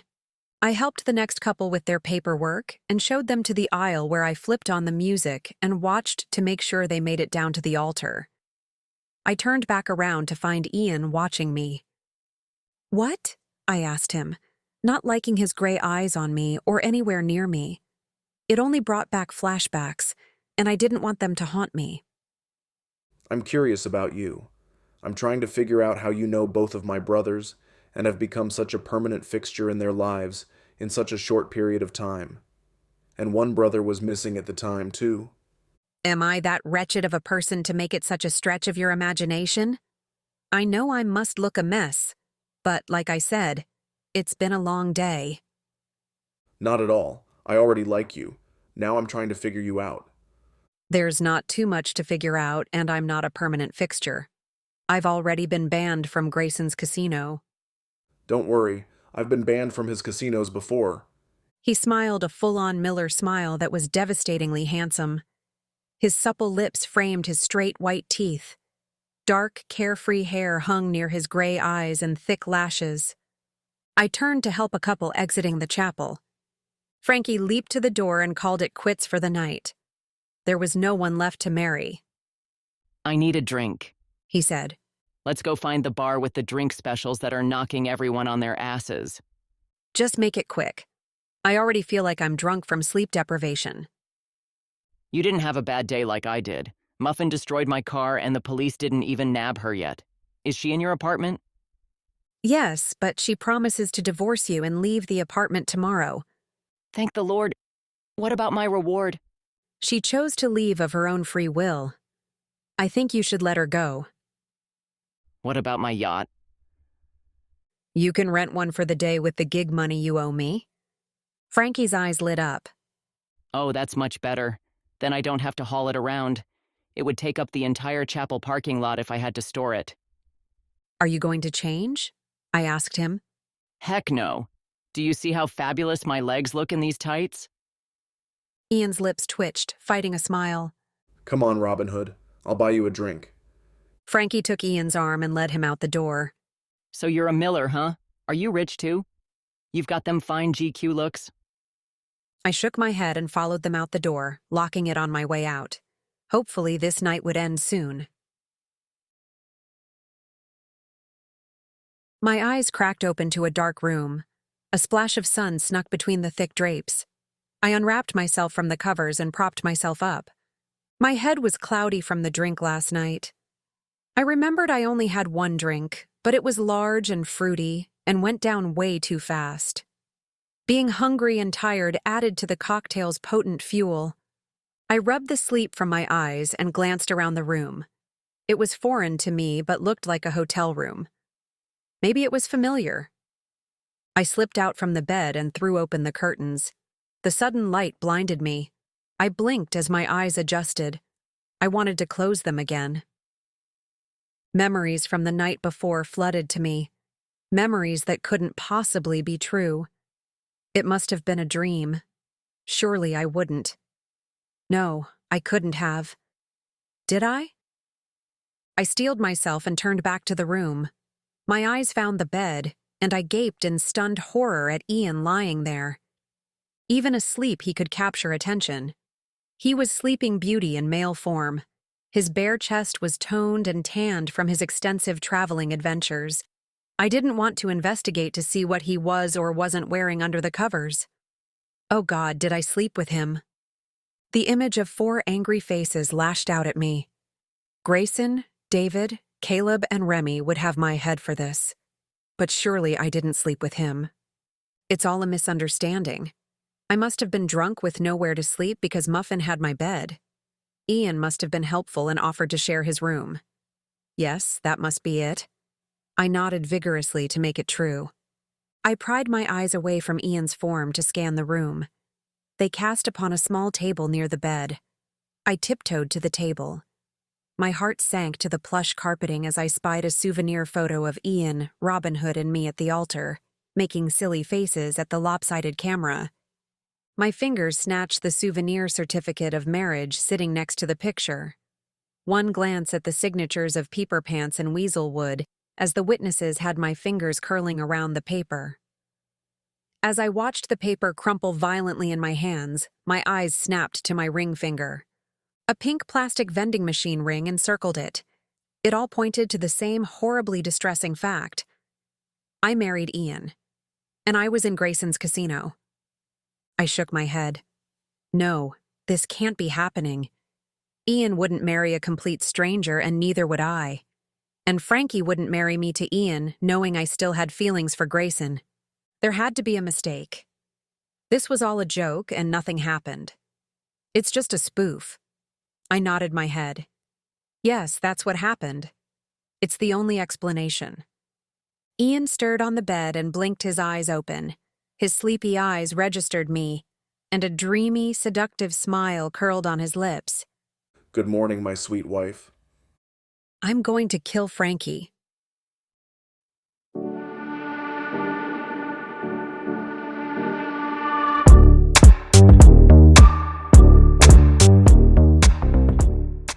This has been High Stakes, written by Nicolette Pierce, digitally narrated with full cast of voices. Copyright 2013 by Nicolette Pierce. Production, copyright 2025 by Pierced Heart Publishing.